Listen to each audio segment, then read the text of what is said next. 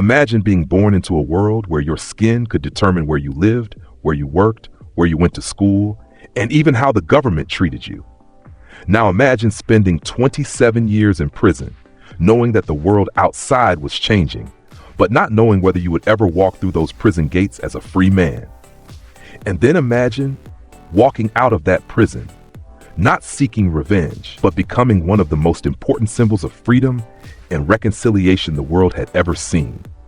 That was the extraordinary journey of Nelson Mandela. But Mandela's story did not begin in a prison cell. It began in a small rural village in South Africa among the Thembu people, where a young boy named Rolihlahla Mandela would grow up surrounded by traditions, stories, leadership, and a very different understanding of what it meant to be free. Years later, that boy would become a lawyer, a political activist, a prisoner, a revolutionary, and eventually the first black president of a democratic South Africa. His autobiography, Long Walk to Freedom, is more than the story of one man's life. It is the story of a country divided by racial oppression. It is the story of a generation of South Africans who challenged a system designed to keep them powerless. And it is also the story of how one man's understanding of freedom changed as he moved from childhood innocence to political resistance, from imprisonment to leadership. Mandela himself makes something very clear through his journey. Freedom is not simply the absence of prison bars. A person can be physically free and still live under oppression. And a person fighting for freedom can eventually discover that true liberation requires more than defeating an enemy. It requires building a society in which everyone can live with dignity. To understand the man Mandela became, however, we have to go back to the beginning, before the political campaigns, before the African National Congress, before the arrests, before Robben Island, before the world knew the name Nelson Mandela. We have to return to rural South Africa, to a child who was born into a royal Thembu family and whose original name was Rolihlahla. And that is where his long walk to freedom begins. Chapter 1, A Country Childhood. Nelson Mandela was born on 18th of July 1918 in the small village of Mvezo in the Transkei region of South Africa. At the time of his birth, South Africa was already a deeply unequal society. The country was controlled by a white minority, while the black majority lived under a growing system of racial discrimination and political exclusion. But young Rolihlahla did not begin life as a political revolutionary. He began life as a village boy. His father, Godla Henry Mfakaniswa, was a respected Thembu leader and counselor to the king of the Thembu people. Mandela's family therefore had a connection to traditional leadership, and from an early age he was exposed to the customs, ceremonies, and political traditions of his people. But his father's position did not make the family wealthy. Their lives were rooted in the countryside, where cattle, farming, family relationships, and community traditions were central to everyday existence. Mandela's childhood world was very different from the modern political world he would eventually enter. He learned by listening to adults. He watched village meetings. He heard stories about the past. He observed how disputes were settled and how leaders listened to different sides before making decisions. These experiences would later become important to the way Mandela understood leadership. For the young boy, however, they were simply part of normal life. One of the most important influences on Mandela's childhood was his mother. She was deeply connected to the traditions and values of the community, and Mandela grew up learning about family, responsibility, and the importance of his people's customs. But his father's position would eventually change the direction of his life. Godla Mfakaniswa came into conflict with a colonial government official after refusing to accept an order he considered unjust. As punishment, he lost his position and much of the authority and status that came with it. For Mandela's family, this was a major turning point. The loss of his father's position meant that the family could no longer live in the same way. Eventually, Mandela and his mother moved away from Mvezo. And this was where another important chapter of his childhood began. He went to live in Kunu, a village that Mandela would later remember with enormous affection. Kunu became the place he associated with childhood freedom. There he played with other boys, herded cattle, learned to swim, explored the countryside, and participated in traditional activities. His childhood was not luxurious, but it gave him something that would remain with him for the rest of his life, a deep connection to his people, his land, and his culture. And perhaps most importantly, Mandela began learning about leadership long before he ever imagined becoming a leader himself. He watched the elders gather to discuss community matters. They did not simply impose their opinions. People were allowed to speak, arguments were considered, different perspectives were heard. And only after everyone had been given an opportunity to contribute would a decision emerge. Years later, Mandela would carry this memory of traditional African democracy with him into his political life. But there was another force shaping his future: education. Mandela's family wanted him to receive an education, and eventually he was sent to school. It was there that his teacher gave him the English name Nelson. The transformation from Rolihlahla to Nelson may seem small, but it reflected something much bigger about colonial South Africa. African children were being educated within a system heavily influenced by European culture and values. Mandela would spend years navigating between these two worlds, the traditions of his African upbringing and the Western-style education imposed by colonial society. And as he grew older, those two worlds would increasingly collide.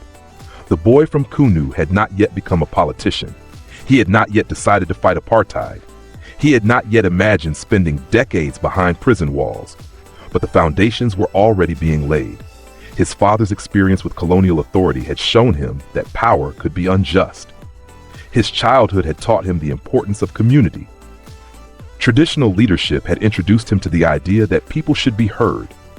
And education was opening a door into a much larger world. The journey had begun. But Mandela's childhood was coming to an end. And soon, the decisions made by his family would take him away from the simplicity of village life and place him on a path that would eventually lead him into the heart of South Africa's struggle for freedom.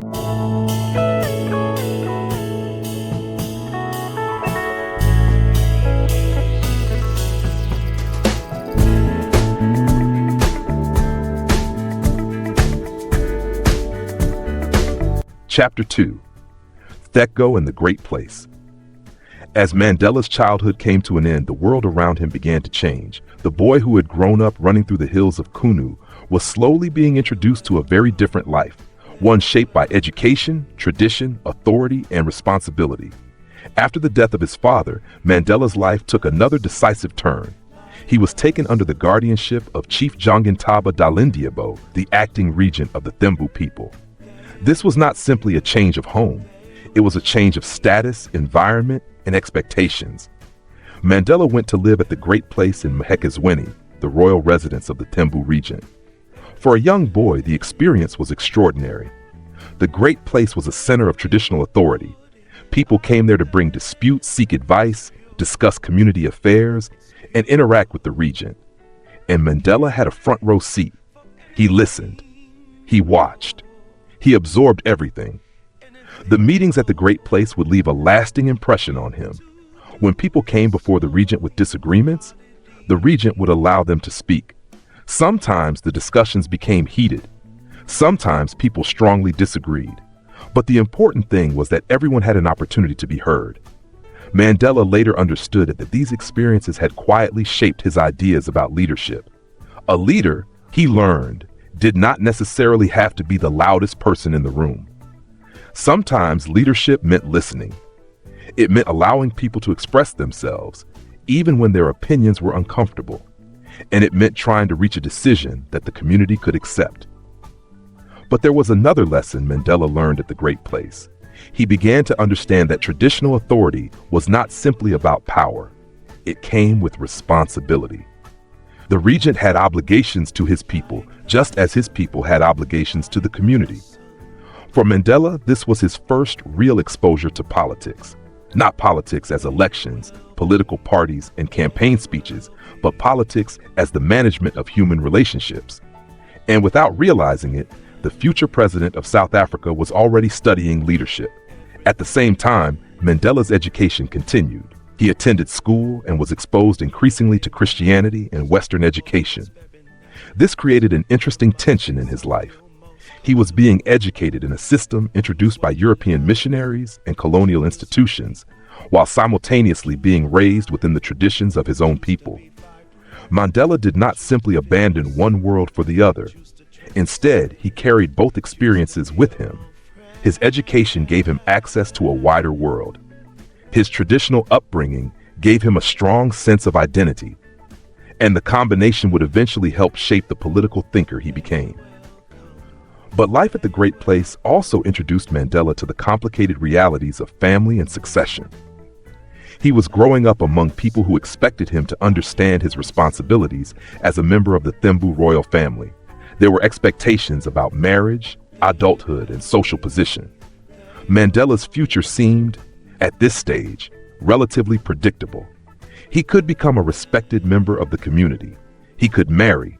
He could hold a position of responsibility.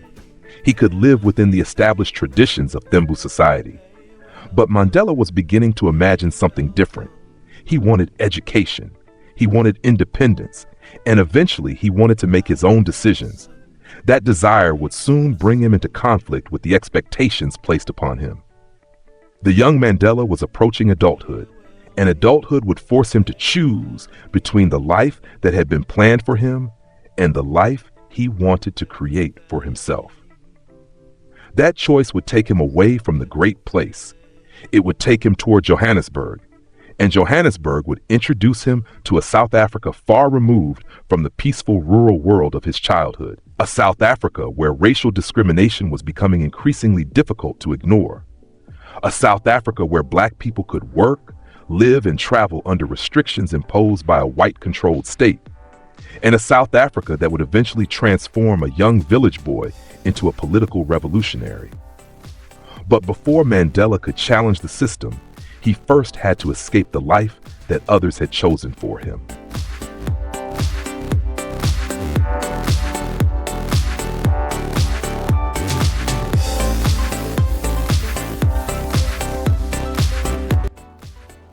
Chapter 3: The Long Road to Johannesburg. Mandela was growing older, and with adulthood came expectations. The life waiting for him at the Great Place seemed already mapped out: education, marriage, family, and eventually a respectable position within traditional society. But Mandela was beginning to question whether that was the life he wanted. He had been raised to respect tradition, but he was also becoming increasingly determined to make his own choices. And then came a decision that would change everything. The regent, Jongintaba, had arranged marriages for Mandela and his cousin Justice. For Mandela, this was more than a disagreement about marriage. He saw it as a decision being made about his future without his consent. And instead of accepting it quietly, Mandela and Justice decided to leave. They would go to Johannesburg. At the time, Johannesburg was one of the most important and rapidly developing cities in South Africa. It was also a completely different world from the rural communities where Mandela had grown up. The city was shaped by gold mining, industry, commerce, and racial inequality. Thousands of Black Africans came to Johannesburg searching for work. Many found themselves living under harsh conditions, earning low wages, and facing restrictions simply because of the color of their skin. Mandela had heard about the city, but hearing about it was one thing. Experiencing it was another. When Mandela arrived in Johannesburg, he did not immediately become the political activist the world would later know. He was still trying to find his place. He needed work, he needed money, and most importantly, he needed to build an independent life.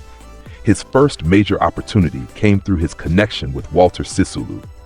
Sisulu was already involved in Johannesburg's political and business circles, and his friendship would become one of the most important relationships in Mandela's life. But Mandela's early experience of Johannesburg was also a lesson in how limited the opportunities were for Black South Africans. Education could open doors, but only certain doors. Ambition could take you far, but the racial system constantly placed barriers in your way. And Mandela was beginning to see something that his childhood environment had not fully exposed him to. The problem was not simply that some individuals were unfair. The entire system was structured to give one racial group power over another. That realization would take time. At first, Mandela was primarily focused on building his own future. He continued his education and eventually became increasingly interested in law. For him, law represented something powerful. It was a way to understand the rules governing society, but it could also become a weapon against injustice. If the law determined people's rights, then understanding the law meant understanding the system itself. And Mandela wanted to understand. He studied, he worked, he met new people. And slowly, Johannesburg began to change his worldview. One of the most important figures in this period was Walter Sisulu. Sisulu was older, politically experienced, and deeply connected to the African National Congress. Through him, Mandela began encountering people who were actively questioning the racial order of South Africa. This was a turning point. Mandela had entered Johannesburg looking for a future. He was beginning to discover a cause. But the transformation was not immediate. Mandela still had ambitions that were personal. He wanted to become a lawyer. He wanted professional success. He wanted financial independence. He was not yet prepared to sacrifice everything for politics. Yet the political environment around him was becoming impossible to ignore. Black South Africans faced laws restricting where they could live, work, and travel. The pass system controlled movement. Land ownership was heavily restricted. Political power was concentrated in white hands. And the idea of equality between black and white South Africans was not accepted by the ruling system. Mandela was beginning to understand that becoming a successful black professional would not necessarily make him free. He could become a lawyer, he could earn money, he could gain respect, but he would still be living inside a system designed to keep black people politically and economically subordinate. That realization would eventually push him deeper into politics. But first, Mandela had to finish his education, and he would soon meet another person who would become central to his political development, Oliver Tambo. Together, Mandela and Tambo would eventually establish one of the most famous black law partnerships in South Africa. But before that partnership could happen, Mandela had to confront another challenge. The more he learned about South African society, the more difficult it became to remain politically neutral. He had arrived in Johannesburg as a young man trying to escape a predetermined future. He was now discovering a much larger struggle, one involving millions of people. And slowly, the question inside him was changing. It was no longer simply, what kind of life do I want? It was becoming, what kind of country do I want to live in? That question would eventually change the course of his life. And Johannesburg was only the beginning. In my space, I feel most comfortable. Choose what you like. Chapter 4, The Initiation. There are moments in a person's life when childhood suddenly ends. For Nelson Mandela, one of those moments came when he was about 16 years old. He was about to participate in one of the most important traditions of Xhosa society, the initiation ceremony into manhood. For Mandela, this was not simply a ceremony. It was supposed to mark the transformation of a boy into a man. And like many young men in his community, Mandela looked forward to it. He had grown up hearing about the traditions surrounding initiation. He understood that the ceremony carried enormous cultural importance. It was a moment when boys were expected to demonstrate courage, endure pain, and prove that they were ready to enter adulthood. But there was something else Mandela had to do before the ceremony. The boys were expected to perform an act of bravery. So Mandela and some of the other young men decided to steal a pig. It was a youthful adventure, but beneath the excitement was something more serious. They were preparing themselves for manhood. They wanted to prove that they were brave, that they were capable, that they were no longer children. Then came the ceremony itself. For Mandela, it was a deeply emotional and physically painful experience. The young men were expected to endure the procedure without showing fear.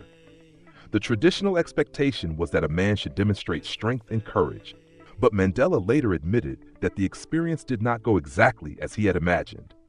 He watched the other young men and compared his reaction to theirs. He wondered whether he had demonstrated enough courage. And yet, despite his doubts, the ceremony represented an important transition. He was now being recognized as a young man within his community. But something happened after the physical ceremony that Mandela would remember for much longer than the pain. A respected Thembu leader, Chief Melekili, addressed the young men. Everyone expected words celebrating their transition into adulthood. Instead, the chief delivered a speech that disturbed Mandela deeply. He spoke about the condition of black people in South Africa. The young men had just been told that they were becoming men. But Chief Melekili asked, in effect, what kind of freedom can a man truly have when his people are not free? The chief pointed out that black South Africans were not masters of their own country. They had been conquered. Their land and political power had been taken. And the young men celebrating their manhood were becoming adults in a society where they had very little control over their own destiny. For Mandela, this was difficult to hear. He had expected the day to be about himself, about becoming a man, about entering adulthood. But suddenly, the chief had connected his personal future to the future of an entire people, and something inside Mandela began to change. At that moment, he did not fully understand the political implications of the speech. He was still a young man. He was not yet the activist he would become, but the words stayed with him. This was one of the first times Mandela began to think seriously about the political condition of black South Africans. The ceremony had taught him something unexpected. Becoming a man was not only about physical courage, it was also about understanding responsibility. If adulthood meant responsibility toward one's family and community, then what responsibility did he have toward millions of black South Africans living under discrimination? That question would remain with him. And years later, when Mandela looked back on his childhood, he recognized how important that moment had been. The young man who entered the initiation ceremony thinking mainly about becoming an adult left it with a new awareness of something much larger. His personal freedom could never be completely separated from the freedom of his people. But Mandela was still far from becoming a revolutionary. There were still years of education ahead of him. There were still decisions he would make that had little to do with politics. And there were still many experiences that would gradually transform his understanding of South Africa. The boy from Nkrummah was becoming a man, but he had not yet discovered exactly what kind of man he wanted to become. And his next journey would take him away from the traditions of childhood and into the world of formal education, a world that would expose him to new ideas, new ambitions, and eventually, the first serious steps toward the political life that would define him.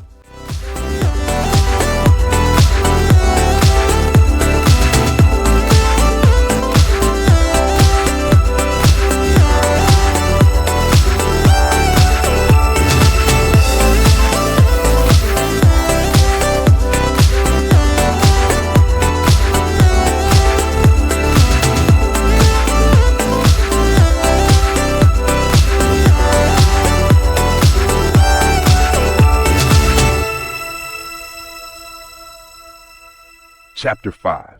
Clarkberry. For the first time, Mandela was leaving behind the world he had known since childhood.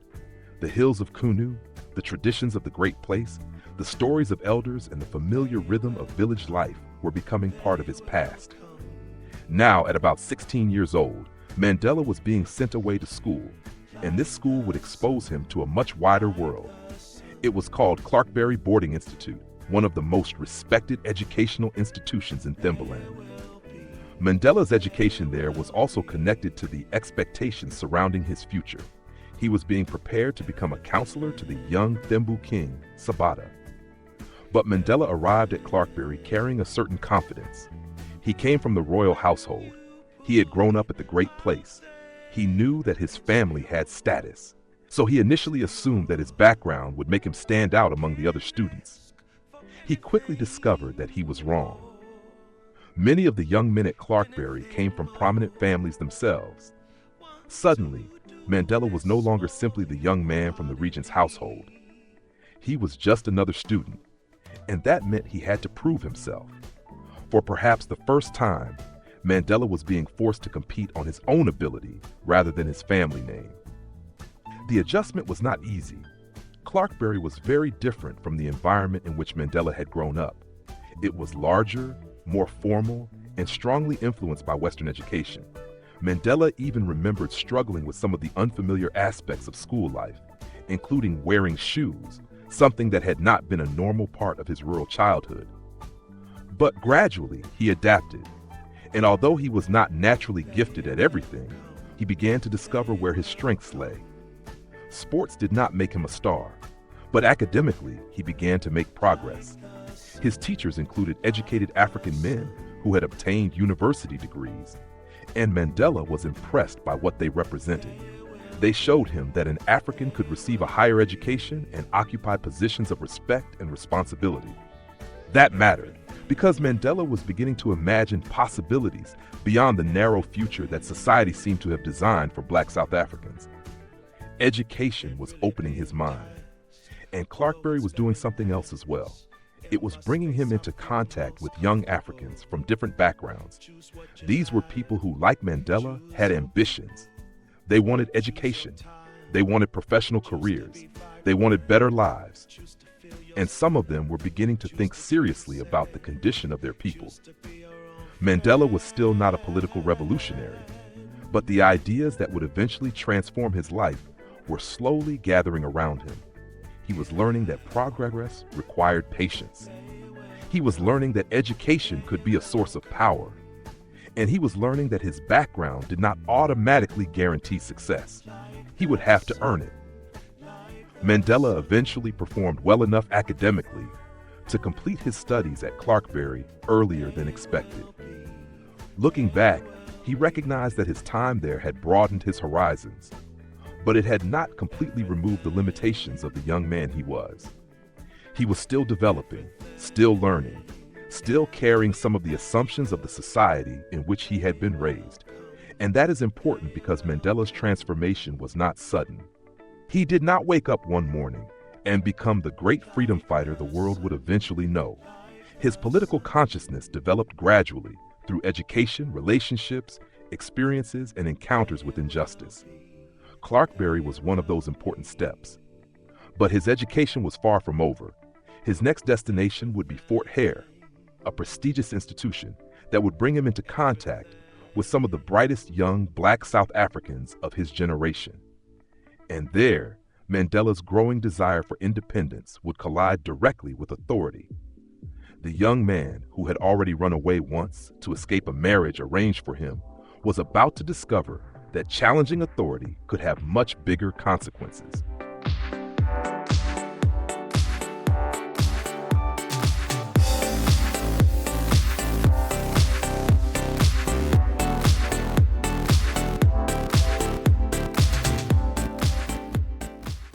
Chapter 6, Hilltown. At 19, Nelson Mandela was still far from becoming the political figure the world would one day know.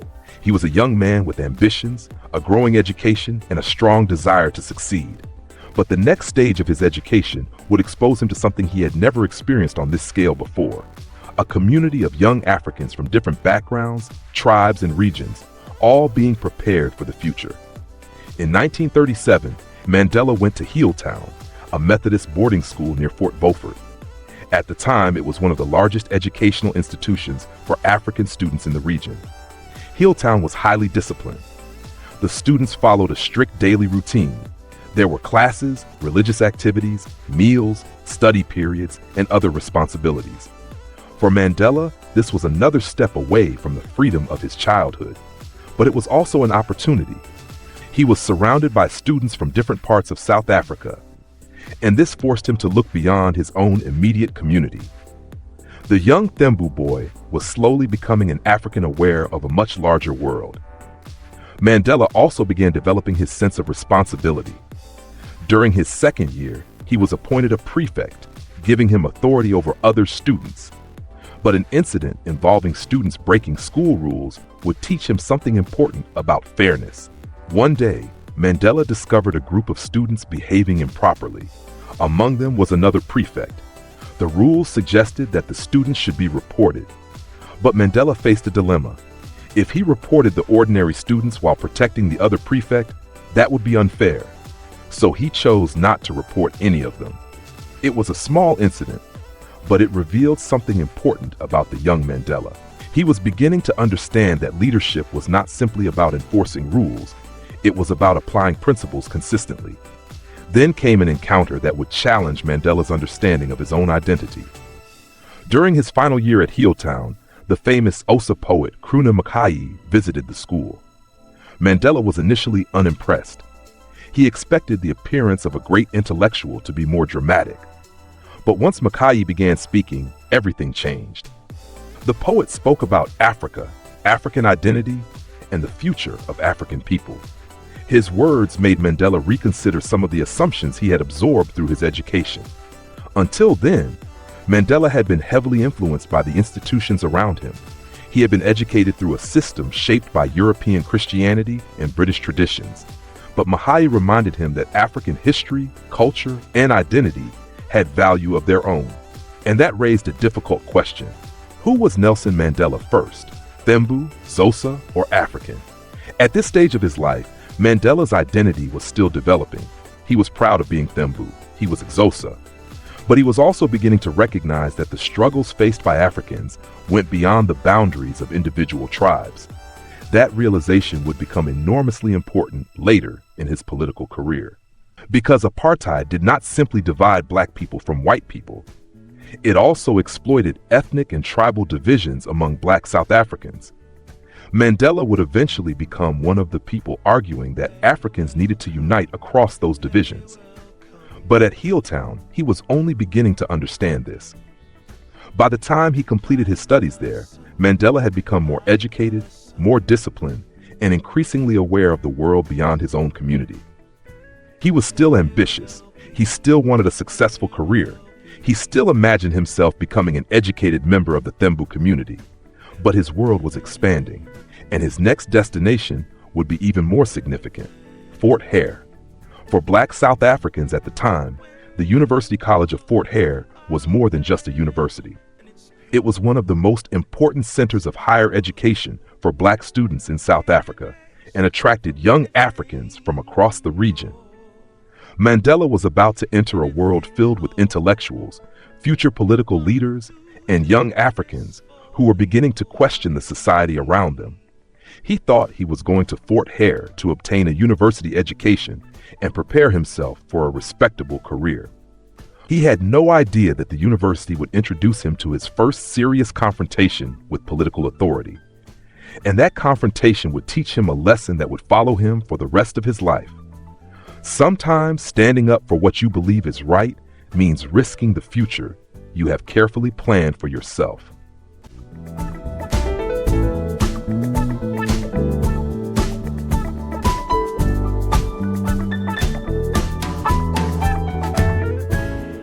Chapter 7: Fort Hare. At this point in Mandela's life, education was becoming more than a path to a respectable career. It was becoming a way to understand the world around him. And now, he was about to enter one of the most important educational institutions available to a black South African of his generation, the University College of Fort Hare. For young black Africans, Fort Hare represented opportunity. It was a rare place where students from different parts of Africa could receive higher education and imagine futures beyond the limitations imposed on them by colonial society. Mandela arrived there with ambition. He wanted to study. He wanted to become a lawyer. And at this stage, he still believed that education could allow him to build a successful and respectable life. Fort Hare exposed him to subjects ranging from English and politics to history and law. He encountered distinguished African scholars, including Professor Z.K. Matthews and Professor D.D.T. Jabavu, whose teaching expanded his intellectual horizons. But university life was not perfect. Mandela noticed elitism among some students, and he witnessed forms of hazing and behavior that reminded him that education did not automatically make people wiser or more humane. This was another lesson for him. A person could receive a sophisticated education and still carry the prejudices and weaknesses of the society around them. Mandela also began developing friendships that would influence him. One of his friends was Paul Mahabane. Through Paul, Mandela encountered situations that made him think differently about authority. On one occasion, Mandela watched as a white magistrate asked Paul to perform a favor. Mandela was initially shocked by Paul's response. He felt that the magistrate deserved respect because of his position. But gradually, Mandela began to understand something much deeper. Black people were constantly expected to show deference to white authority, even when that authority treated them with little dignity. What Mandela had once accepted as normal was beginning to look very different. His education was teaching him to question the things he had previously taken for granted. And then, during his final year at Fort Hare, Mandela became directly involved in a dispute between students and the university authorities. Students were unhappy with aspects of college life, including the food and the limited power given to the student representative body. A boycott developed. Mandela was elected to the Student Representative Council, but he faced a difficult choice. If he accepted the position, he would be participating in a system that the protesting students were rejecting. If he resigned, he would be challenging the college authorities and potentially damaging his own education. Mandela chose to resign. The decision angered Dr. Kerr, a leading figure at Fort Hare. He was given an opportunity to reconsider. Mandela refused, and that decision had consequences. He could no longer simply continue his university education as if nothing had happened. For the first time, Mandela was sacrificing his personal future because he believed something was wrong. This was an important turning point. Mandela had not yet joined the African National Congress. He was not yet leading protests against apartheid. He was not yet prepared to sacrifice decades of his life for political freedom. But the foundations of that future were being built. He was learning that obedience and respect were not always the same thing.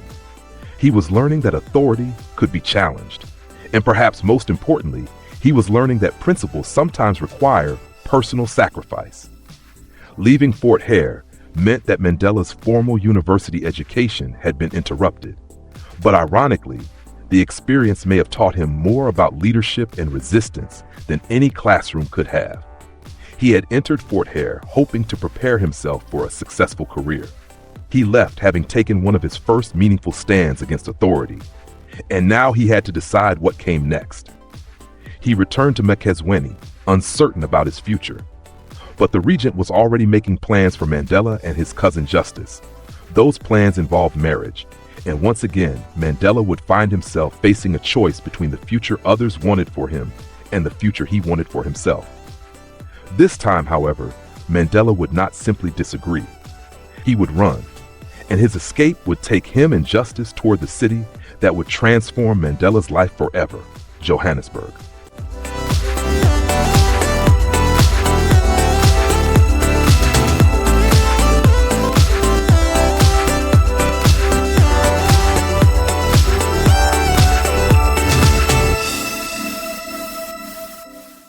Chapter 8.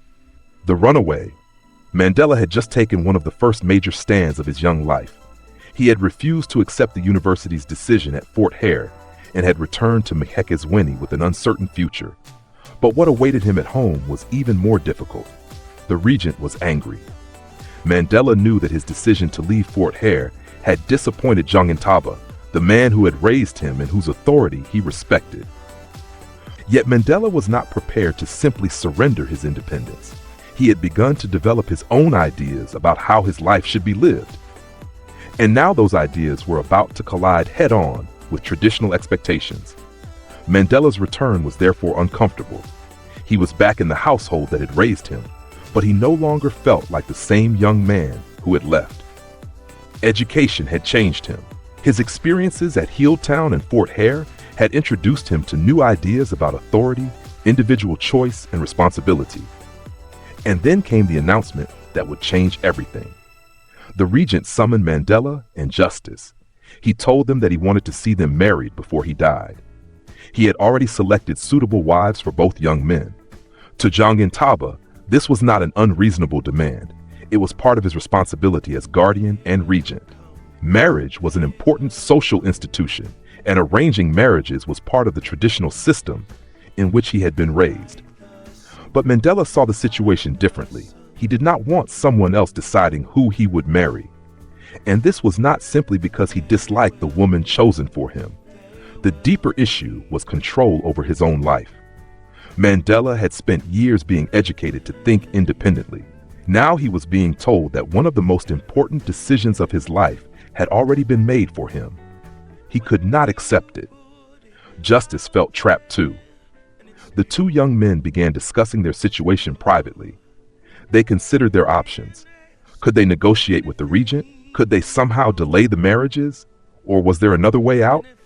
Eventually, they reached a dramatic conclusion. They would leave. They would escape to Johannesburg. This was an enormous decision. They were not simply leaving a village. They were leaving the protection of the regent's household. They were risking their relationship with the man who had raised them. And they were heading toward a city neither of them truly knew. But they believed Johannesburg offered something they desperately wanted: freedom to choose their own future. The regent eventually learned about their plan and tried to prevent them from leaving. But Mandela and Justice managed to get away. With assistance from people who helped them secure their journey, they made their way toward Johannesburg. As Mandela traveled farther from the world he knew, he was entering an entirely new chapter of his life. He was no longer simply a student. He was no longer living under the direct protection of the Thembu regent. He was now responsible for himself, and he was heading toward a city that would expose him to the harsh realities of South African racial politics. Near Johannesburg, Mandela saw something that immediately captured his imagination: the gold mines. These enormous mining operations were at the heart of Johannesburg's wealth. But beneath that wealth was a reality Mandela would gradually come to understand. Black workers were essential to the mining economy, yet they were treated as cheap labor and subjected to a system that severely restricted their freedom. Mandela and Justice had hoped to find work in the mines, but their plans quickly began to fall apart. The person they expected to help them had not been fully informed of their situation. Once it became clear that the two young men had run away from the regent, the opportunity disappeared. Mandela suddenly found himself in Johannesburg without the secure future he had imagined. He had escaped one form of control, but he had not yet found the freedom he was looking for. And this would become one of the central lessons of Mandela's life. Escaping from authority is not the same thing as becoming free. He would have to build his own future. He would have to find work. He would have to continue his education. And eventually, he would have to confront a much larger system of oppression than anything he had previously experienced. The young man who had left Mhekizweni in search of independence had finally reached Johannesburg. But his real journey was only beginning. And in the next chapter, Mandela would discover that the city he had dreamed about was not simply a place of opportunity. It was a place of enormous wealth, crushing inequality, racial discrimination, and political awakening. There will be everything. Chapter 9: Arrival in Johannesburg. Mandela had run away from the life that had been planned for him. But escaping to Johannesburg did not mean that freedom had suddenly arrived. Instead, the young Mandela was about to discover a city built on enormous wealth and enormous inequality. Johannesburg was powered by gold. Its mines generated fortunes, but the black workers who made that wealth possible lived under harsh conditions, low wages, and strict racial controls. When Mandela first saw crown mines, the reality shocked him. He had imagined the gold mines as symbols of wealth and opportunity. What he encountered was something very different. The mine was noisy, dirty, and dominated by the labor of thousands of African workers. The young man who had come to Johannesburg looking for independence was getting his first close look at the economic system that kept black South Africans at the bottom. Mandela and Justice had arranged to seek employment at the mine. But there was a problem. They had not obtained the regent's permission to leave. Once the mine authorities discovered the truth about their situation, the opportunity disappeared. Mandela was ordered away. The escape that had seemed so bold suddenly looked like a serious mistake. He had left home believing Johannesburg would solve his problems. Instead, he had arrived with no secure job and no real plan. For a moment, Mandela was vulnerable.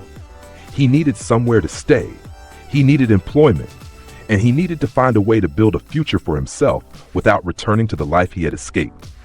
Eventually, he found temporary accommodation and began searching for another opportunity. That search brought him into contact with Walter Sisulu. Sisulu would become one of the most important people in Mandela's entire life. At this stage, however, Mandela did not yet know how significant their relationship would become. Sisulu helped him obtain a position at a law firm, and this was exactly the kind of opportunity Mandela had been looking for.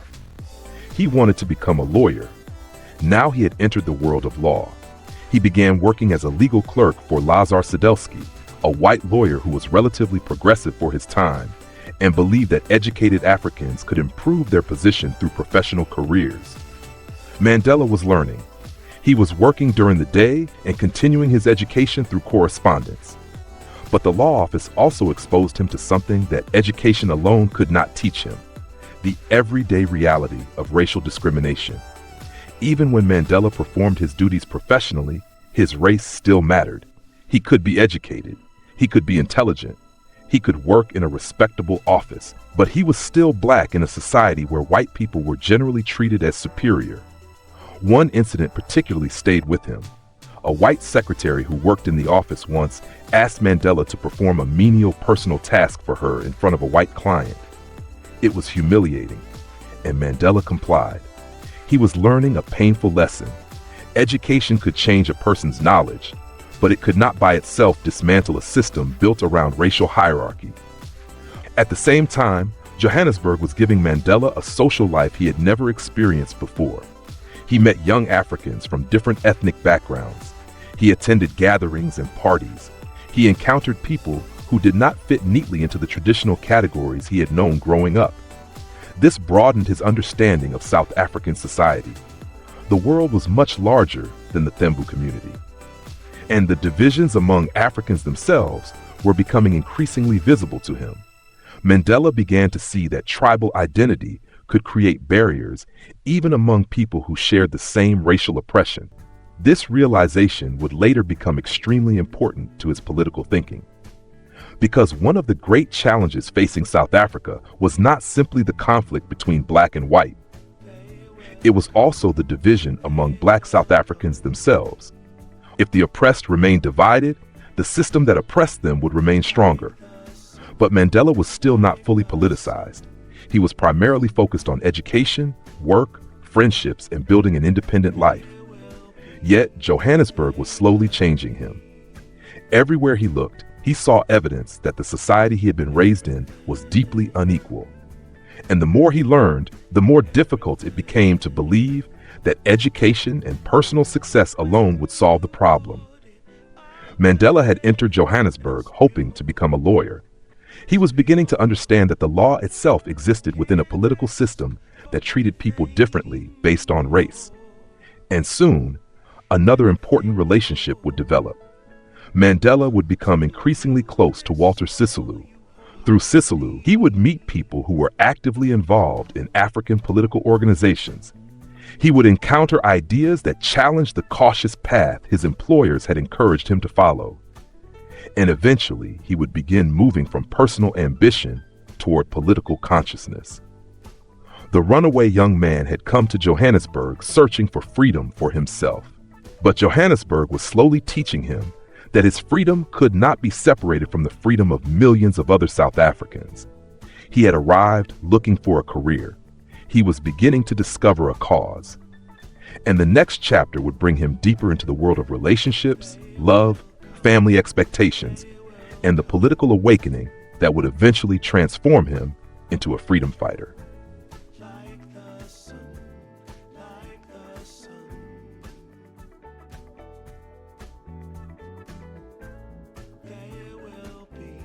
Chapter 10. Mandela had arrived in Johannesburg looking for independence.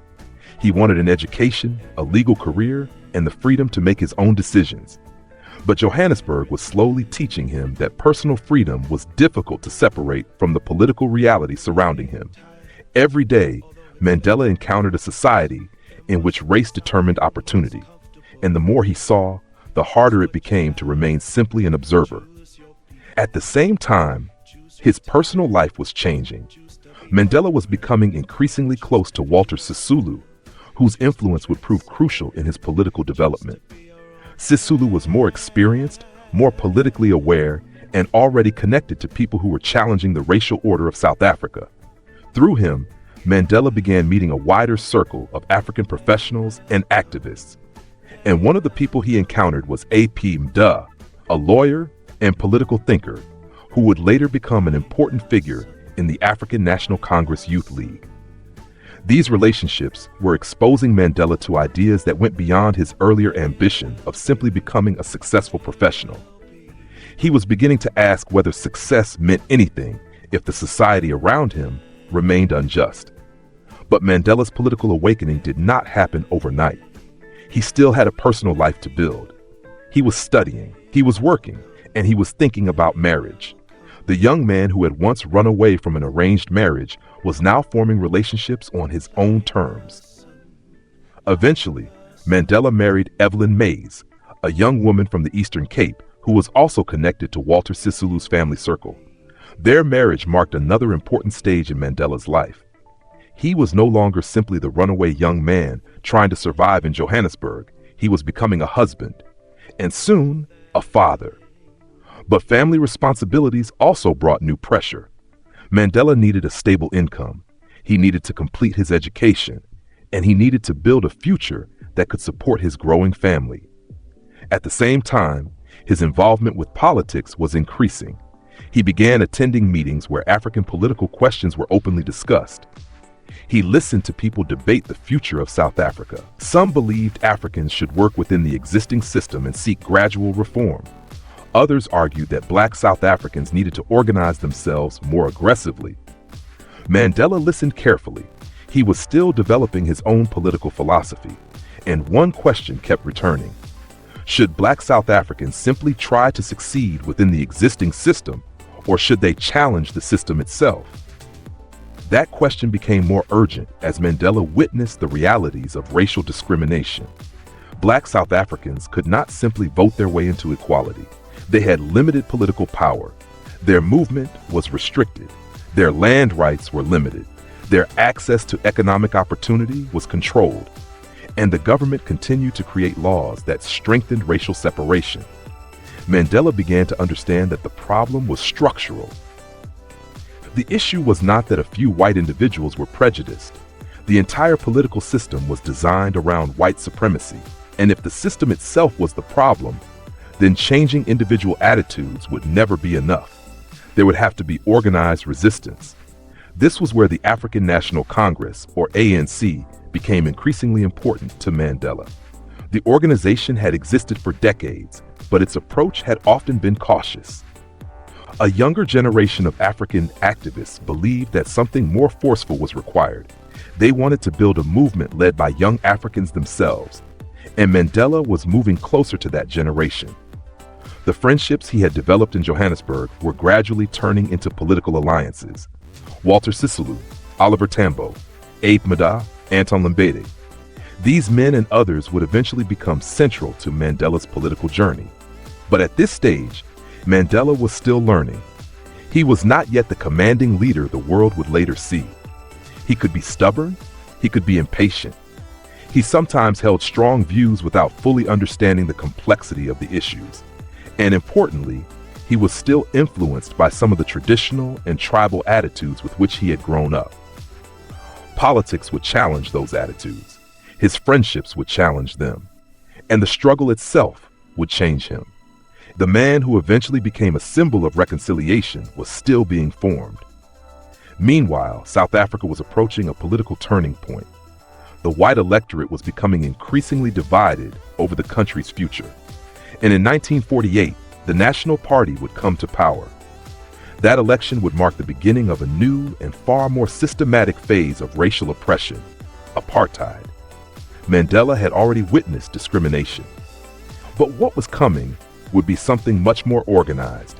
The government would begin building a legal and political system designed to separate people by race and enforce white minority rule. And when that happened, Mandela would no longer be able to remain on the sidelines. The struggle was about to become the central purpose of his life.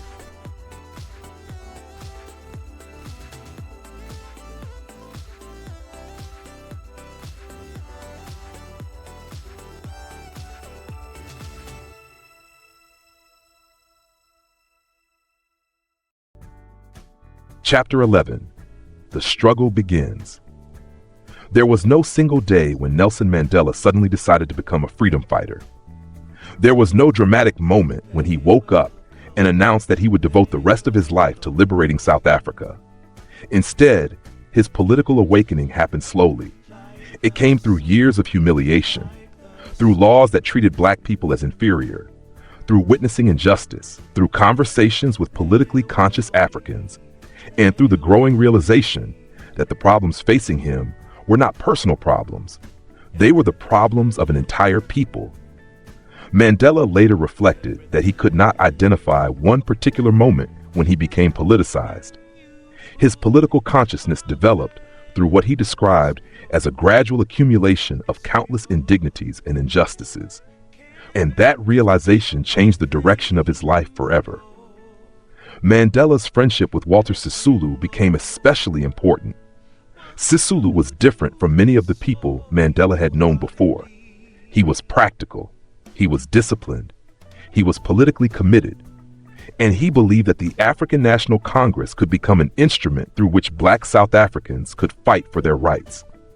Through Sisulu, Mandela met more politically active Africans, including Anton Lembe, whose ideas would have a particularly strong influence on the younger generation. Lembe believed that Africans had to develop confidence in themselves. They had to reject the idea that European culture was inherently superior, and they had to determine their own political future. This philosophy became known as Africanism. Mandela did not immediately agree with every aspect of Lembe's thinking, but the ideas challenged him.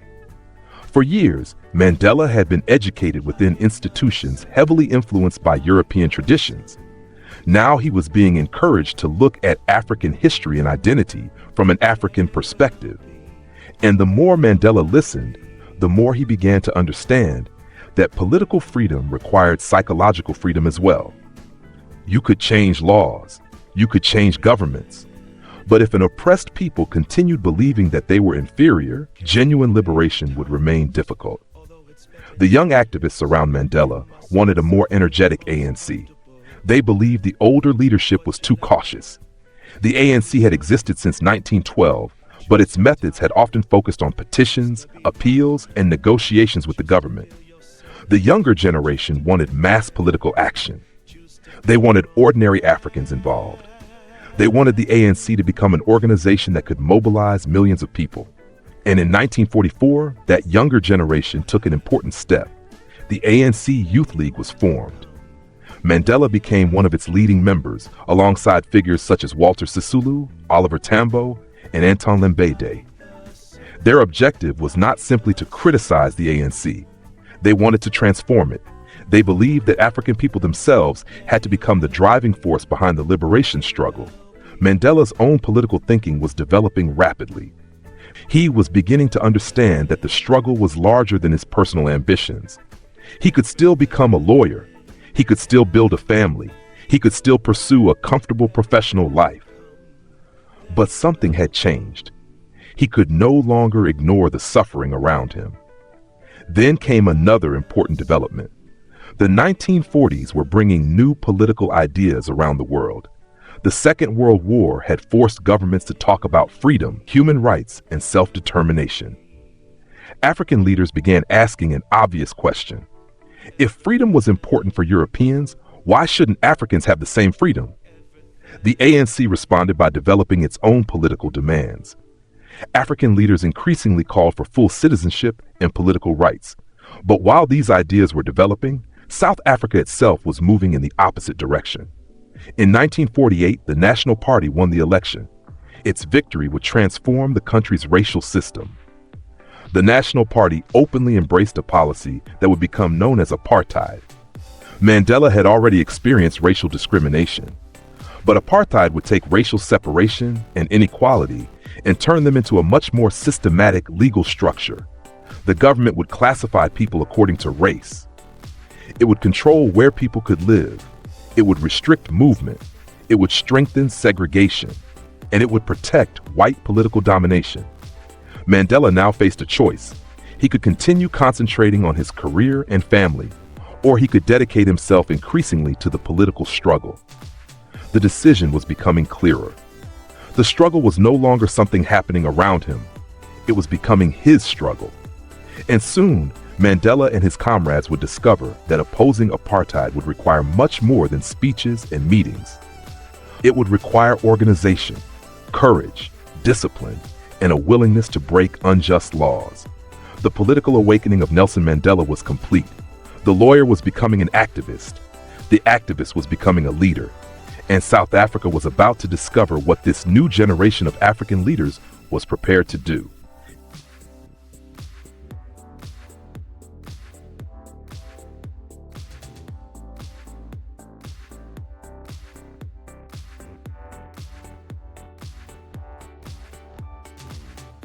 Chapter 12. The Defiance Campaign. South Africa had entered a new era. The National Party was now in power, and apartheid was becoming more than a collection of racial prejudices. It was becoming government policy. New laws were being introduced to separate people according to race and strengthen white minority rule. For Mandela and the young activists around him, this created a fundamental question. How do you fight a government that has turned injustice into law? Their answer would be one of the most important campaigns in the history of the South African liberation struggle. It was called the Defiance Campaign.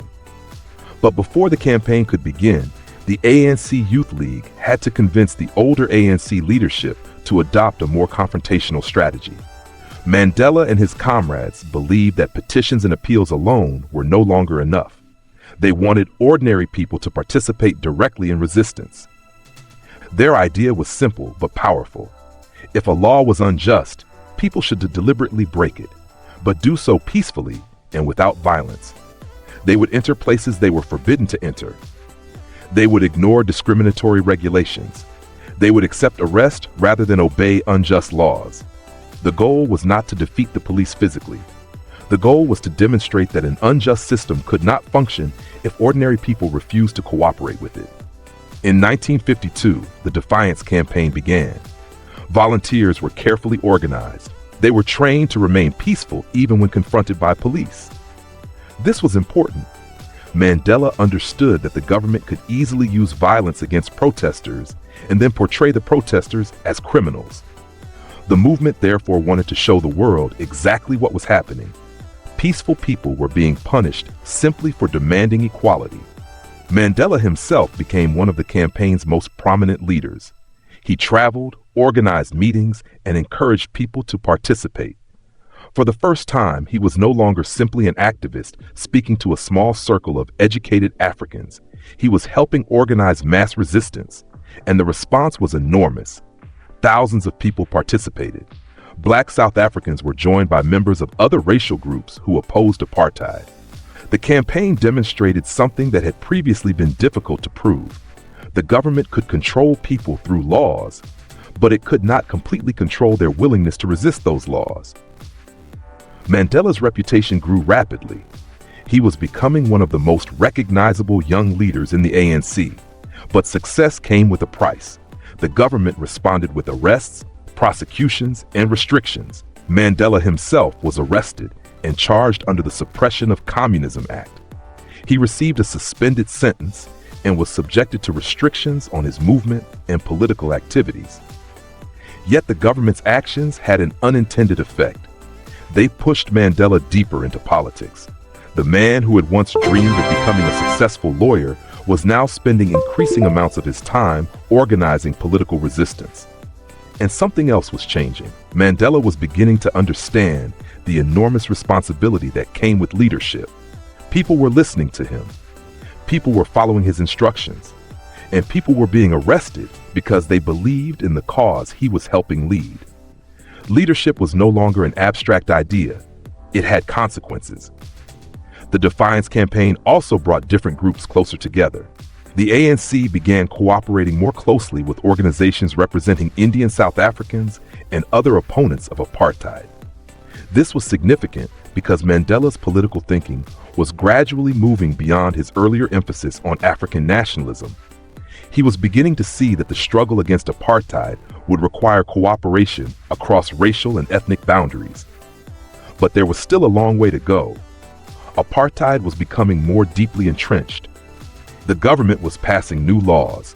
The police were becoming more aggressive, and the state was learning from every protest. Mandela was learning too. He was becoming more disciplined, more strategic, and more prepared to sacrifice his personal life for political objectives. But there was another development that would shape his future. Mandela and Oliver Tambo were building a legal partnership.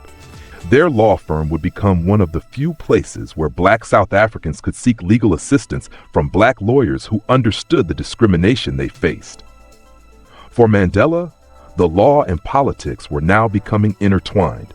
He was fighting apartheid in the streets. He was challenging it through political organization, and he was confronting it inside the courtroom. But the government was not going to simply watch this happen. It was preparing new ways to weaken the resistance. And soon, Mandela would face restrictions that would make ordinary political activity increasingly difficult. The Defiance Campaign had shown the power of mass resistance, but it had also shown the government exactly who its most dangerous opponents were. And Nelson Mandela was now firmly on that list. The young activist had become a national political figure, and the state was preparing to strike back.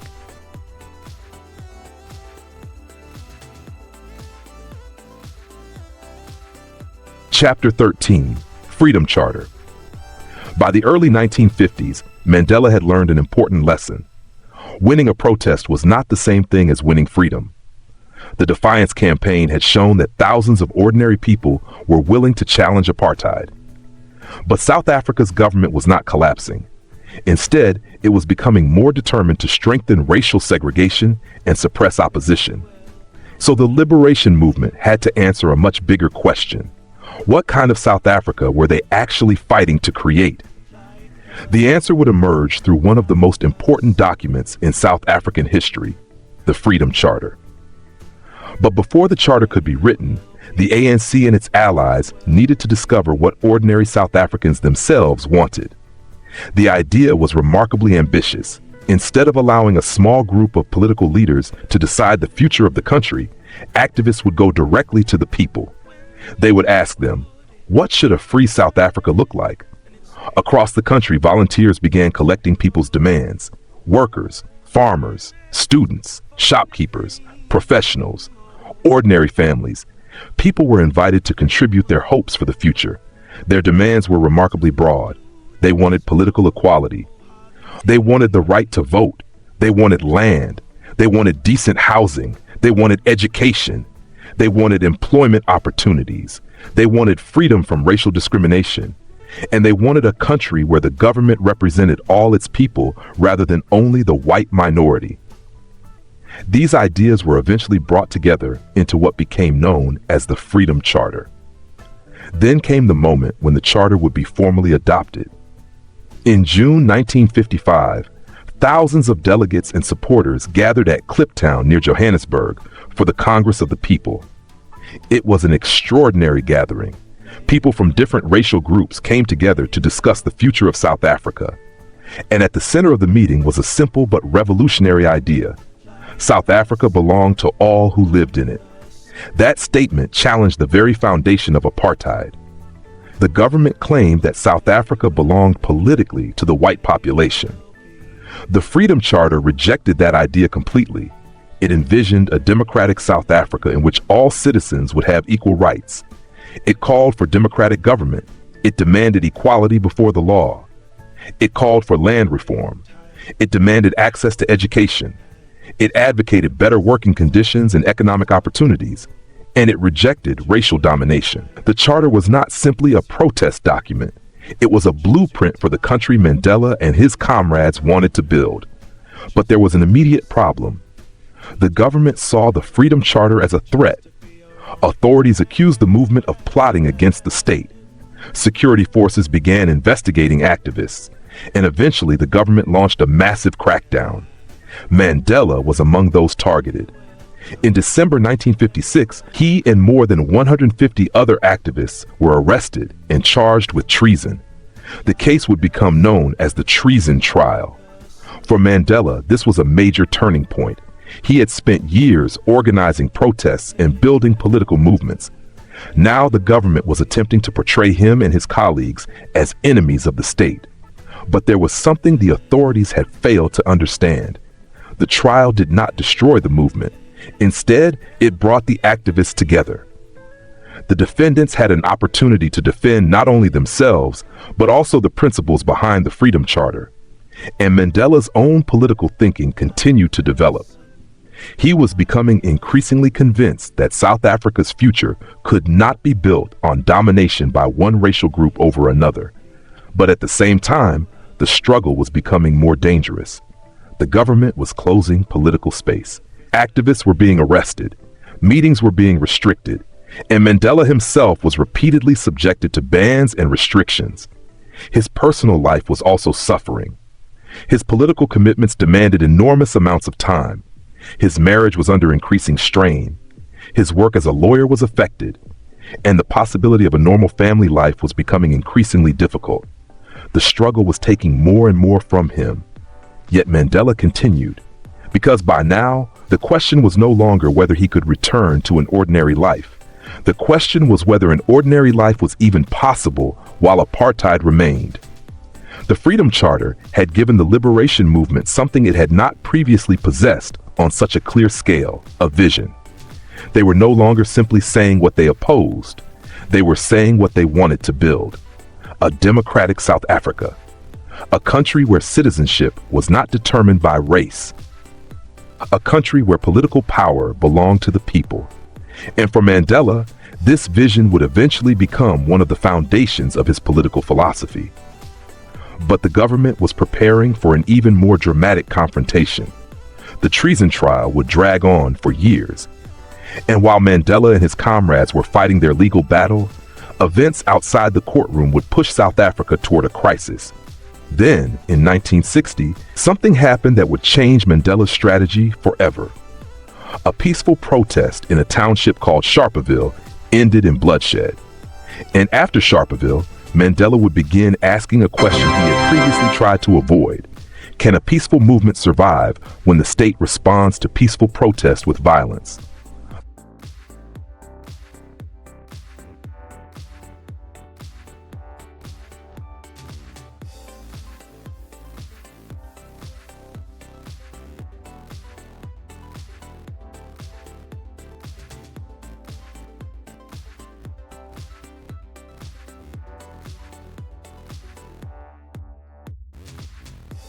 Chapter 14, Treason. The government had tried to silence Mandela and his comrades by putting them on trial, but something unexpected happened. The courtroom became another battlefield. The treason trial began in 1956 after the government arrested 156 activists and accused them of plotting to overthrow the state. Mandela was among them. The charge was extremely serious. If convicted, Mandela and the others could face the possibility of long prison sentences. But the government's case had a major problem. It had to prove that these activists were engaged in a conspiracy to overthrow the government through violence. And the evidence was not as straightforward as the authorities had hoped. The defendants were accused largely because of their involvement in the broader liberation movement and the adoption of the Freedom Charter. But the charter itself called for a democratic South Africa. It did not simply demand the replacement of white dictatorship with black dictatorship. It demanded political equality. The government was trying to portray a movement for democracy as a conspiracy against the state. Mandela and the other defendants therefore had to defend themselves not only against the legal charges, but against the government's attempt to define their entire political movement as criminal. The trial was extraordinarily long. Years passed. Mandela's life became increasingly tied to the courtroom. Instead of spending his days building a normal legal career, he was fighting for his own freedom. But the trial also created unexpected solidarity among the defendants. They came from different backgrounds. They had different political opinions. They did not always agree with one another. Yet they were united by the government's attempt to destroy their political movement. And during the trial, Mandela continued to evolve politically. He was becoming more confident, more disciplined, and increasingly aware that South Africa's struggle could not be reduced to one racial group simply replacing another. The vision contained in the Freedom Charter was becoming central to his thinking. He wanted a democratic society, a society where Black South Africans had political rights. But he also increasingly understood the importance of working with people from other racial communities who opposed apartheid. The struggle was becoming broader than Mandela's own identity. Meanwhile, his legal career was also developing. Mandela and Oliver Tambo had established their law practice, becoming among the first Black African legal partners in Johannesburg. Their office became an important place for ordinary Black people seeking help against an increasingly discriminatory legal system. But running the practice was difficult. The government was making it harder for Black professionals to operate freely. And Mandela's political commitments consumed more of his time. His life was becoming a constant balancing act. Lawyer, husband, father, political activist, defendant, leader. Each role demanded something from him, and increasingly, politics was winning. Then, after years of proceedings, the treason trial finally reached its conclusion. In 1961, the court found Mandela and the remaining defendants not guilty. The prosecution had failed to prove its case. Mandela walked out of court a free man. But the experience had changed him. The trial had demonstrated that the government was willing to use the legal system against political opponents. And outside the courtroom, South Africa itself was becoming more unstable. The apartheid government was passing increasingly harsh laws. Political organizations were under pressure, and tensions between the government and the liberation movement were growing. Then came Sharpeville. On the 21st of March 1960, protesters gathered in the township of Sharpeville to demonstrate against the hated pass laws. The protest was intended to be peaceful, but police opened fire. Dozens of people were killed and many more were wounded. The massacre shocked South Africa and the world. For Mandela, Sharpeville was a profound turning point. The government had responded to peaceful protest with deadly force, and shortly afterward, the state banned the ANC. The organization Mandela had spent years building was now illegal. The rules of the political struggle had changed. Mandela had long supported nonviolent resistance, but now he was forced to confront a terrible question. If peaceful protest was banned, if political organizations were outlawed, if the government used violence against peaceful demonstrators, what options were left?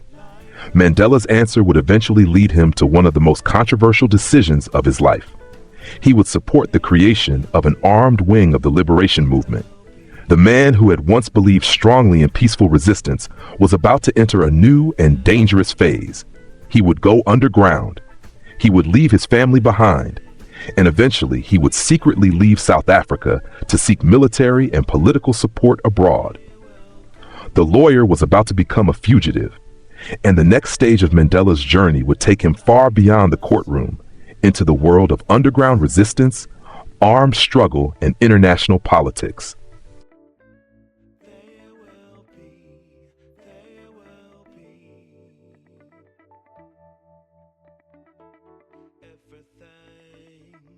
Chapter 15, The Implant. Mandela had spent years fighting apartheid openly.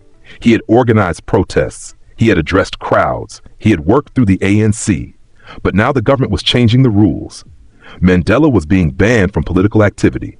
He could no longer freely attend meetings, travel where he wanted, or participate openly in ANC gatherings.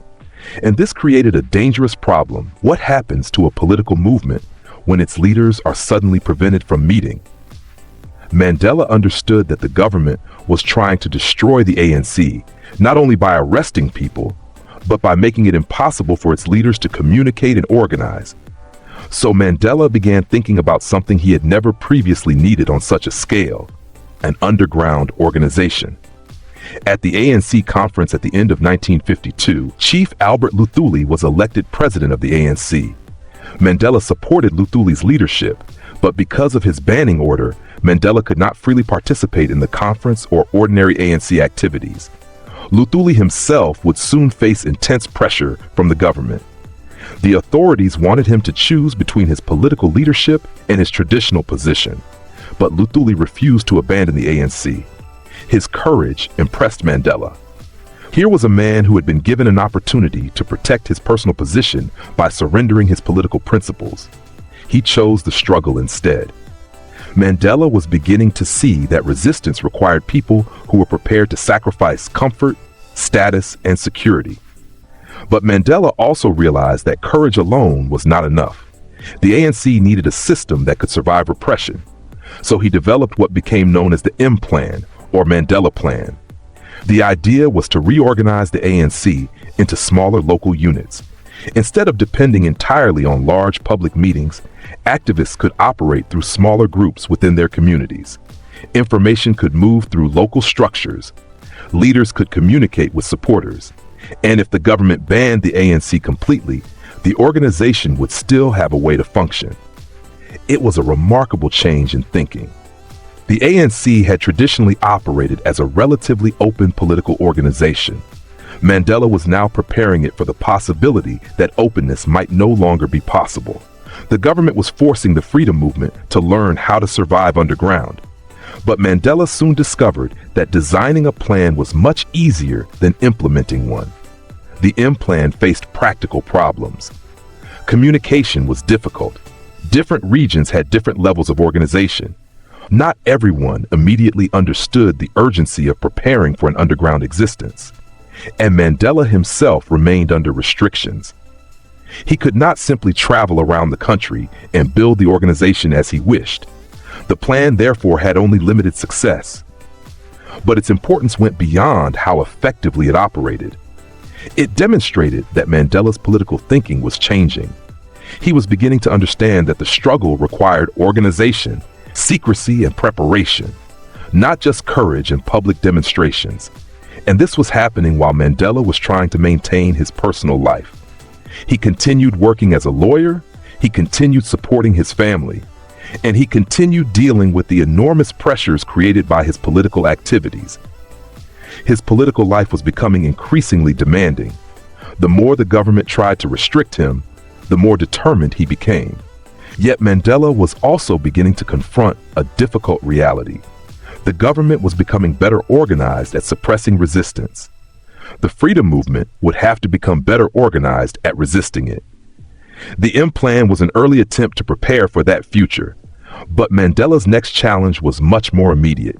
He was trying to complete his legal qualifications while simultaneously working as an activist. And this would eventually lead to one of the most important professional achievements of his life. He would qualify as an attorney and establish a law partnership with Oliver Tambo. Together, they would create a law firm that would become a refuge for Black South Africans facing the apartheid legal system. Mandela was becoming something rare, a lawyer fighting injustice inside the courtroom and a political activist fighting it outside. But the government was not going to allow him to operate freely forever. And in the next chapter, his partnership with Oliver Tambo would reveal just how deeply apartheid had penetrated even the legal profession. Mandela had learned how to fight the political system. Now he would learn how difficult it was to fight that same system through the law.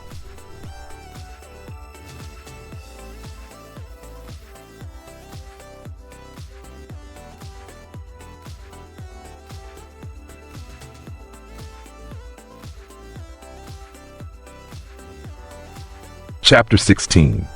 The Law Office. Mandela was becoming a political activist, but there was another identity he refused to abandon. He wanted to be a lawyer. For Mandela, the law represented more than a profession. It was a way of understanding the system that governed South Africa, and perhaps, in some cases, a way of protecting people from that system. But practicing law as a black man under apartheid was anything but easy. Mandela had completed his articles and continued working toward his legal qualification. After passing the necessary examination, he became a qualified attorney. And then, in August 1952, something remarkable happened. Mandela and Oliver Tambo opened their own law firm in Johannesburg. It became the first Black African law partnership in South Africa. Two black lawyers were opening their own practice in a country where the legal system itself was structured around racial inequality. Their firm became known as Mandela and Tambo. For ordinary black South Africans, it was much more than a law office. It became a place where people could seek help when apartheid laws had turned ordinary activities into crimes. People were being arrested for entering areas marked whites only. Others faced charges connected to the pass laws, residential restrictions, and other discriminatory regulations. Many of these people had little money, and Mandela and Tambo understood their situation in a way that many white lawyers could not. The firm therefore became a refuge. But running the practice was difficult. The government had created a system in which black professionals were expected to operate within strict racial boundaries. Even when Mandela and Tambo were providing legitimate legal services, authorities found ways to make their work harder. At one point, the government challenged their right to operate from their office because of a permit issue. It was another reminder that apartheid was not only about political rights. It reached into everyday life, including the professional lives of black people who had worked hard to become lawyers. Mandela began seeing the legal system from both sides. Inside the courtroom, he was a lawyer. Outside it, he was a political activist. And the two experiences increasingly reinforced each other. The more clients he represented, the more he saw how laws were being used to control black South Africans. The more he participated in the liberation struggle, the more he understood that legal reform alone would never be enough. This created a difficult tension. Mandela believed in the importance of law, but he was living under a government that was using law to enforce injustice. So could the law itself be trusted to deliver justice? Mandela increasingly realized that the answer depended on who controlled the law. A law could be perfectly legal and still be profoundly unjust. That distinction would become one of the most important lessons of his political life. Meanwhile, his partnership with Tambo was making the two men increasingly prominent. They were not simply lawyers. They were lawyers who were openly associated with the struggle against apartheid. Their clients knew that. The government knew it too, and Mandela's political activities continued to affect his professional life. His banning orders restricted his movement and prevented him from participating freely in political meetings. Yet he continued working. He continued studying. He continued organizing, and he continued representing people who had been caught in the machinery of apartheid. His life was becoming a constant battle on multiple fronts. At home, he was a husband and father. At work, he was a lawyer. In politics, he was an increasingly important ANC leader. And in each of these areas, apartheid was creating obstacles. The pressure was beginning to mount. Mandela was also becoming more aware that the government was not going to surrender power simply because people demanded justice. The Defiance Campaign had demonstrated the power of mass action. The Freedom Charter had provided a vision for a democratic South Africa. The Law Office had shown Mandela the everyday consequences of apartheid. But now the government was escalating its efforts to control black communities. One of the most painful examples was the forced removal of people from their homes. Communities were being destroyed and relocated because the government wanted to reshape cities according to its racial policies. And this brought Mandela face to face with a new question.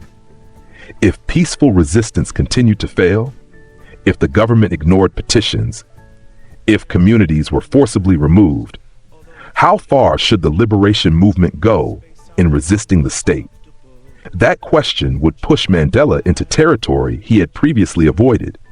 For years, he had believed that the struggle should remain nonviolent. But now, he was beginning to wonder whether nonviolence could survive in the face of an increasingly violent state. The lawyer was learning the limits of the law, and the activist was beginning to contemplate the limits of peaceful resistance. That would become the central conflict of the next chapter.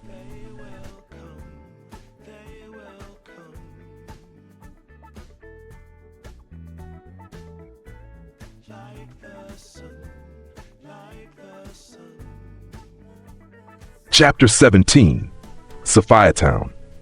There are moments when a political movement reaches a point of no return. For Mandela, one of those moments came in Sophiatown. Sophiatown was a vibrant African community near Johannesburg. It was poor and overcrowded, but it was also culturally rich, politically active, and home to people who had managed to own property. And that was precisely what made it a problem for the apartheid government. The government wanted to remove black residents from the area and relocate them to new townships created according to its racial planning. To Mandela and the ANC, this was not simply a housing issue. It was an attack on people's homes, communities, and rights. The government was telling people that they could no longer live where they had built their lives. The ANC therefore began organizing resistance to the removals. Mandela became deeply involved. Meetings were held. Speeches were made. Residents were encouraged to resist. The campaign became increasingly tense as the government prepared to force people out. And during one particularly important meeting, Mandela found himself standing before a large crowd while police officers were present. The atmosphere was already charged. Mandela had spent years preaching nonviolent resistance. He had participated in the Defiance campaign. He had supported peaceful mass action. But now something inside him was changing. He looked at the situation facing Sophiatown and the broader political environment. The government was ignoring peaceful demands. It was using police power to enforce its policies, and it was becoming increasingly clear to Mandela that the state was not going to voluntarily give up its control. Then Mandela said something that marked a major shift in his political thinking. He began arguing that violence might eventually be necessary. This was an extraordinary development. For years, Mandela had believed that nonviolent resistance was the correct strategy, but he was now questioning whether that approach could succeed against the apartheid government. His reasoning was influenced partly by the example of Mahatma Gandhi, whose methods had demonstrated the power of nonviolent resistance. But Mandela believed South Africa presented a different situation. The government was not simply a distant colonial authority. It was a permanent white minority government deeply invested in maintaining its power. And Mandela feared that peaceful resistance alone might never force it to surrender. The struggle was entering dangerous territory. But Mandela's position was more complicated than simply advocating violence. He did not believe violence should be used recklessly. He was thinking strategically. If the government continued closing every peaceful avenue of political action, what alternatives would remain? That question would become increasingly urgent. The Sophiatown campaign also revealed divisions within the ANC. Some activists wanted stronger resistance. Others feared that violence would destroy the movement's moral position and give the government an excuse to unleash even greater repression. Mandela himself was still wrestling with these questions. He had not yet reached the point where he believed armed struggle was unavoidable, but the possibility had entered his thinking. And once that possibility entered, it would never completely disappear. Meanwhile, the government continued with its plans. The people of Sophiatown were eventually forced from their homes. Their community was dismantled. Families were relocated to areas far from the city center. The government presented the removals as urban planning. But Mandela saw something much deeper. Apartheid was not merely separating people. It was deliberately reshaping where people could live, work, and build their futures. Sophiatown therefore became a symbol of what apartheid meant in practice. It meant losing your home because of your race. It meant communities being destroyed by government order. It meant the state deciding where millions of people were allowed to exist. And for Mandela, the experience strengthened a conviction that was becoming impossible to ignore. The existing system could not simply be persuaded to become fair. It would have to be fundamentally changed. But there was another consequence. Mandela's growing willingness to discuss violence made him more dangerous in the eyes of the government. The authorities were already monitoring him. They already knew he was an important ANC organizer. Now they had another reason to fear him. And Mandela was beginning to understand that the struggle ahead would require sacrifices much greater than those he had already made. His career, his marriage, his freedom, perhaps even his life. The question was no longer whether Mandela was willing to fight apartheid. The question was, how far was he willing to go? And that question would become even more urgent when the government imposed another series of restrictions on him. Mandela would soon find himself increasingly isolated from the organization that had become the center of his life. But rather than ending his political journey, those restrictions would push him toward an even more radical strategy. The struggle was no longer simply about resisting unjust laws. It was becoming a struggle over the very future of South Africa. It's pure. Can't ask for anything more. Anything more. Want to do this for you. Chapter 18. The Price of Political Freedom. Mandela had spent years fighting to change South Africa. He had organized protests. He had helped build the ANC Youth League. He had participated in the Defiance Campaign. He had helped establish the Freedom Charter. And now the government had found another way to fight him. It would try to make his political life impossible without putting him in prison. Mandela's banning orders had already restricted his movement and prevented him from attending political meetings. But when one period of restriction came to an end, Mandela briefly experienced something he had almost forgotten: freedom of movement. He could travel again. He could leave Johannesburg. He could drive through the countryside, and he loved it. Mandela had become accustomed to the crowded urban environment of Johannesburg, but the countryside still had a special place in his heart. When he drove through the Orange Free State, the wide-open landscape gave him a sense of freedom that city life could not provide. The enormous skies, the open roads, the quiet countryside. For a moment, he could simply travel and think. But that freedom would not last. While traveling through the countryside, Mandela encountered something that reminded him just how closely the government was watching him. The police were waiting. They had prepared another banning order. Once again, Mandela's movements were going to be restricted. He would be prevented from traveling freely. He would be prevented from attending political meetings. And most painfully, he would have to step back from the ANC's public activities. The government was effectively telling him, you may remain physically outside prison, but you will not be politically free. This was deeply frustrating for Mandela. Politics had become the central purpose of his life. He had spent years organizing the ANC and working with other activists. Now the government was trying to isolate him from the organization he had devoted himself to, and Mandela felt the weight of that isolation. He was not simply losing the ability to attend meetings, he was being separated from the movement itself. Yet there was an irony in the government's strategy. The more the authorities restricted Mandela, the more they convinced him that the existing political methods were becoming inadequate. The government had learned how to use banning orders, censorship, and surveillance to weaken peaceful political organizations. Mandela began thinking about what the liberation movement would have to do next. He admired the courage of people who resisted oppression. He also studied the history of resistance, including the Boer War and figures such as General Christian de Wet. Mandela admired the courage and determination of those who had fought against a much more powerful enemy. But he also recognized the contradiction in that history. He wished that the same courage had been used to fight for the rights of all South Africans rather than for the interests of one racial group. This reflection was becoming increasingly important. Mandela was not simply looking for a way to replace white domination with black domination. He was imagining a fundamentally different country, a country in which political power would not belong permanently to one racial group. His goal was equality, not revenge. But the immediate reality was becoming darker. The government's restrictions meant that Mandela could no longer participate openly in politics, and he began to understand that traditional methods of political resistance were becoming increasingly dangerous. Public meetings could be banned.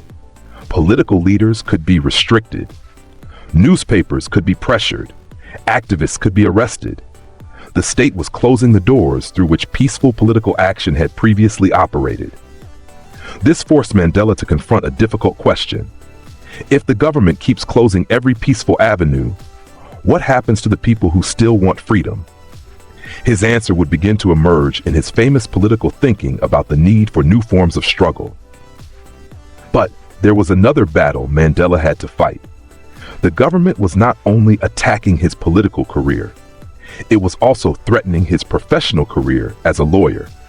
The Law Society of the Transvaal sought to have Mandela removed from the role of attorneys because of his political activities. The argument was essentially that his political involvement made him unsuitable to practice law. For Mandela, this was another attempt to silence him. If the government could not stop him politically, perhaps it could destroy his professional future. But Mandela fought back in court, and remarkably, he won. The case demonstrated something important. Even inside an apartheid society, there were judges and lawyers who were prepared to defend the independence of the legal profession. Mandela remained an attorney, but his political restrictions continued, and the pressure on him was becoming relentless. He was being pushed further and further underground. The government wanted to isolate him. Instead, it was forcing him to think more seriously about how the struggle could survive without him or any other leader being able to operate openly. Mandela was entering a new phase. The young lawyer who once believed that political change could be achieved through petitions, meetings, and peaceful demonstrations was now confronting a state that had learned how to suppress all three. And this was leading him toward a conclusion that would change his life forever. The old methods of resistance were no longer enough. The next stage would not be fought entirely in public. It would involve new strategies, greater secrecy, and a much greater personal risk. And Mandela was about to make one of the most important speeches of his political career, No Easy Walk to Freedom. It would reveal just how dramatically his thinking had changed.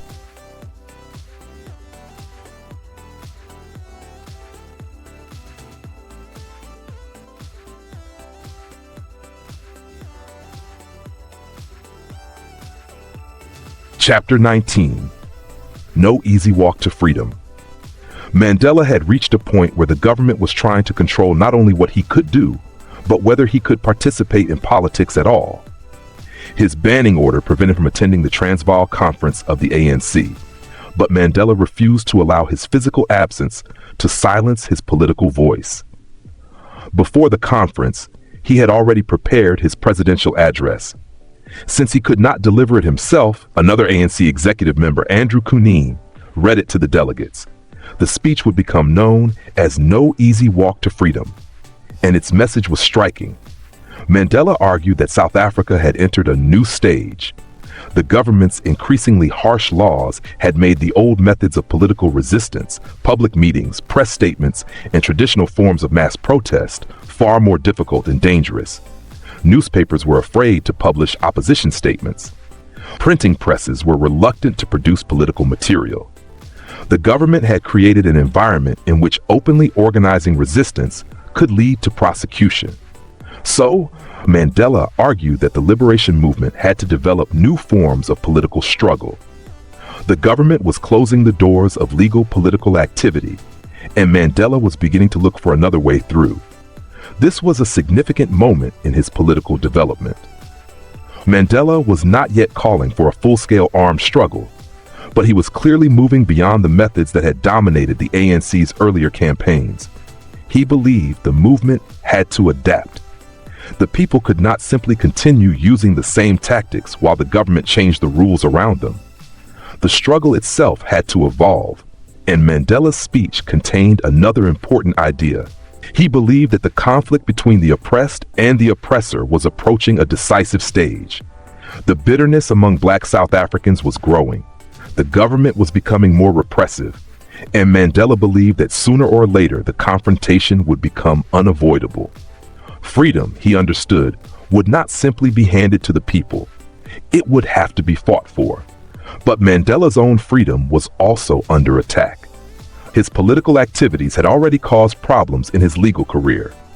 In 1954, the Law Society of the Transvaal applied to have Mandela removed from the role of attorneys.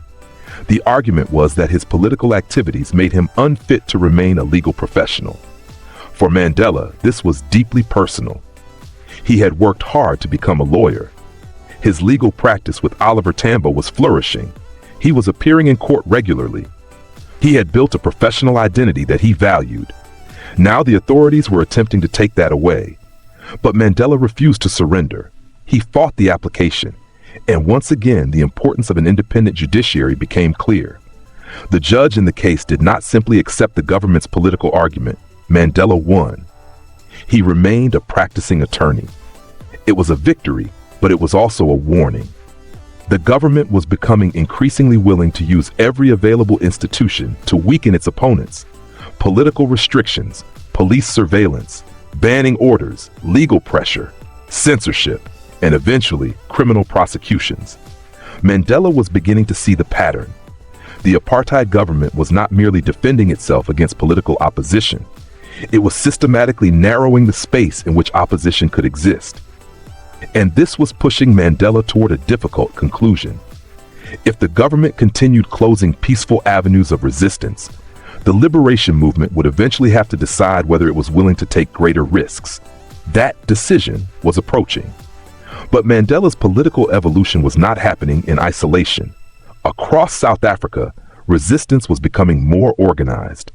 The ANC was developing stronger relationships with other anti-apartheid organizations. Workers were becoming more politically active. Communities were resisting forced removals. And ordinary South Africans were increasingly challenging the government's racial policies.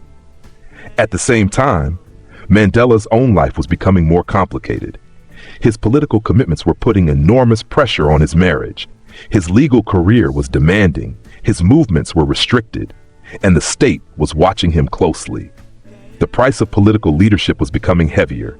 Yet Mandela was becoming more determined. He had once dreamed of a quiet professional life. Now that dream was disappearing. The struggle had consumed him, and the words he had prepared for the ANC conference captured the reality he was beginning to accept. The road to freedom would not be easy. There would be sacrifice, there would be repression, there would be fear, and perhaps eventually there would be violence. But Mandela believed that the desire for freedom was stronger than the government's ability to suppress it. The question was no longer whether the apartheid government would change voluntarily. The question was what the liberation movement would do when peaceful political space disappeared completely, and that moment was coming. Because South Africa was moving toward one of the most important confrontations in its history. The struggle was about to leave the streets and meeting halls and move underground.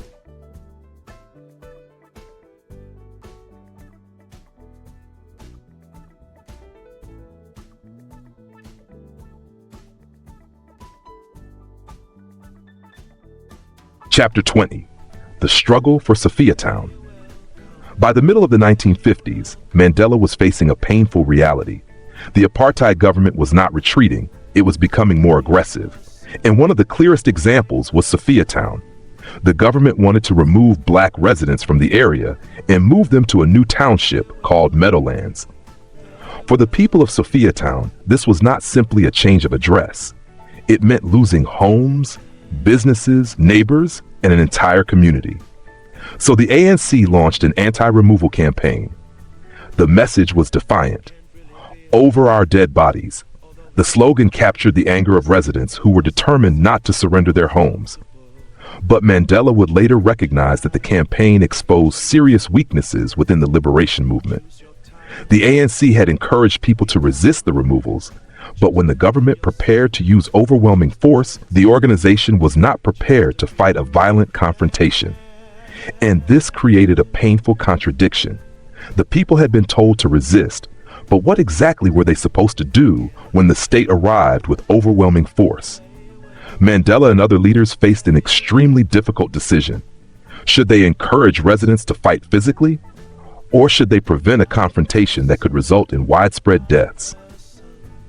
The ANC ultimately refused to launch a violent defense of Sophiatown. For some residents, this felt like betrayal. They had believed the slogan. They had prepared themselves to resist. Now they were watching the government move forward while the resistance struggled to stop it. Then in February 1955, the government acted. Thousands of police and soldiers moved into Sophiatown. Families were removed. Homes were destroyed. The community that had resisted the government's plans was dismantled. The state had won. And for Mandela, the defeat was deeply instructive. He began to understand that courage and determination were not enough. A movement needed strategy, it needed organization, and it needed to understand exactly what it was asking ordinary people to risk. The Sophiatown campaign also forced Mandela to reconsider the question of violence. The ANC had tried peaceful resistance, but peaceful resistance had failed to stop the removals. And this raised the question Mandela had been wrestling with for years. What happens when peaceful resistance meets a government that refuses to compromise? Meanwhile, the apartheid government was attacking another area that Mandela understood personally: education. In 1953, the government passed the Bantu Education Act.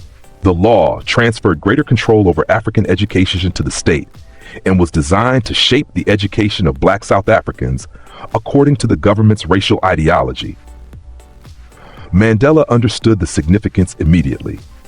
Education had transformed his own life. It had given him opportunities that would otherwise have been unavailable. It had exposed him to new ideas. It had helped develop his political consciousness. Now the government was attempting to control the education of the next generation. Mandela saw this as an attempt to prevent future generations of Africans from developing the knowledge and confidence necessary to challenge apartheid. The ANC opposed the law and considered resistance, including a boycott of the government-controlled education system. But once again, organizing effective resistance proved difficult. The government possessed enormous administrative power, and the liberation movement was still learning how to challenge a state that controlled nearly every major institution.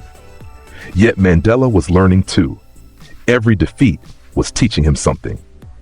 Sophiatown taught him that slogans needed to be matched by realistic strategies. The Bantu Education Act showed him that apartheid was not simply about where people lived. It was also about controlling what they were taught and shaping how future generations understood themselves. And perhaps the most important lesson was this: the government was not going to disappear simply because people demanded justice. The struggle would be long. It would require patience, it would require sacrifice, and it would require the liberation movement to continually rethink its methods. Mandela was changing. The young activist who once believed strongly in peaceful protest was increasingly convinced that the state itself was forcing the movement toward more radical methods. But before he could fully embrace that direction, he needed to confront another question, one that was becoming increasingly personal. What was he sacrificing for the struggle?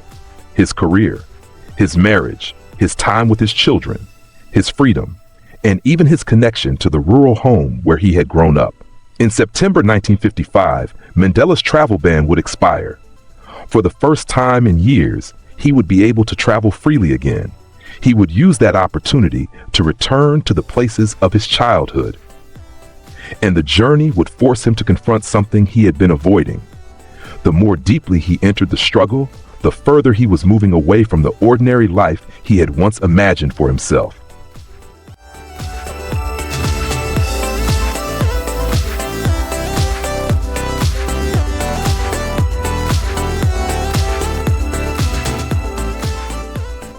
Chapter 21: A Working Holiday.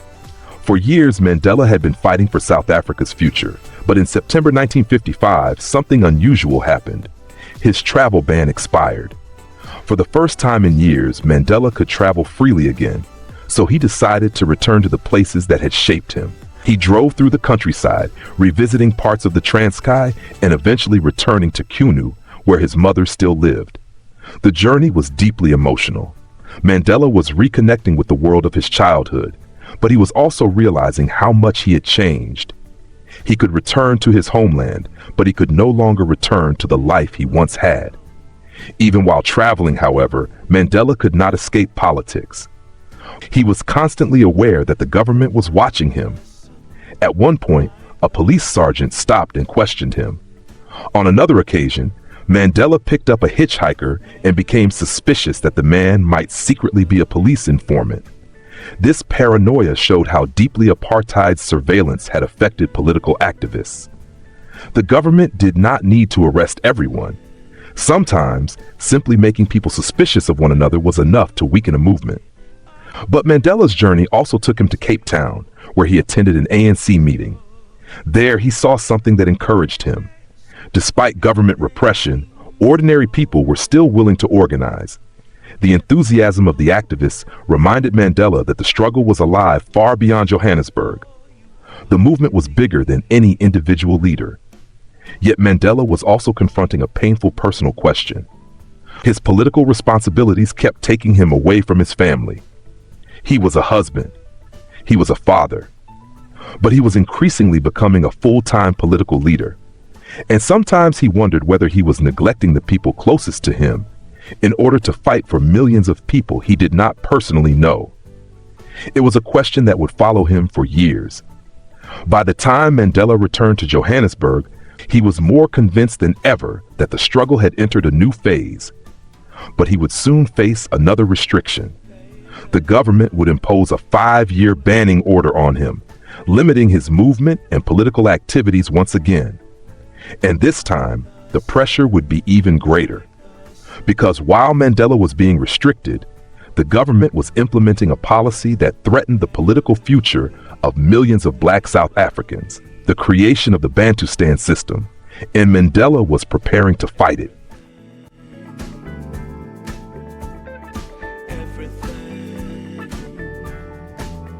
Chapter 22, Bantu Authorities. When Mandela returned to Johannesburg, he reported to the ANC leadership about what he had seen during his travels. His message was worrying. The ANC's organization in the Transkei was weak, while the government's security forces were becoming stronger. But Mandela proposed something controversial. He suggested that the ANC consider participating in the new Bantu authority structures created by the apartheid government. Why? Not because he supported apartheid. Mandela believed participation might allow the ANC to remain connected to ordinary people and use those structures to spread its own ideas. But many younger activists strongly opposed the idea. To them, participating in apartheid institutions looked like cooperation with the very system they were fighting. Mandela understood their argument. In fact, he admitted that the younger version of himself would probably have rejected the idea immediately. But Mandela was becoming increasingly practical. He was learning that political movements had to work with the realities they faced, not simply with the ideal circumstances they wished they had. At the same time, the government was developing its plan for Bantustans, or separate African homelands. The policy claimed that different African ethnic groups should develop separately.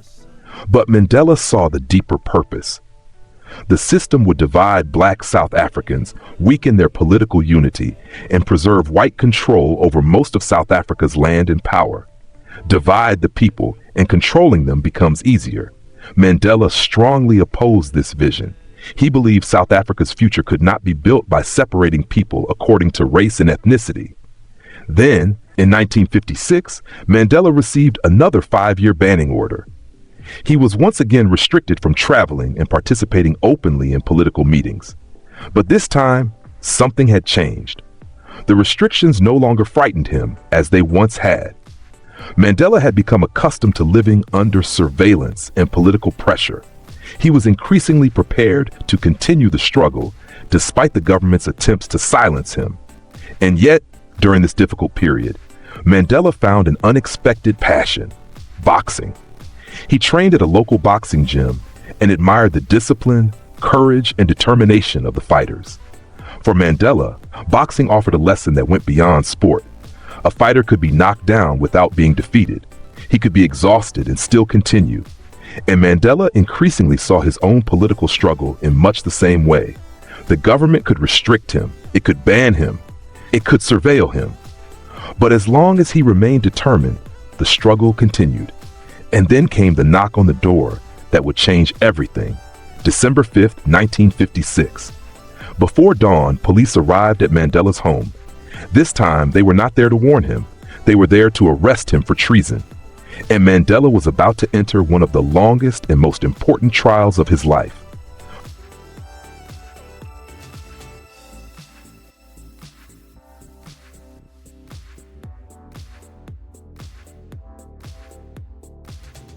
Chapter 23, Arrest. It was just after dawn on December 5th, 1956, when Mandela heard a loud knock at his door. He immediately knew something was wrong. Security police entered his home and searched through his belongings. His children were awake, watching their father as the officers went through the house. Then came the words that changed the morning. Mandela was under arrest for high treason. But Mandela was not alone. The government had launched a nationwide operation against leaders of the Congress Alliance. By the time the arrests were completed, 156 people had been charged, including African, Indian, white, and colored activists. The government accused them of plotting to overthrow the state. But Mandela saw the arrests differently. To him, the government was trying to turn the entire liberation movement into a criminal conspiracy. The Freedom Charter had demanded democracy. The government was calling that demand treason. Mandela was taken to Johannesburg prison, where he reunited with many of his comrades. Despite the harsh conditions, the prisoners maintained their spirit. They discussed politics, shared knowledge, exercised, and sang together. Their imprisonment ironically created a rare opportunity for activists from different backgrounds to strengthen their unity. Eventually, they were brought before the court. The treason trial had begun. For Mandela, this would become a long battle, not only for his own freedom, but for the legitimacy of the entire liberation movement. And while Mandela was preparing to fight the charges, another part of his life was beginning to fall apart. His marriage to Evelyn was deteriorating. The political struggle was consuming more and more of Mandela's time, and the pressures on his family were becoming impossible to ignore. The man fighting for the freedom of millions was struggling to preserve peace inside his own home. And this personal crisis would soon become of the most painful chapters of his life. Mandela had entered the courtroom accused of treason, but outside the courtroom, he was facing another battle, one that no lawyer could win for him.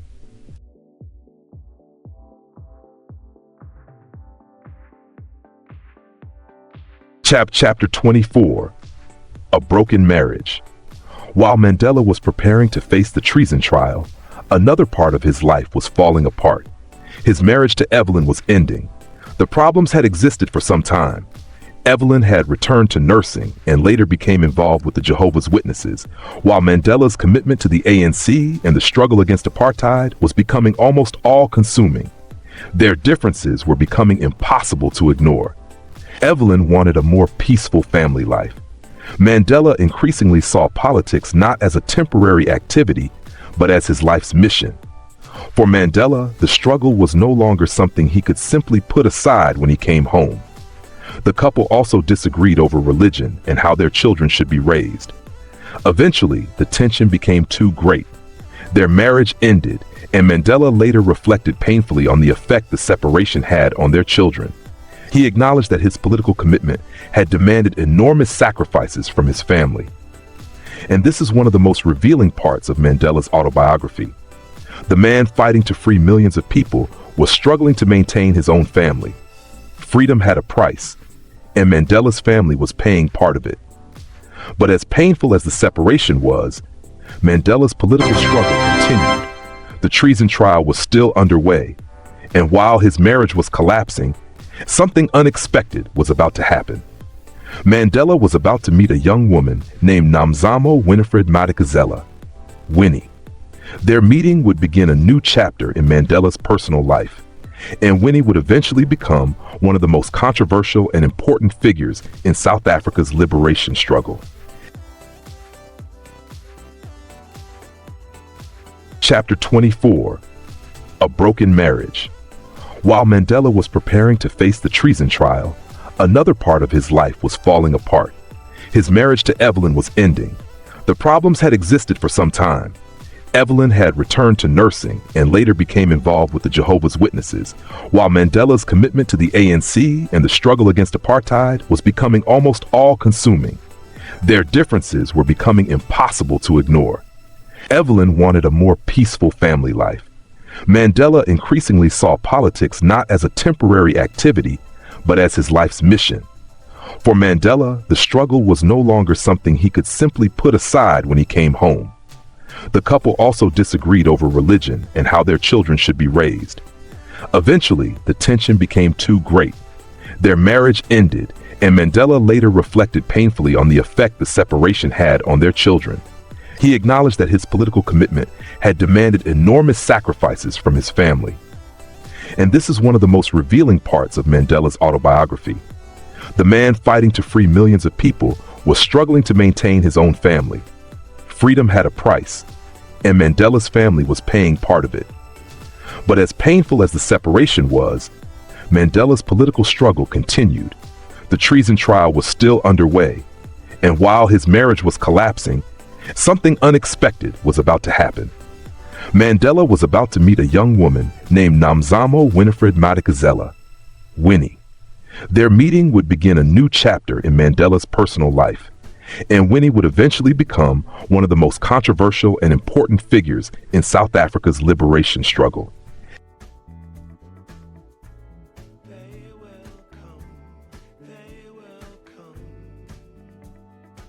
Chapter 25, The Trial. The treason trial had finally moved into its most serious stage. On the 9th of January 1957, Mandela and his remaining co-defendants began presenting their defense. Their lawyers argued that the Freedom Charter was not a plan to overthrow the government, but a vision for a democratic South Africa. The prosecution produced an enormous amount of evidence, thousands of documents and reports intended to prove that the accused were part of a revolutionary conspiracy. But much of the evidence was weak or unreliable. Some police witnesses had misunderstood speeches they were supposed to have recorded, while other evidence appeared to show little more than ordinary political activity. The government had arrested them as dangerous revolutionaries. Now it had to prove it in court. The trial dragged on for months. Then, unexpectedly, the prosecution began dropping charges against some of the defendants. Among those released from the case were important leaders such as Chief Albert Luthuli and Oliver Tambo, but Mandela remained. After 13 months, the remaining defendants were ordered to stand trial before the Supreme Court for treason. For Mandela, the long trial became another lesson in perseverance. The government had hoped to crush the liberation movement through arrests.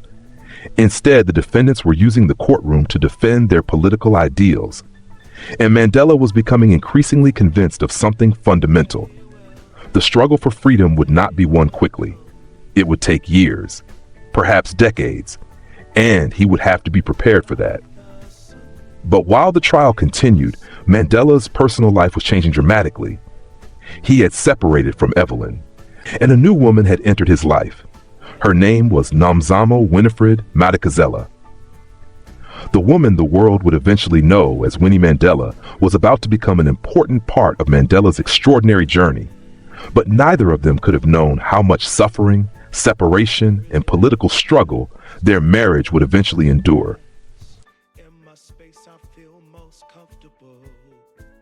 Choose what you like, choose your people, choose your time. Chapter 26, Meeting Winnie. While the treason trial continued, something unexpected was happening in Mandela's personal life. One afternoon, while driving near Baragwanath Hospital in Johannesburg, Mandela noticed a young woman waiting for a bus. He was immediately struck by her. Weeks later, by coincidence, he saw the same woman at Oliver Tambo's office. Her name was Nomzamo Winifred Madikizela, known as Winnie. She had recently completed her studies in social work and was working as a social worker at Baragwanath Hospital. Mandela was captivated almost immediately. He invited her to lunch, and their relationship quickly developed. But this was not an ordinary romance. Mandela's life was dominated by politics, the treason trial, and financial uncertainty. He was honest with Winnie about the sacrifices that came with being connected to him. Winnie understood. She was not simply falling in love with Mandela the man. She was also beginning to understand the struggle that consumed his life. She attended political meetings and became increasingly familiar with the world Mandela inhabited. In June 1958, Mandela and Winnie married. Because of Mandela's restrictions, their wedding arrangement had to fit around the government's controls. He was given only a brief period in which he could travel for the wedding and visit Winnie's relatives. There was no traditional honeymoon because his political restrictions soon resumed. Mandela had found love again. But this time, he was marrying someone who understood that his struggle would always be part of their marriage. And that would become extremely important, because the years ahead would test their relationship in ways neither of them could have imagined. The treason trial was still hanging over Mandela. The government was becoming more repressive, and Winnie herself would soon become directly involved in the resistance.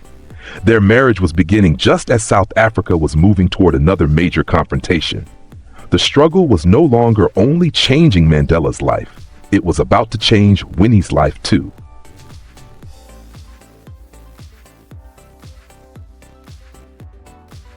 Chapter 27. The 1958 election. South Africa was calling itself a democracy, but Mandela saw a huge contradiction. In the 1958 election, millions of white South Africans could vote, while the vast majority of black South Africans had no vote in the national government that ruled over them. How could a country call itself democratic when most of its people had no political voice? The ANC tried to challenge the election by organizing a nationwide strike, but the strike failed to achieve the level of participation the organizers had hoped for. The National Party won the election and actually increased its support. For Mandela, this failure raised an important question. Should the ANC become more aggressive? Mandela was cautious. He believed political support had to come from genuine conviction. If people had to be forced to participate, then the movement had not truly won their support. But the election also reinforced something Mandela already understood. The political system was designed to preserve white minority rule. The majority could protest, they could organize, they could demand change, but they still had no meaningful vote in the national government. And that meant the struggle was far from over. Meanwhile, Mandela's personal life was entering another important phase. Winnie was becoming increasingly involved in the struggle herself, and soon she would take part in one of the most significant women's protests against apartheid. The next battle would be led not by Mandela, but by thousands of South African women.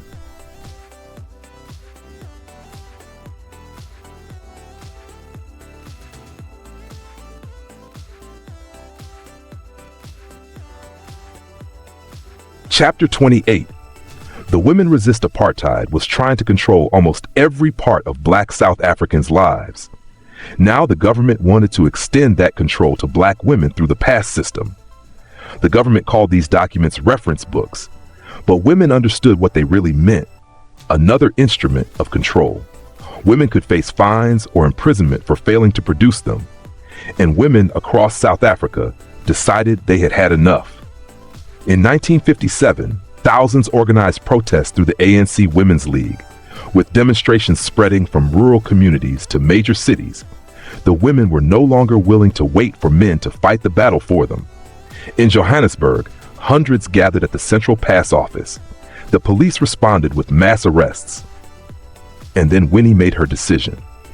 She told Mandela that she intended to join the protest. Mandela supported her courage, but he also warned her about the consequences. If she were arrested, she could lose her job as a social worker, and that income was important to their household. Winnie went anyway. She was arrested alongside other women. Mandela, now acting as both husband and lawyer, became involved in defending those arrested. This was more than a protest against a piece of paper. It was a rejection of a system that wanted to control where black people could live, work, and move. And the women had demonstrated something powerful.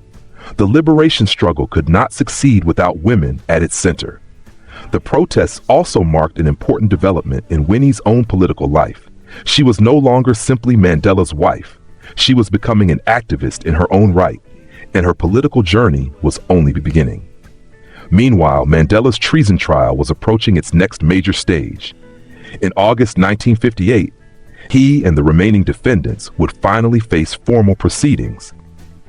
The government still wanted to prove that the liberation movement was plotting to overthrow the state. But Mandela and his fellow defendants were preparing to fight back. The courtroom battle was about to begin in earnest.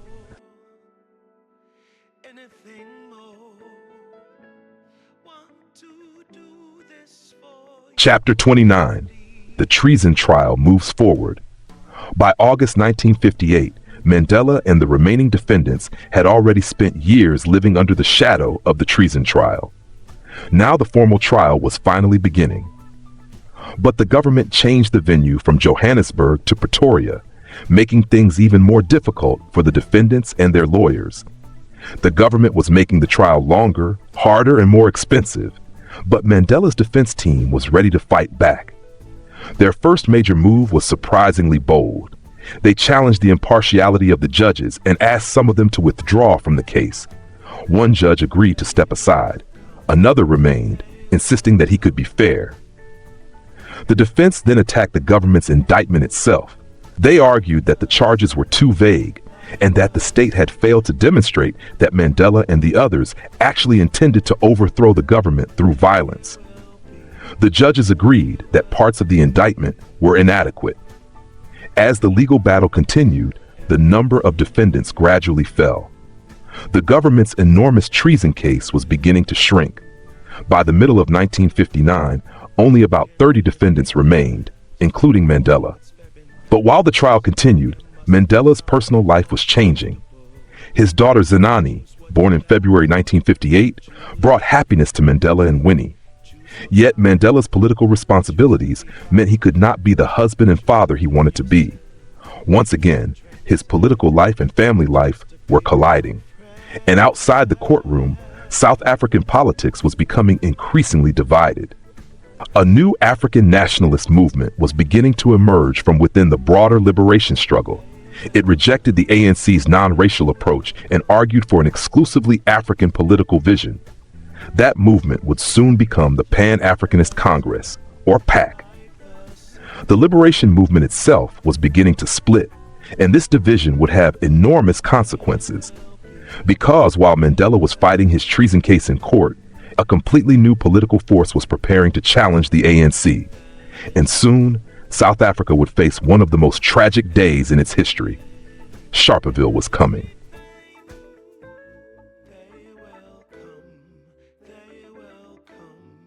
Chapter 30. The Rise of the PAC. The liberation movement was beginning to split. For years, Mandela and the ANC had argued that South Africa's future should belong to all its people, regardless of race. But not everyone agreed. A group of African nationalists believed the ANC had become too broad and too willing to cooperate with other racial groups. In 1959, they broke away and formed the Pan-Africanist Congress, or PAC, under the leadership of Robert Sobukwe. Their message was more explicitly African nationalist. They wanted political power in the hands of Africans and rejected the ANC's multiracial approach. Mandela respected many of the people who joined the PAC. Some had once been his colleagues, but he believed their approach was too narrow. Mandela wanted liberation from racial domination, not simply a change in which racial group held power. He also believed that the ANC and PAC would eventually have to find a way to work together. But their rivalry was about to have devastating consequences. The PAC planned a protest against the pass laws for March 21, 1960. The ANC had planned its own campaign for a later date, so it did not join the PAC action. On that day, thousands of protesters gathered in Sharpeville and surrounded the police station. Then something horrifying happened. Police opened fire on the crowd. 69 people were killed. Many were shot as they attempted to flee. The Sharpeville massacre shocked South Africa and the world. For Mandela, it was another devastating confirmation that the government was prepared to use deadly force against political resistance. The ANC responded with protests of its own. The government declared a state of emergency. And suddenly, the political struggle had entered an entirely new and much more dangerous phase. Mandela was about to make one of the biggest decisions of his life. The question of peaceful resistance versus armed struggle could no longer be avoided.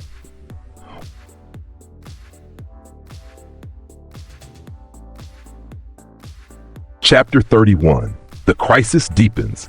The apartheid government had already been tightening its grip on South Africa. Now it was going even further. In 1959, the government passed the Promotion of Bantu Self-Government Act, expanding its plan to create separate territories for different African groups. To Mandela, this was another attempt to divide black South Africans and weaken their demand for a united, democratic country. But while the government was trying to divide the people, the liberation movement was facing divisions of its own. The ANC and the newly formed PAC were competing for support.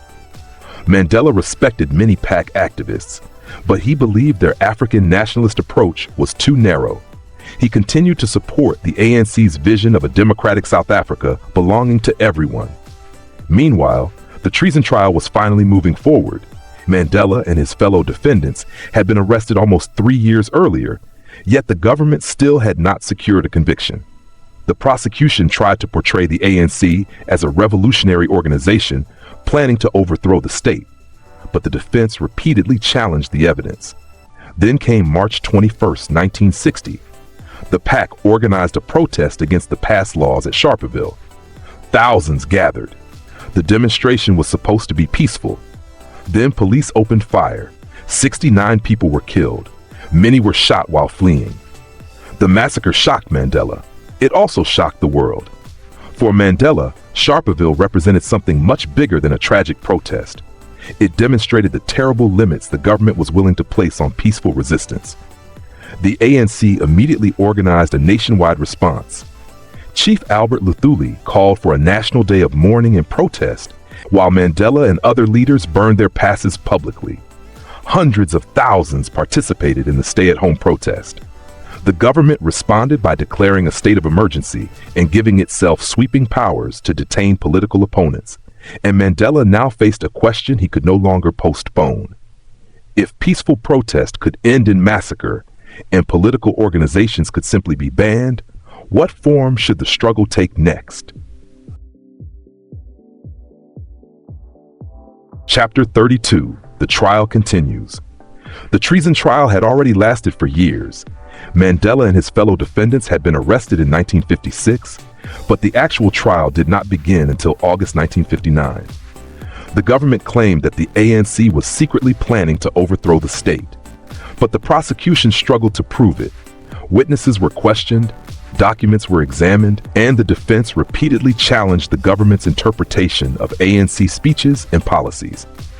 Mandela maintained that the movement's objective was political freedom and democracy, not a violent seizure of power. The government had a massive case, but a massive case is not necessarily a strong case. Mandela and the other defendants sometimes even found humor in the prosecution's evidence, particularly when witnesses gave questionable accounts of events. But the trial was still dangerous. A conviction could mean years in prison. And then in March 1960, everything changed. News arrived from Sharpeville. Police had opened fire on protesters, killing 69 people. The massacre transformed the atmosphere around the trial.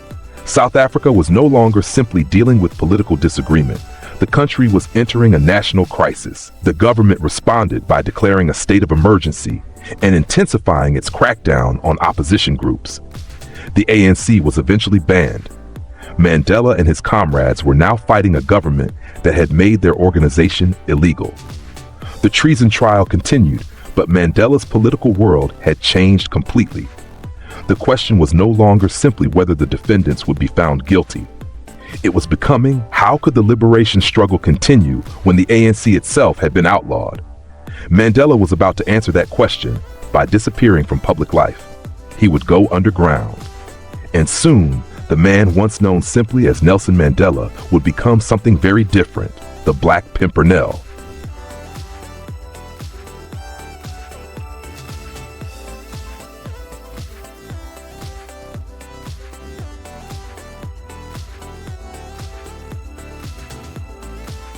Chapter 33.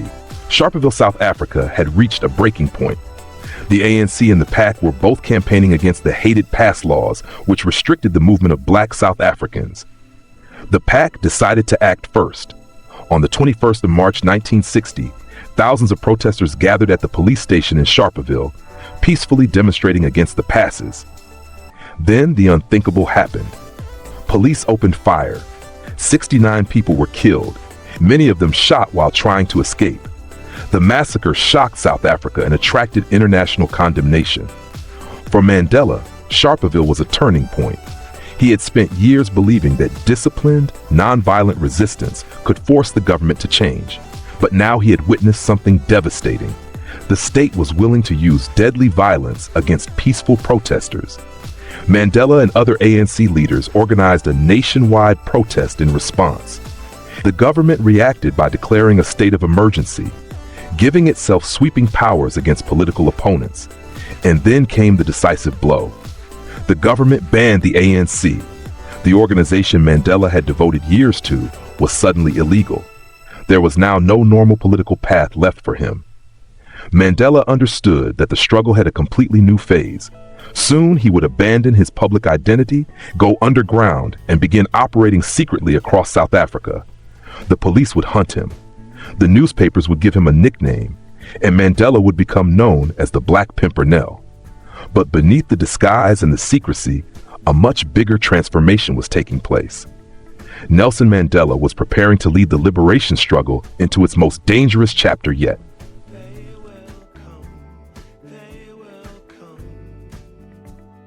Chapter 34, The State of Emergency. Sharpeville had changed everything. The government responded to the massacre with a state of emergency, giving the police sweeping powers to arrest political activists. On March 30th, 1960, Mandela was arrested again. He was taken to a police station where many other activists were being held in terrible conditions. The prisoners were crowded together, given inadequate food, and forced to sleep in filthy surroundings. But Mandela refused to allow imprisonment to break their spirit. The following day, the government formally placed many of them under detention. The ANC and PAC were soon declared illegal. For Mandela, this was a decisive moment. The organization he had spent years building could no longer operate openly. South Africa had effectively pushed its political opposition underground. Yet even inside detention, Mandela remained focused on the treason trial. He and his fellow defendants were determined to continue their legal fight. And an extraordinary incident occurred during the confusion surrounding the arrests. One of Mandela's fellow defendants, Nkrummah, was accidentally released after a policeman mistakenly ordered him to leave, believing he was simply an innocent bystander. Nkrummah eventually escaped the country and later became an important figure in the liberation struggle. For Mandela, the episode demonstrated the strange mixture of brutality and incompetence within the apartheid system. The government could arrest thousands of people. It could ban organizations. It could use enormous police powers, but it could not completely control the human beings operating that system. Eventually, the state of emergency was lifted. But the political situation had permanently changed. The ANC was underground. Mandela's legal practice was struggling, and his family life was becoming increasingly difficult. Most importantly, Mandela now understood that the struggle could no longer continue exactly as it had before. The era of open resistance was ending. The era of the underground was beginning. And Mandela was about to disappear from public view and become the man the newspapers would call the Black Pimpernel.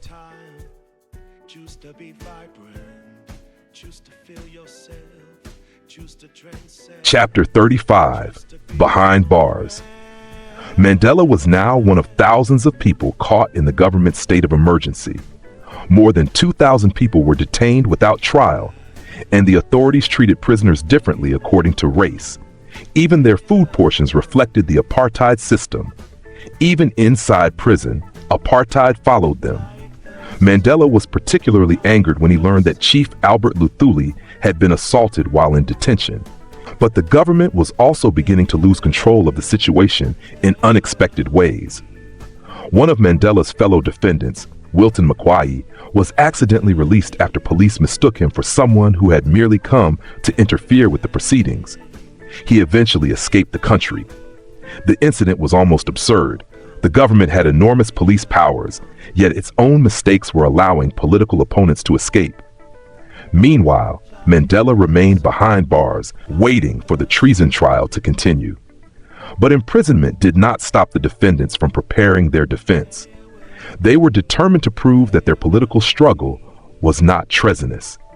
And as the trial moved forward, Mandela would soon have the opportunity to speak for himself. His testimony would become one of the most important moments of the entire trial. The man the government wanted to silence was about to speak directly to the court.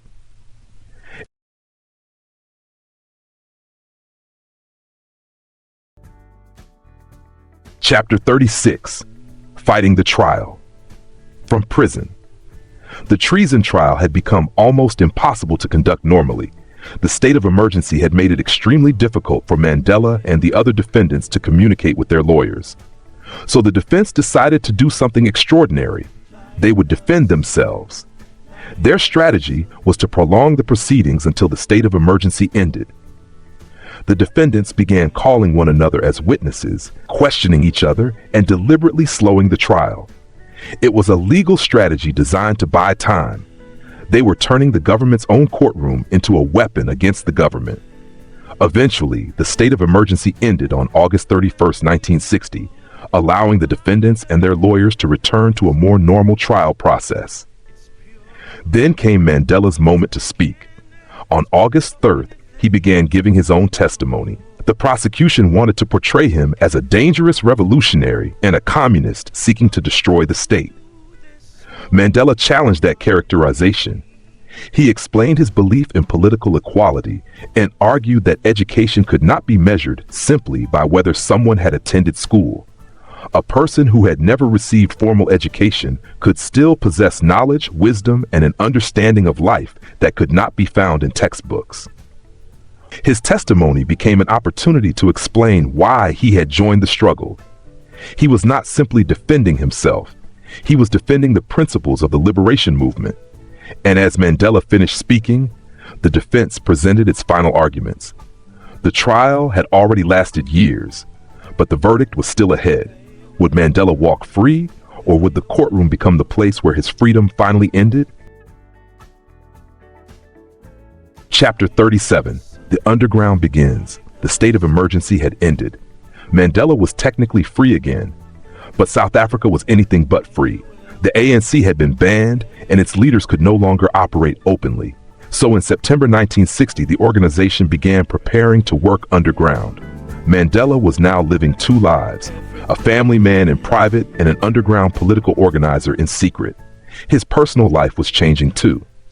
In December 1960, Winnie gave birth to their second daughter, Zinziswa, later known as Zinzi. Mandela was deeply happy, but his political responsibilities meant he spent very little time with his family. Meanwhile, the treason trial continued. Mandela knew that even if he was acquitted, the government would not suddenly become more tolerant. The ANC had already been banned. Political activists were being hunted, and the movement needed a new strategy. Mandela and his comrades therefore began discussing how the organization could survive underground. Local cells would operate secretly. Leaders would travel in disguise. Communication would have to become more careful. The days of openly addressing crowds were disappearing. But Mandela was not prepared to surrender. The trial was still going on, and he was determined to fight the charges. At the same time, he was preparing himself for what might come after the verdict. Freedom was possible, prison was possible, and so was life as a fugitive. Mandela understood that his political journey had reached a dangerous crossroads. Whatever happened in court, the struggle was entering a new chapter, and soon the judges would finally deliver their verdict after more than 4 years of legal battle. Would Nelson Mandela walk out of court a free man, or begin a life behind bars? Chapter 38. No easy road ahead. The treason trial had dragged on for more than 4 years. Now, finally, the end was approaching. The prosecution spent weeks presenting its final arguments, while Mandela and his lawyers continued insisting that the ANC's goal was a democratic South Africa, not a violent communist revolution. But Mandela was already preparing for life beyond the courtroom. His political restrictions were about to expire, giving him an opportunity to travel again. He secretly planned to attend the All-In African Conference in Pietermaritzburg, where different groups would discuss the future of South Africa. Mandela's message was one of unity. He wanted black, white, Indian, and colored South Africans to come together and demand a non-racial democratic constitution. The conference called for a national convention to create a new constitutional order. And if the government refused, the organizers planned a nationwide stay-at-home protest. Mandela was no longer simply fighting against apartheid. He was publicly describing the South Africa he wanted to build after apartheid. But there was another important development. A referendum was held among white voters on whether South Africa should become a republic. The majority voted yes. Mandela saw the contradiction clearly. A country preparing to become a republic was deciding its future through a vote that excluded the overwhelming majority of its population. For Mandela, this strengthened his belief that South Africa needed a completely new political system. And then came the moment everyone had been waiting for. The treason trial was about to deliver its verdict.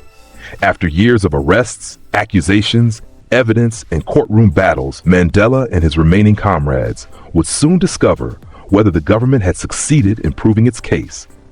Would the courtroom finally take away Mandela's freedom or give it back?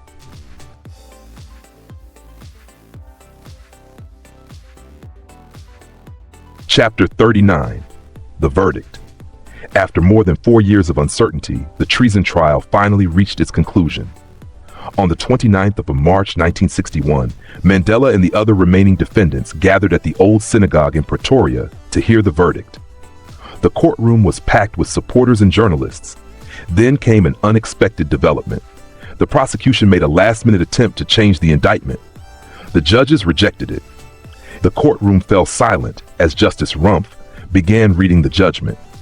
The court acknowledged that the ANC wanted to replace the existing political system with a fundamentally different one and had used illegal methods of protest.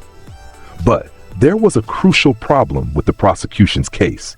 It had failed to prove that the ANC intended to overthrow the government through violence or that it was a communist organization. Then came the words Mandela and his comrades had been waiting years to hear. They were found not guilty. The courtroom erupted. Supporters cheered and sang in celebration. After years of arrests, restrictions, and uncertainty, Mandela was free. But Mandela did not see the verdict as proof that South Africa's legal system had suddenly become fair. He believed the result came from the strength of the defense and the fairness of those particular judges, not because black South Africans could automatically expect justice from apartheid's courts. And there was another problem. Mandela was free, but the ANC was still banned. The government had lost the treason trial, but it had not abandoned apartheid. Mandela knew that the authorities could come after him again at any moment. So instead of going home and celebrating with his family, he made a difficult decision. He would go underground. The victory in court had saved him from prison, but it had also convinced him that remaining openly active was becoming impossible. The next chapter would begin a completely different phase of Mandela's life, the life of a fugitive. Chapter 40, The Black Pimpernel. Mandela had just been acquitted. He was free. But instead of going home to celebrate, he made a surprising decision. He disappeared. Mandela knew the government could arrest him at any moment. So he spent his first night in a safe house and began building a new underground network for the ANC. He traveled secretly across South Africa, meeting activists and organizing resistance. He moved mostly at night and stayed in safe houses, private homes, and temporary hideouts. Sometimes he disguised himself as a chauffeur, worker, or gardener. He changed his appearance, avoided attention, and became extremely careful about whom he trusted. The famous lawyer and political leader had become a fugitive. The newspapers soon gave him a nickname, the Black Pimpernel. The name referred to the fictional Scarlet Pimpernel, a character famous for repeatedly escaping the authorities. Mandela even occasionally encouraged the legend by secretly contacting journalists and feeding them stories about his movements. But behind the excitement was loneliness. Mandela was separated from Winnie and his children. He could not live normally. He could not simply walk into a restaurant or visit friends. Every journey required planning. Every meeting carried the possibility of arrest. Freedom had become a strange thing for Mandela. He was outside prison, but he could not live openly. At the same time, he was helping the ANC prepare a nationwide stay-at-home protest. The government was determined to crush the campaign. Mandela therefore had to balance two goals: resist the government while keeping people alive. And as repression intensified, Mandela was approaching a decision that would transform the liberation struggle. For years, he had defended nonviolent resistance, but now he was asking whether the movement needed to prepare for something more. The Black Pimpernel was about to become the architect of a new phase of the struggle.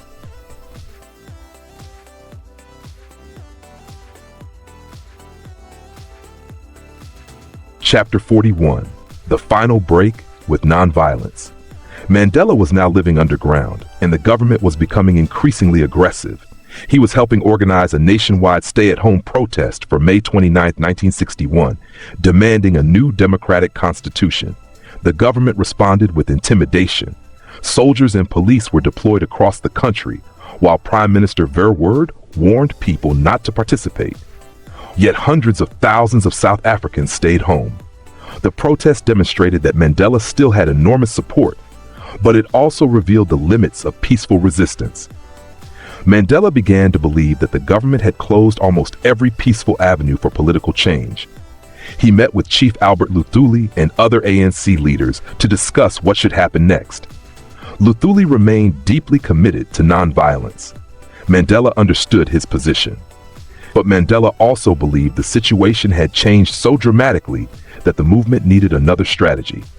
After lengthy discussions, the ANC leadership gave Mandela permission to help establish a separate organization that could use force while remaining closely connected to the ANC. This was a historic decision. Mandela had not abandoned nonviolence because he suddenly embraced violence. He believed the government's repression had left the movement with increasingly limited choices. The new organization would be called Umkhonto we Sizwe, meaning the Spear of the Nation, or MK. Its creation would transform Mandela from an underground political organizer into the leader of an armed resistance movement. And he was about to discover something he had never experienced before. He knew almost nothing about military operations. That meant Mandela would have to learn from scratch how to organize an underground army.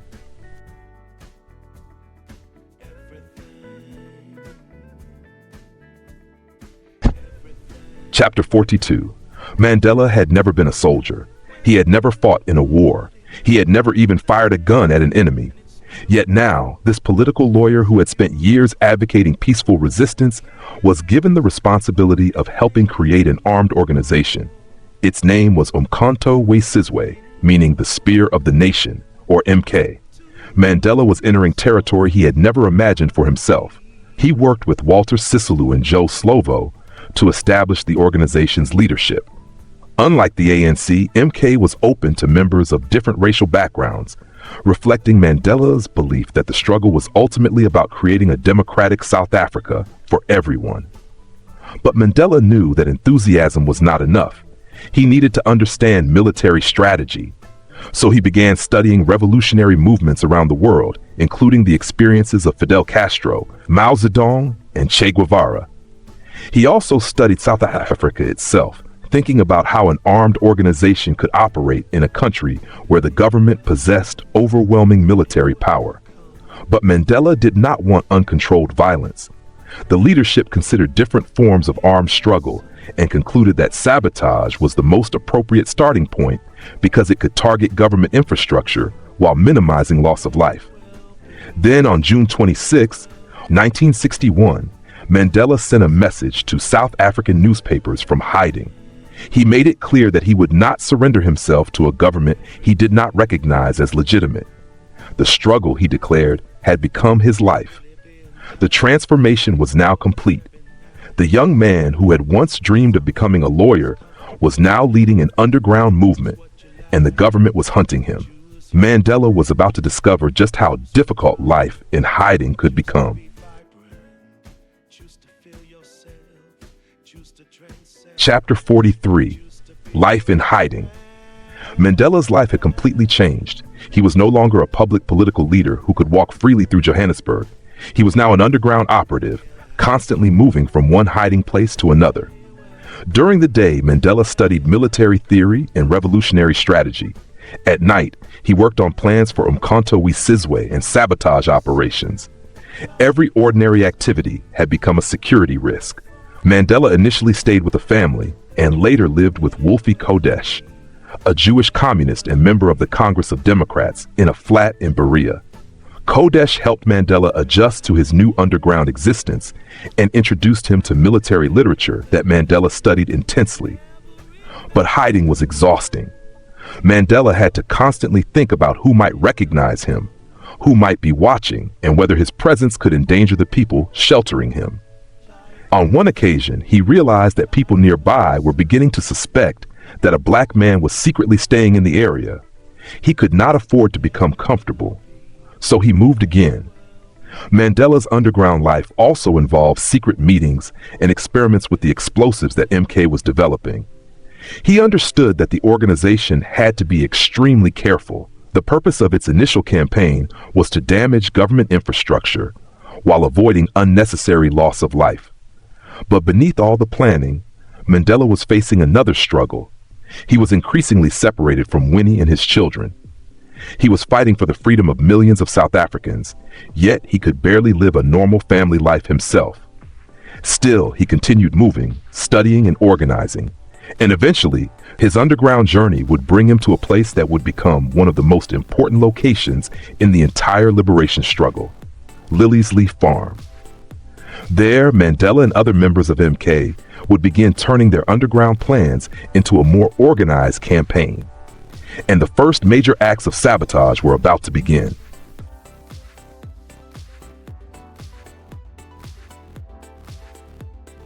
Chapter 44, Lily's Leaf Farm. After moving from one hiding place to another, Mandela finally found a place that felt almost like a home. It was Lily's Leaf Farm in Rivonia, north of Johannesburg. The farm had been acquired as a safe place for members of the underground movement. Mandela arrived in October 1961, using the alias David Matsamai and pretending to be the caretaker.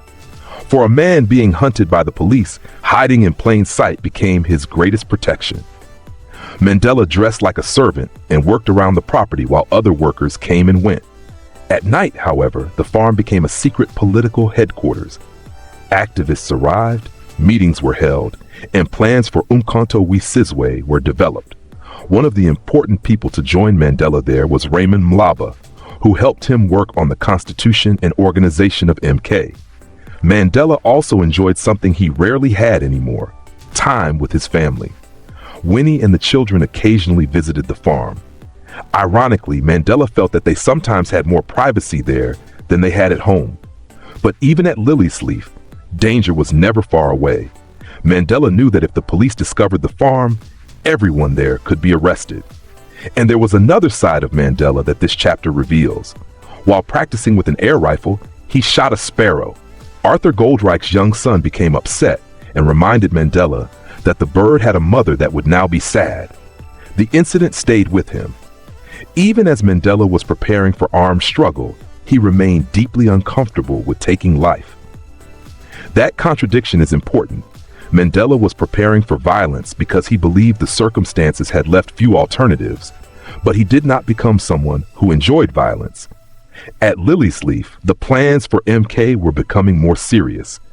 The question was no longer whether the organization would act. The question was how it would act. And Mandela and his comrades were about to make a crucial decision. What kind of armed struggle would they choose?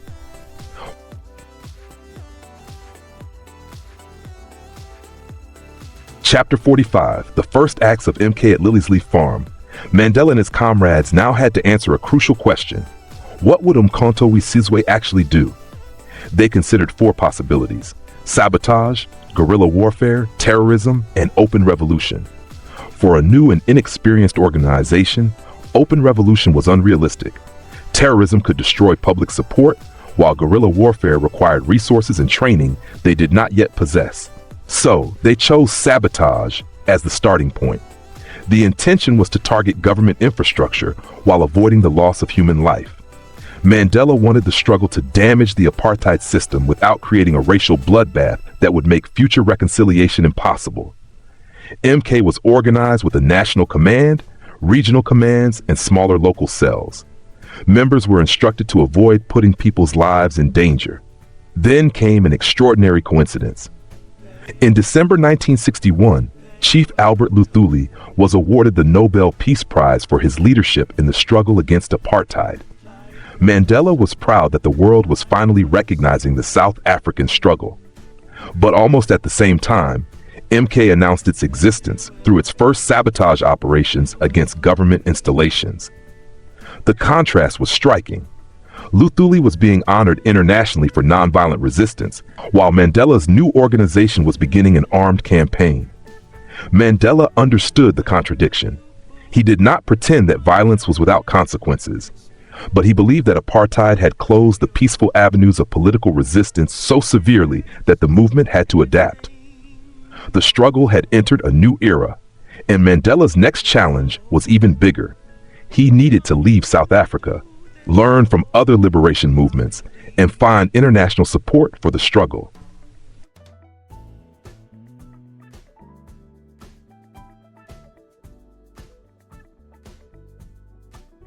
Chapter 46. Leaving South Africa. Mandela's underground life was becoming increasingly dangerous. Police surveillance around Lily's Leaf Farm was growing, and even visits from Winnie had become difficult. Then a small mistake created a major security problem. Mandela's son accidentally revealed his father's real name to another child on the farm. Mandela knew it was time to leave, but his next journey would take him far beyond South Africa. The ANC had been invited to the PAFMEXEXA conference in Addis Ababa, Ethiopia, and Mandela was chosen to represent the movement. His mission was bigger than simply attending a conference. He wanted to build international support for the South African struggle, secure assistance for MK, and strengthen relationships with other African liberation movements. Mandela secretly traveled out of South Africa through Bechuanaland and eventually reached Tanganyika. And then something happened that deeply affected him. For the first time in his life, he found himself in a country governed by Africans. He saw an African pilot flying his plane. It sounds ordinary, but to Mandela, it was extraordinary. Apartheid had conditioned him, despite his political beliefs, to associate certain positions of authority and expertise with white people. Seeing an African pilot forced him to confront those hidden assumptions within himself. He realized that freedom was not only about changing laws, it was also about changing what people believed was possible. Mandela continued toward Ethiopia, where he would meet African leaders and freedom fighters from across the continent. And what he experienced there would broaden his understanding of the struggle far beyond South Africa. His fight was becoming part of a much larger African movement for independence and freedom.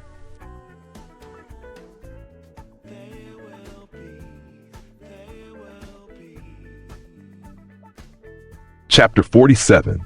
The African Journey. Mandela had finally reached Addis Ababa, Ethiopia. For perhaps the first time in years, he could remove his disguises and speak openly as himself. He was attending the Pan-African Freedom Movement Conference, where representatives from across Africa were discussing the struggle against colonialism and white minority rule. Mandela was discovering that South Africa's struggle was part of something much bigger. At the conference, he faced questions about the relationship between the ANC and the newly formed PAC.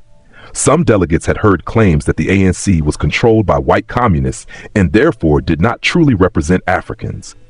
Mandela strongly rejected this. He explained the ANC's history and defended its commitment to a democratic, non-racial South Africa. His arguments helped win greater support for the ANC and its new armed wing, MK. After the conference, Mandela traveled through several African countries.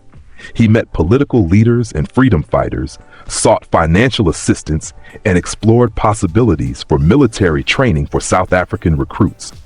Everywhere he went, he saw different versions of the same struggle. Africans demanding control over their own future. He eventually traveled to London, where he met political figures and searched for books on military strategy and guerrilla warfare. But his journey was not finished. Mandela returned to Ethiopia to begin military training. He had arranged for 6 months of training, despite having almost no military experience. He wanted to learn the skills himself because if the struggle eventually became a guerrilla war, he wanted to share the risks with his own people, rather than ask others to face dangers he had never experienced. His training would prove physically demanding, but before he could complete it, an urgent message arrived from South Africa. The struggle at home was escalating. Mandela was needed back. After only about 8 weeks of training, he prepared to return. And waiting for him in South Africa was a government that was becoming increasingly determined to capture him. The Black Pimpernel was heading home, and this time, the police were closing in.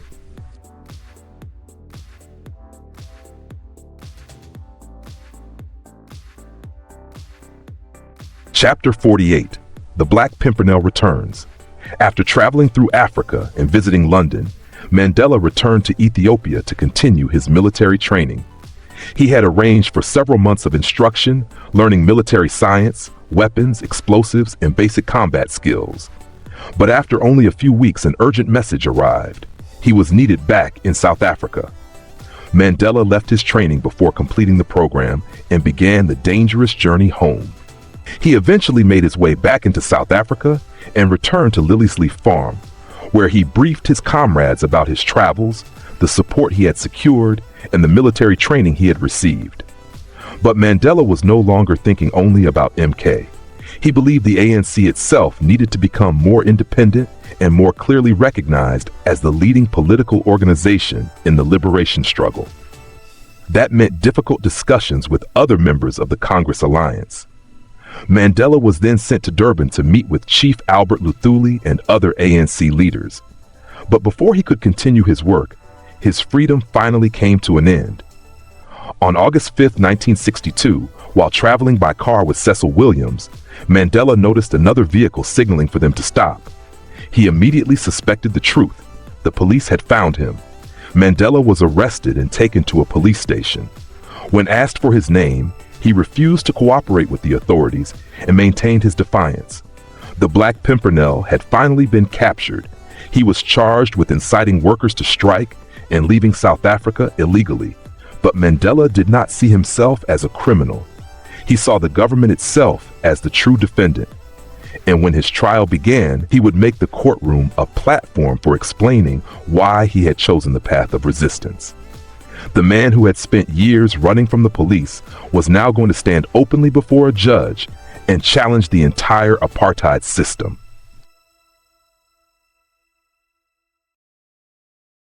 Chapter 49. The prisoner who would put the state on trial. Mandela had finally been captured. After years of hiding, traveling under false names, and organizing the underground struggle, his freedom had come to an end. But Mandela had no intention of allowing his arrest to silence him. When he appeared in court in October 1962, he realized something important. The government believed it was putting Mandela on trial. Mandela intended to put the government itself on trial. He was charged with inciting workers to strike and leaving South Africa illegally. Mandela pleaded not guilty, but rather than treating the courtroom as an ordinary criminal proceeding, he used it as a platform to explain why he had joined the struggle against apartheid. He wanted South Africans and the world to understand that his actions were the result of an unjust political system. Meanwhile, Winnie remained beside him. She visited him while he was imprisoned and helped make arrangements for their children and family. Mandela was eventually transferred to Pretoria, where he remained in custody. He even considered escaping, but he realized that a failed escape could endanger the entire underground MK leadership, so he made the difficult decision to stay. Once again, Mandela chose the interests of the movement over his own freedom. His first trial was about to become much more than a legal case. It would become a political statement, and Mandela was preparing to deliver one of the most powerful speeches of his life. He was going to explain why he had become a freedom fighter and why he was willing to die for the ideal of a democratic South Africa.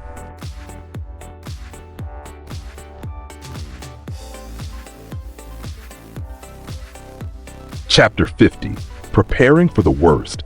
Mandela was now in prison, facing charges that could potentially lead to a death sentence. But even behind bars, his mind remained focused on the struggle.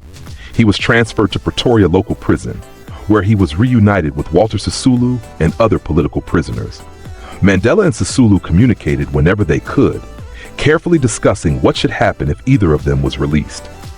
Mandela knew that freedom might come, but so might a very long prison sentence. At one point, he seriously considered escaping. A rough plan was developed, and information about the prison was secretly passed around. But Mandela eventually abandoned the idea. Why? Because if the escape failed, it could expose the underground network and lead to the arrest of other ANC and MK leaders. His own freedom was not worth destroying the entire movement. Meanwhile, Winnie continued visiting him and supporting their children despite the enormous pressure surrounding the family. Mandela recognized her courage and determination during this period. Then Mandela's legal situation changed dramatically. The authorities were preparing a much bigger case against him and other MK leaders. This would become the Rivonia trial. The government was no longer simply accusing Mandela of inciting a strike. It was now preparing to accuse him of sabotage and conspiracy to overthrow the state. And this time, the consequences could be far more severe. Mandela was facing the possibility of death, but instead of retreating, he began preparing his defense. He knew that the courtroom would give him one final opportunity to explain to South Africa and to the world why he had chosen the path of resistance. And when that moment came, Mandela would deliver words that would become among the most famous of the 20th century. "I am prepared to die."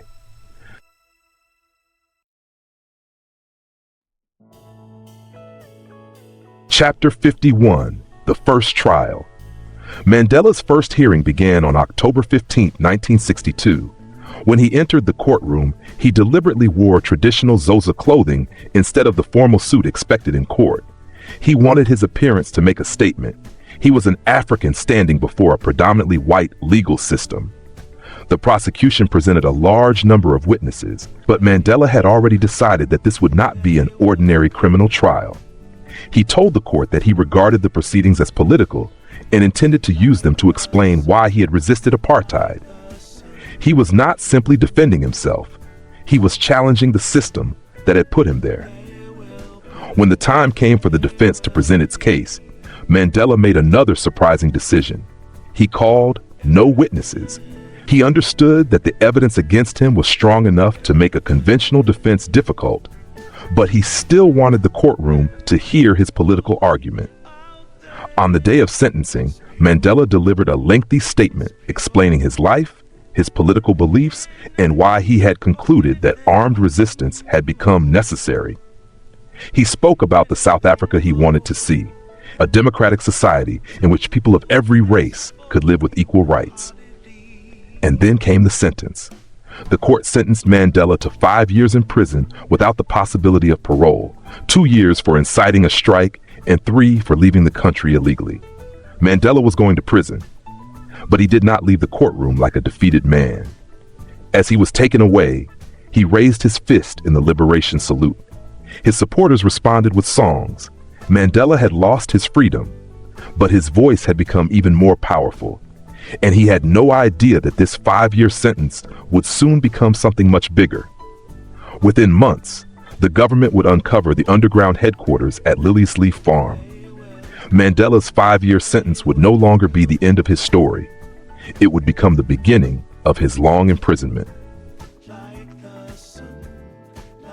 Chapter 52, Prison and the Struggle for Dignity. Mandela had been sentenced to 5 years. Now he was taken to Pretoria local prison, where the authorities immediately tried to strip away his identity. African prisoners were given humiliating clothing and poor food, and Mandela refused to accept the treatment quietly. He demanded better conditions and eventually ended up in solitary confinement. The prison authorities wanted to reduce him to a number. Mandela insisted on remaining a man with dignity. He spent long hours alone, with very little contact with the outside world. But even in isolation, Mandela kept thinking about the struggle.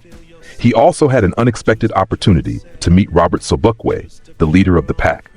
The ANC and PAC had been political rivals, but prison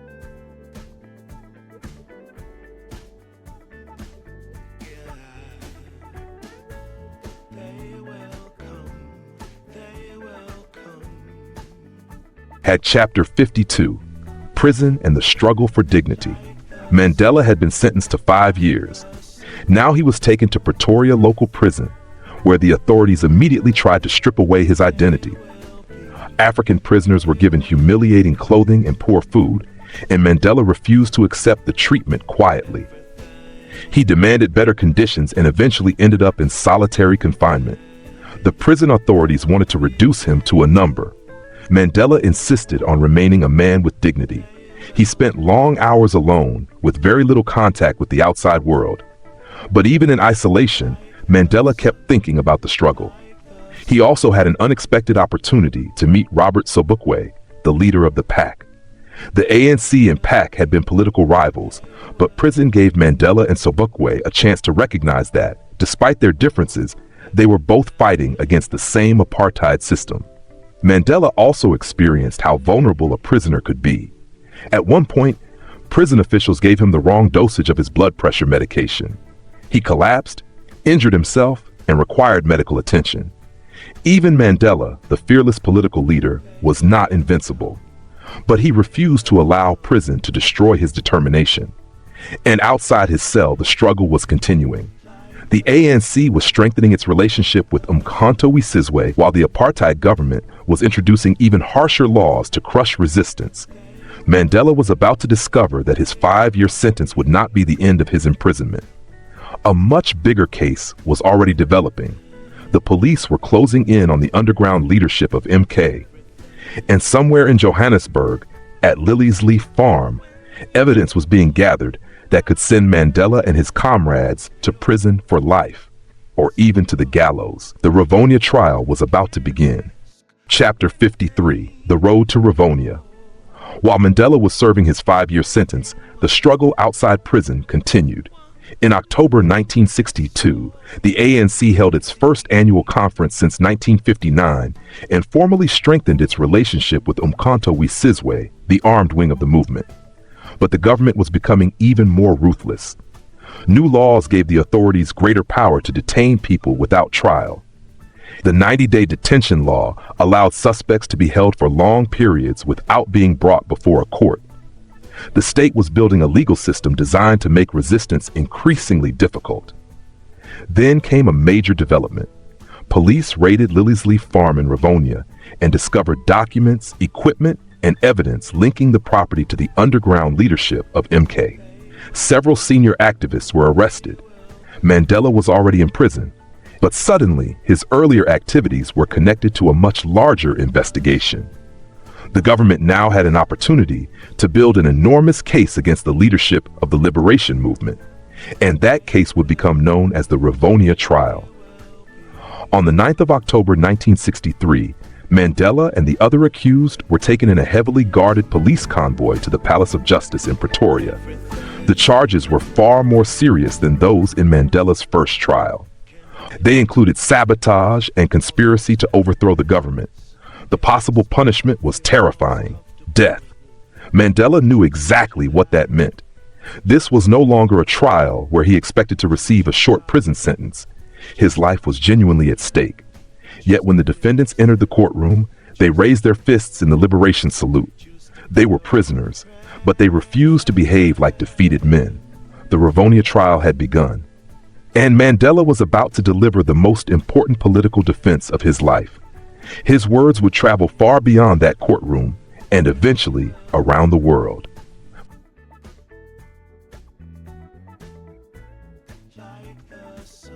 Chapter 54, Robben Island. Mandela had been sentenced to 5 years, but the government was not finished with him. One night in May 1963, he was unexpectedly told to prepare for transfer. He was being sent to Robben Island. The journey was uncomfortable and humiliating. Mandela and other political prisoners were shackled and transported under heavy guard to Cape Town before being taken across to the island. Robben Island was not simply a prison. It was designed to isolate political prisoners from the world. When Mandela arrived, the warders immediately tried to establish their authority. But Mandela and the other political prisoners refused to surrender their dignity. They knew that if they accepted every humiliation without resistance, the prison authorities would gain psychological control over them. So Mandela began a different kind of struggle. He would fight the prison system from inside the prison. But then he received a disturbing confirmation. A former worker from Lily's Leaf Farm appeared at the prison. Mandela immediately understood what this meant. The police had discovered the underground headquarters. Soon, Mandela learned that Walter Sisulu, Govan Mbeki, Ahmed Kathrada, and other comrades had been arrested during the raid on Lily's Leaf. The government now had enough evidence to launch the case that would become the Rivonia trial. Mandela realized that his 5-year sentence was no longer the main danger. He and his comrades were now facing something far worse: the possibility of spending the rest of their lives in prison or being executed. And the courtroom doors were about to open once again. This time, however, Mandela would not be standing alone. He would stand alongside the men who had helped build the underground liberation movement, and together they would face the most important trial of their lives. Chapter 55, the Rivonia Trial. On the 9th of October 1963, Mandela and his comrades were taken to the Palace of Justice in Pretoria. The trial that awaited them was the Rivonia Trial. This time, the charges were far more serious: sabotage and conspiracy to overthrow the government. The prosecution was seeking to portray Mandela and his colleagues as dangerous revolutionaries who intended to destroy the state. Mandela understood that this trial could end with his execution. The defendants entered the courtroom together, raising their fists in the liberation salute. The prosecution presented evidence from MK activities and called witnesses who claimed that the organization had been preparing for guerrilla warfare. One important witness was Bruno Mtolo, a former MK member who had turned against the organization. His testimony was damaging, but Mandela argued that the prosecution was exaggerating what MK had actually planned. The defense also challenged the government's indictment. Their lawyer, Bram Fisher, argued that it was badly constructed and failed to properly establish the charges. The judge agreed that the original indictment had serious problems and quashed it, forcing the government to prepare a new one. But the defendants were immediately rearrested. The government was determined to keep them in court. As the new trial progressed, Mandela and his comrades realized that the evidence against them was serious. Yet they maintained their sense of humor and solidarity, passing notes and encouraging one another. Mandela knew, however, that the real battle was still ahead. He would eventually have an opportunity to address the court himself, and this time he would not merely defend his actions. He would explain why he had chosen resistance and why he was prepared to die for the ideal of a free and democratic South Africa.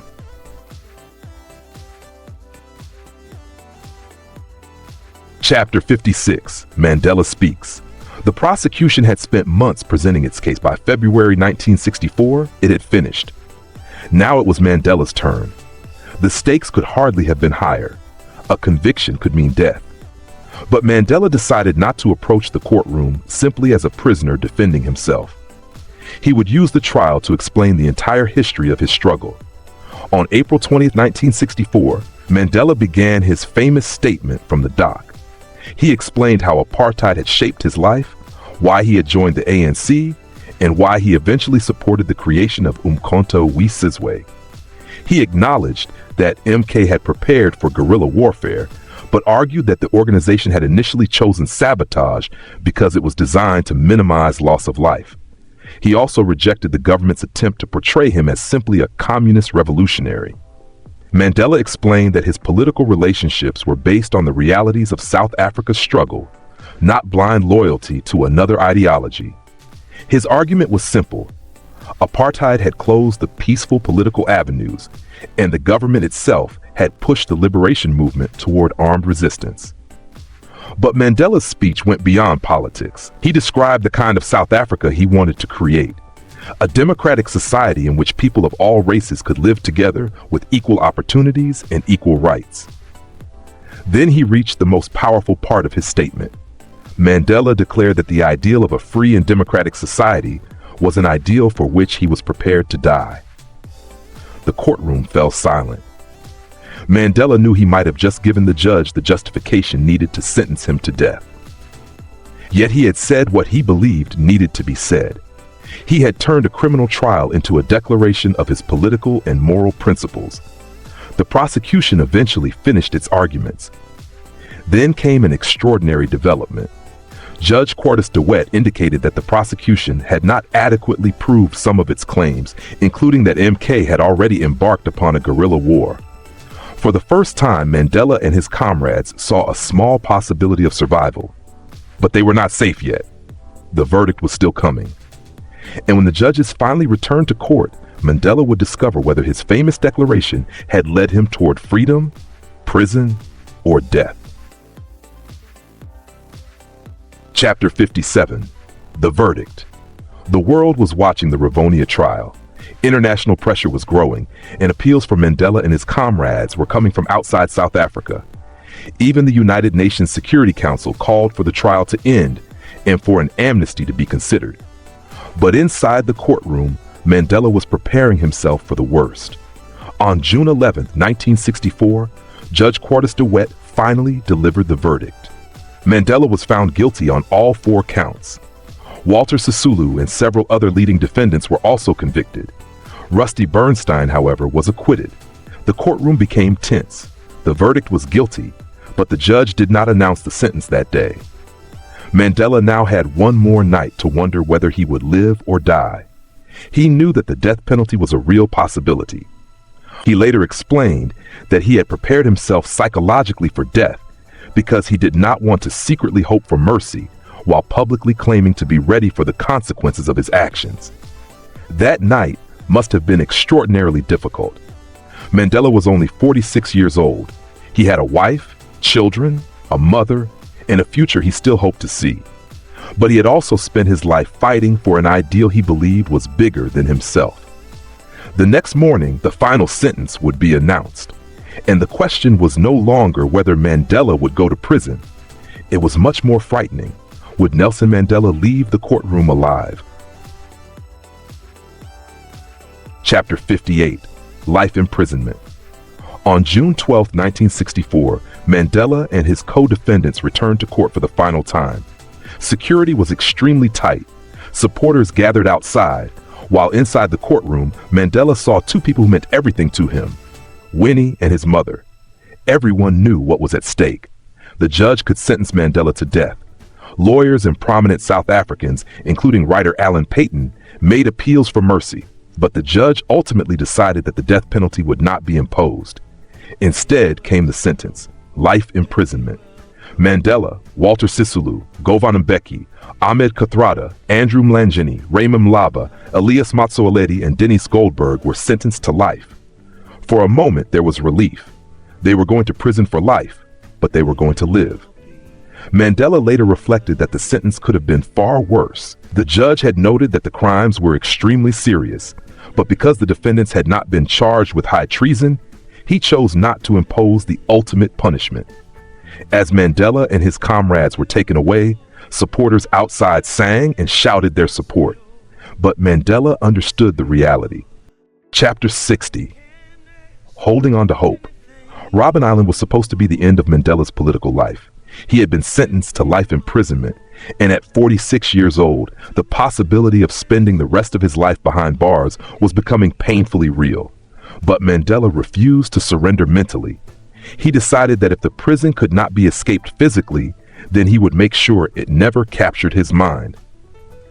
About 2 weeks after their arrival, Mandela and his fellow prisoners were visited by their lawyers, including Bram Fisher and Joel Joff. During the visit, Mandela learned that Fisher's wife, Molly, had recently died in a car accident. Mandela tried to send Fisher a letter of condolence, but the prison authorities prevented it from being delivered.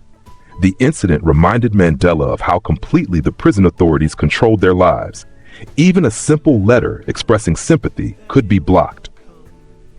But Mandela began focusing on something the warders could not easily control: his attitude toward imprisonment. He recognized that prison could slowly destroy a person if they allowed hopelessness to take over. So he decided to remain physically and mentally prepared. He exercised, he studied, he maintained discipline, and most importantly, he refused to believe that his life was over. Mandela later reflected that he never truly believed that a life sentence necessarily meant he would die in prison. That optimism became one of his greatest sources of strength. He did not know when freedom would come. He did not even know whether it would come. But he chose to live as though another chapter was still waiting for him. And that decision would become crucial because Robben Island was about to become more than a prison. Chapter 61: Life on Robben Island. Robben Island was becoming Mandela's new reality. Every morning, the prisoners were awakened at 5:30 a.m. by the prison bell. But they could not leave their cells until 6:45. There was no running water in the cells. Instead, prisoners used metal buckets for sanitation. Even the simplest parts of daily life were designed to remind them that they had almost no control over their own existence. The discrimination continued inside the prison. Food was distributed differently according to racial classification. African prisoners received worse provisions than Indian and colored prisoners. Mandela refused to simply accept this. Food became one of the regular sources of protest among the political prisoners. But Mandela understood something important.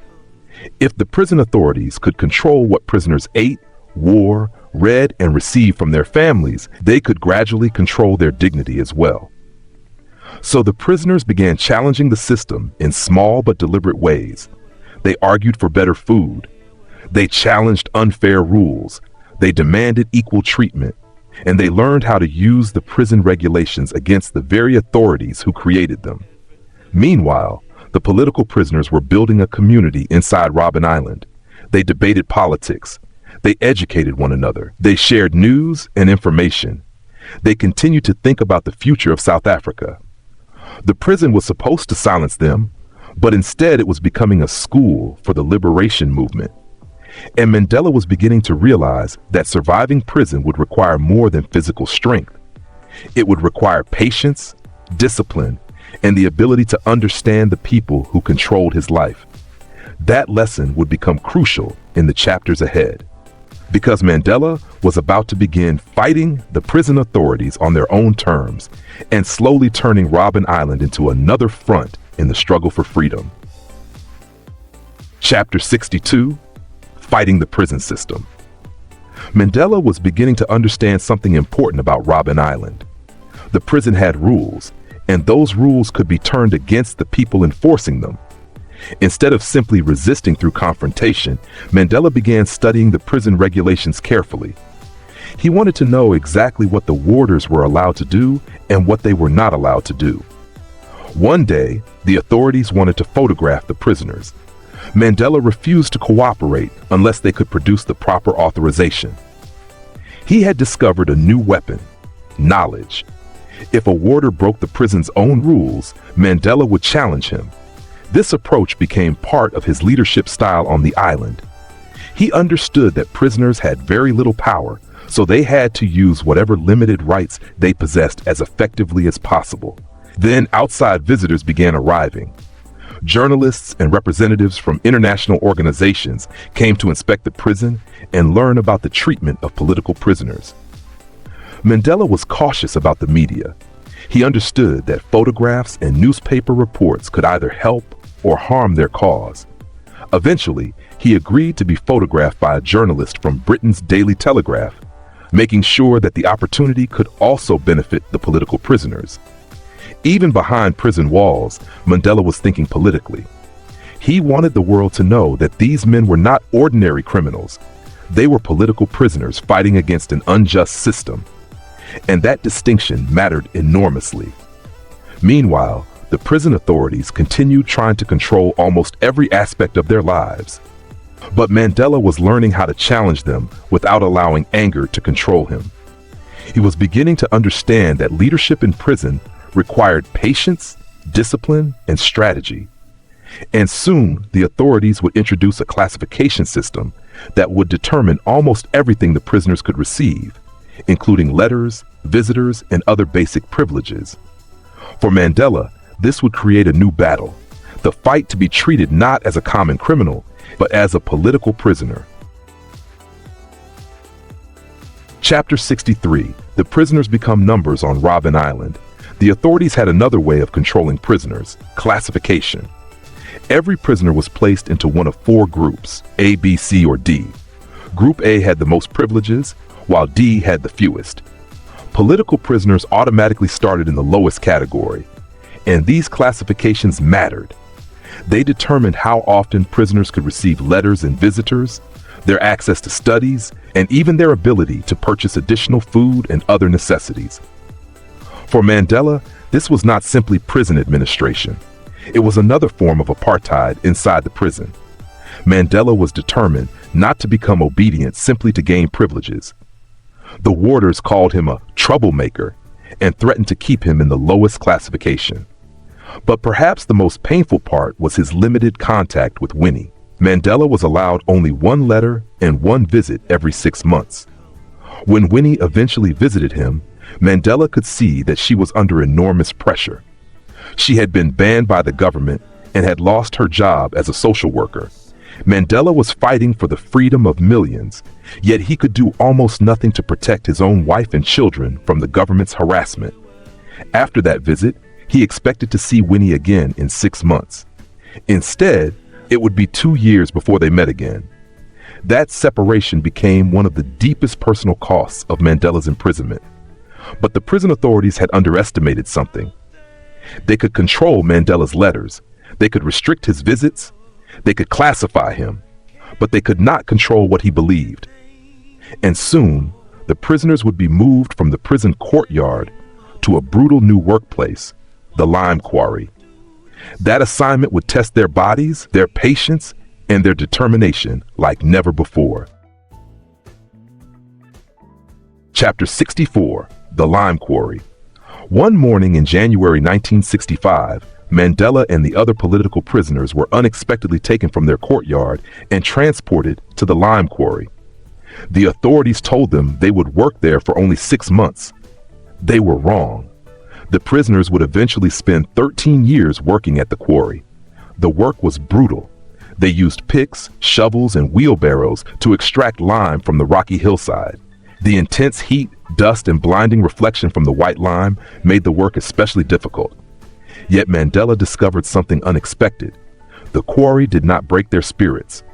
Being outside, feeling the wind from the sea, seeing trees and birds, and using his entire body for physical work actually gave him a strange sense of renewed energy. But the prisoners still faced constant discrimination. They were denied sunglasses even though the glare was damaging their eyes. They repeatedly requested them, but it took almost 3 years before they were finally allowed to obtain sunglasses. For Mandela, the struggle over something as small as sunglasses had a much bigger meaning. Apartheid had to be challenged everywhere, even inside a prison. The political prisoners also encountered common law prisoners who mocked them and sang songs making fun of the Rivonia trial. Mandela refused to simply see these men as enemies. Instead, he believed that even people who had committed ordinary crimes could eventually understand the political struggle and become allies. That belief reveals something important about Mandela's leadership. He was constantly looking for ways to unite people rather than permanently divide them. And there was another prisoner Mandela could see from a distance, Robert Sobukwe, the former leader of the pack. Although Sobukwe's sentence had officially ended, the government used special legislation to keep him imprisoned indefinitely. To Mandela, Sobukwe's situation was another example of how apartheid could manipulate the law to deny freedom. The quarry therefore became another battlefield. Mandela and his comrades were physically breaking rocks, but at the same time, they were continuing to fight for their dignity, their political identity, and their humanity. The prison authorities thought they were sending Mandela to the quarry to punish him. Instead, the quarry became another place where Mandela learned how to resist. And soon, another powerful force would enter the story. The outside world would begin paying closer attention to what was happening to the political prisoners on Robben Island. Chapter 65. The outside world reaches Robben Island. By 1965, Mandela and the other political prisoners had been on Robben Island for more than a year. The authorities wanted the island to feel completely cut off from the outside world. But then something changed. One morning, the prisoners suddenly received better food and new clothing. Mandela immediately became suspicious. In prison, improvements rarely happened without a reason. The reason soon became clear. Representatives of the International Red Cross were coming to inspect the prison. For Mandela, this was extremely important. The Red Cross was an international organization, and the prison authorities knew that its reports could attract international attention. Mandela therefore used the opportunity to explain the prisoners' complaints. He raised issues involving food, clothing, education, isolation, and the treatment of political prisoners. For the first time, Mandela had a direct channel to people outside the apartheid prison system. Education had also become increasingly important. The prisoners wanted to study, but they lacked proper desks, books, and other basic facilities. Eventually, after complaints, the authorities installed crude wooden desks inside the cells. They were far from ideal, but Mandela and his comrades saw education as another form of resistance. Newspapers were even more valuable. Political prisoners were officially forbidden from reading them, so they became creative. Sometimes they secretly retrieved newspaper pages that had been used to wrap the guards' sandwiches. They would hide the pages under their clothing and later share the information among themselves. Imagine being imprisoned for years and discovering that a discarded newspaper was one of the most precious things you could find. Mandela also learned an important lesson about leadership. He discovered that some complaints were more effectively handled through quiet, private negotiations rather than public confrontation. The struggle on Robben Island was changing.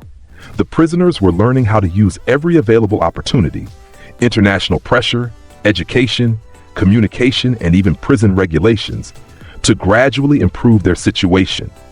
The authorities wanted Robben Island to be a place where Mandela and his comrades would disappear from history. Instead, the island was becoming a place where their ideas continued to grow. And the struggle was about to enter another phase. Mandela would soon discover that even some of the prison warders could be influenced, and that building relationships with them could become another weapon in the fight for freedom.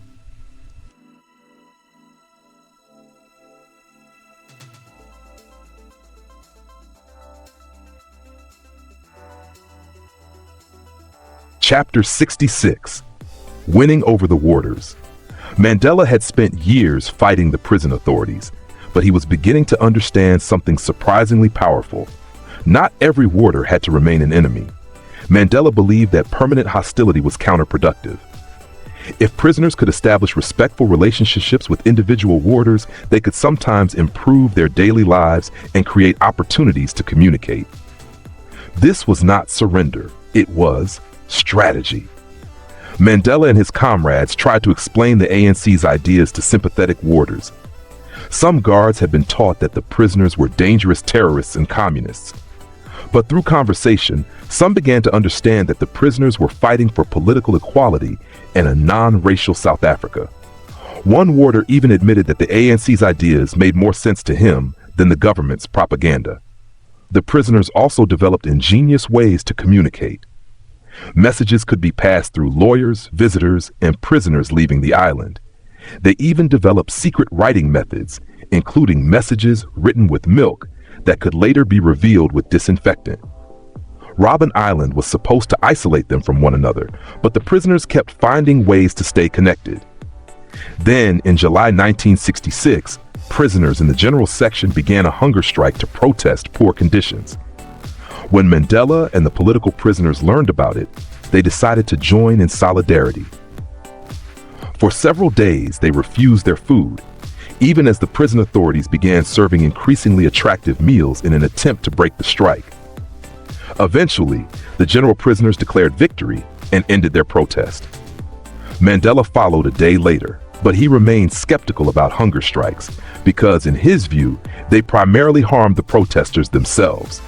He preferred methods such as work slowdowns and refusing to cooperate with unfair demands.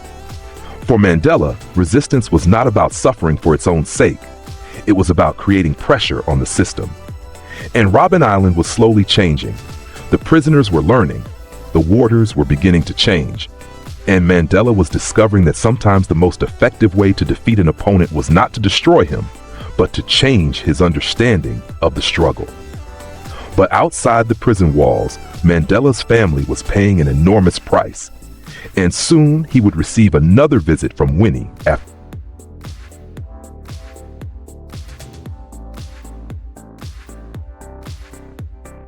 Chapter 67: Winnie's Visit for Mandela. Prison was not only a battle for political freedom, it was also a battle against the destruction of his family. In July 1966, after almost 2 years without seeing her, Winnie finally came to visit him on Robben Island. But even this simple family visit was made difficult by the apartheid authorities. The government was not only imprisoning Mandela, it was making life increasingly difficult for the people he loved outside the prison. Winnie had been repeatedly harassed by the police. Her family members were also targeted, and authorities placed severe restrictions on her movements. For the visit, she was required to carry a pass, a document she had long opposed. She eventually agreed because seeing Mandela was more important than resisting that particular humiliation. Their meeting lasted only about 30 minutes. They discussed their children, Mandela's mother, their finances, and the education of their daughters, Zeni and Zinzi. But even their private conversation had to be careful. They used coded language because they knew that prison authorities were monitoring them. Then came a painful decision. Because the authorities were making it difficult for the girls to attend their school, Mandela and Winnie decided that Zeni and Zinzi should be sent to boarding school in Swaziland. For Winnie, this was heartbreaking. She was already living with the loneliness of having her husband imprisoned, and now she would be separated from her daughters as well. Meanwhile, the government also tried to attack another part of Mandela's identity. The Transvaal Law Society attempted to have him removed from the role of practicing attorneys. Mandela fought back from prison, demanding the opportunity to defend himself. Eventually, the authorities abandoned the effort.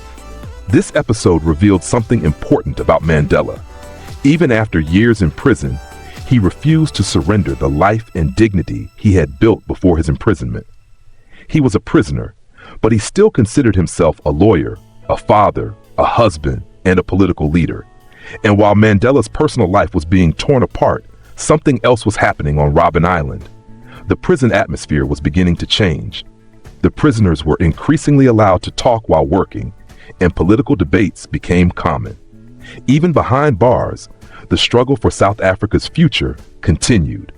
But that fragile improvement would not last. In September 1966, news arrived that Prime Minister Hendrik Verwoerd, the architect of apartheid, had been assassinated. Chapter 68, The Return of Fear. For a while, Robben Island had begun to change. Some warders were becoming less hostile. At the quarry, Mandela and the other prisoners were sometimes allowed to talk while they worked.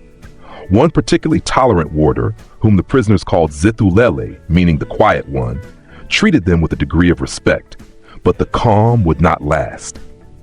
In September 1966, news reached the prisoners that Hendrik Verwoerd, the South African Prime Minister and one of the principal architects of apartheid, had been assassinated inside Parliament by a parliamentary messenger. The reaction on Robben Island was immediate. The warders became angry and suspicious. The prisoners were treated more harshly, as though they were somehow responsible for the assassination. A new warder named Van Rensburg was placed in charge at the quarry. The prisoners quickly gave him the nickname Suitcase because of the appearance of his lunchbox. Under his authority, the relaxed atmosphere disappeared. Talking at the quarry was forbidden again. The prisoners were expected to work in silence, but Mandela did not accept the new regime quietly. He understood that if they surrendered every small freedom they had gained, the authorities would continue taking more. So he began looking for a way to challenge the new warder. Then an important visitor arrived. Helen Suzman, the only representative of the Liberal Progressive Party in Parliament at the time, visited Robben Island. Mandela spoke to her about the conditions the prisoners were facing, including the treatment they received at the quarry. Suzman listened, and eventually Van Rensburg was transferred away from the prison. It was another small victory, but Mandela was beginning to understand a much bigger lesson. Resistance did not always produce immediate dramatic victories. Sometimes it was about patiently winning one small battle after another. Verwoerd's assassination also made Mandela reflect on the nature of apartheid. The government claimed that its system would bring order and stability, yet violence was spreading even among the country's white population. The system that claimed to create security was producing fear everywhere, and Mandela's years in prison were beginning to change his understanding of leadership. He was no longer simply the young activist who had gone underground. He was becoming a patient strategist, someone who understood that political struggle could take decades. But the next chapter would bring an even deeper personal pain. Mandela was about to confront the deaths of people he loved while remaining trapped behind prison walls. Chapter 69, The Struggle Beyond the Prison. Robben Island had changed Mandela in many ways. But as he looked at the wider struggle, he began to fear something. The apartheid government seemed stronger, while the ANC appeared weaker. Many of the organization's senior leaders were imprisoned or in exile, and the underground network inside South Africa had been badly damaged after the Rivonia arrests. Yet the struggle had not disappeared. Outside South Africa, Oliver Tambo and the ANC's external mission were working to rebuild the movement, gain international support, and train new MK recruits. Across southern Africa, other liberation movements were also fighting colonial and minority-rule governments. The ANC began cooperating with organizations such as ZAPU in Rhodesia, and MK fighters participated in battles against Rhodesian and South African forces. Mandela was imprisoned, but the movement was still moving. Then came devastating news. Chief Albert Luthuli had died. For Mandela, Luthuli's death was deeply painful. He had been one of the most respected leaders of the ANC and a powerful symbol of nonviolent resistance. His death created an even greater leadership vacuum. Inside Robben Island, the ANC prisoners realized they needed their own structure to coordinate political affairs. They created what became known as the High Organ, initially involving Mandela, Walter Sisulu, Govan Mbeki, and Raymond Mlaba. Later, they added a rotating fifth member, partly to address concerns that all four original members were Xhosa. Even in prison, Mandela was thinking about representation, unity, and the dangers of allowing ethnic divisions to weaken the movement. But there was another problem. The ANC and PAC prisoners remained divided. Mandela attempted to improve relations between the two groups, believing that their rivalry ultimately weakened the broader struggle against apartheid. The efforts did not produce the unity he wanted. Still, Mandela's vision was becoming increasingly broad. His goal was no longer simply the freedom of one political organization. He increasingly saw the struggle as part of a much larger fight against oppression across Africa and around the world. And while Mandela was trying to keep the political movement alive, something deeply personal was approaching. His mother was about to visit him for what would become their final meeting. He had no idea that the next chapter would force him to confront one of the greatest questions of his life. Was the struggle for freedom worth the enormous price his family had paid? Chapter 70. The Price of the Struggle. Prison could separate Mandela from the outside world, but it could not stop time. His children were growing up without him. His mother was growing older, and Mandela was beginning to understand just how much his political commitment had cost his family. In 1968, Mandela's mother finally visited him on Robben Island. He had not seen her since the end of the Rivonia trial. She arrived with his children and his sister, and Mandela was struck by how much his children had grown. They had become adults while he was behind bars. His mother, however, looked old and frail. Mandela immediately became worried about her health. Only a few weeks later, he received devastating news. His mother had died of a heart attack. Mandela asked permission to attend her funeral. The authorities refused. They claimed they feared an attempt might be made to rescue him. For Mandela, the refusal was heartbreaking. He was her eldest son and felt that he should have been there to bury her. Her death forced him to confront one of the most painful questions of his life. Had he made the right choice by putting the struggle before his family? He knew his mother had suffered because of his political commitment. He knew his children had grown up without their father. And yet, after reflecting on everything, Mandela reached the same conclusion. He still believed that South Africans could not simply ignore the suffering of millions of people living under apartheid, even when fighting that system came at an enormous personal cost. But his losses did not end there. In May 1969, Winnie was arrested and detained without trial under the Terrorism Act.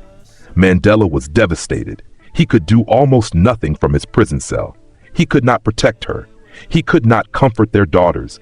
He could only wait and worry. Then, just months later, another telegram arrived. This time, the news was even more devastating. His eldest son, Thembi, had been killed in a car accident at just 25 years old. Mandela requested permission to attend the funeral. Again, the authorities refused. He was forced to remain on Robben Island while his son's funeral took place without him. In one terrible period, Mandela lost his mother, watched his wife disappear into detention, and then lost his son, all while sitting behind prison walls.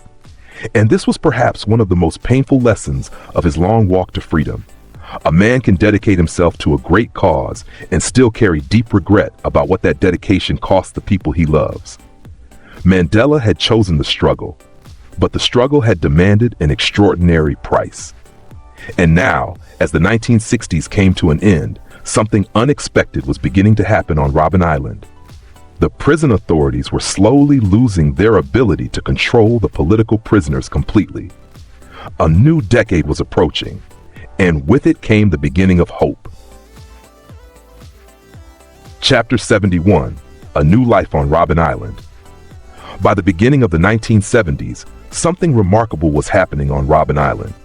The prison was still a prison. Mandela and his comrades were still serving life sentences. But slowly, the prisoners were winning small battles.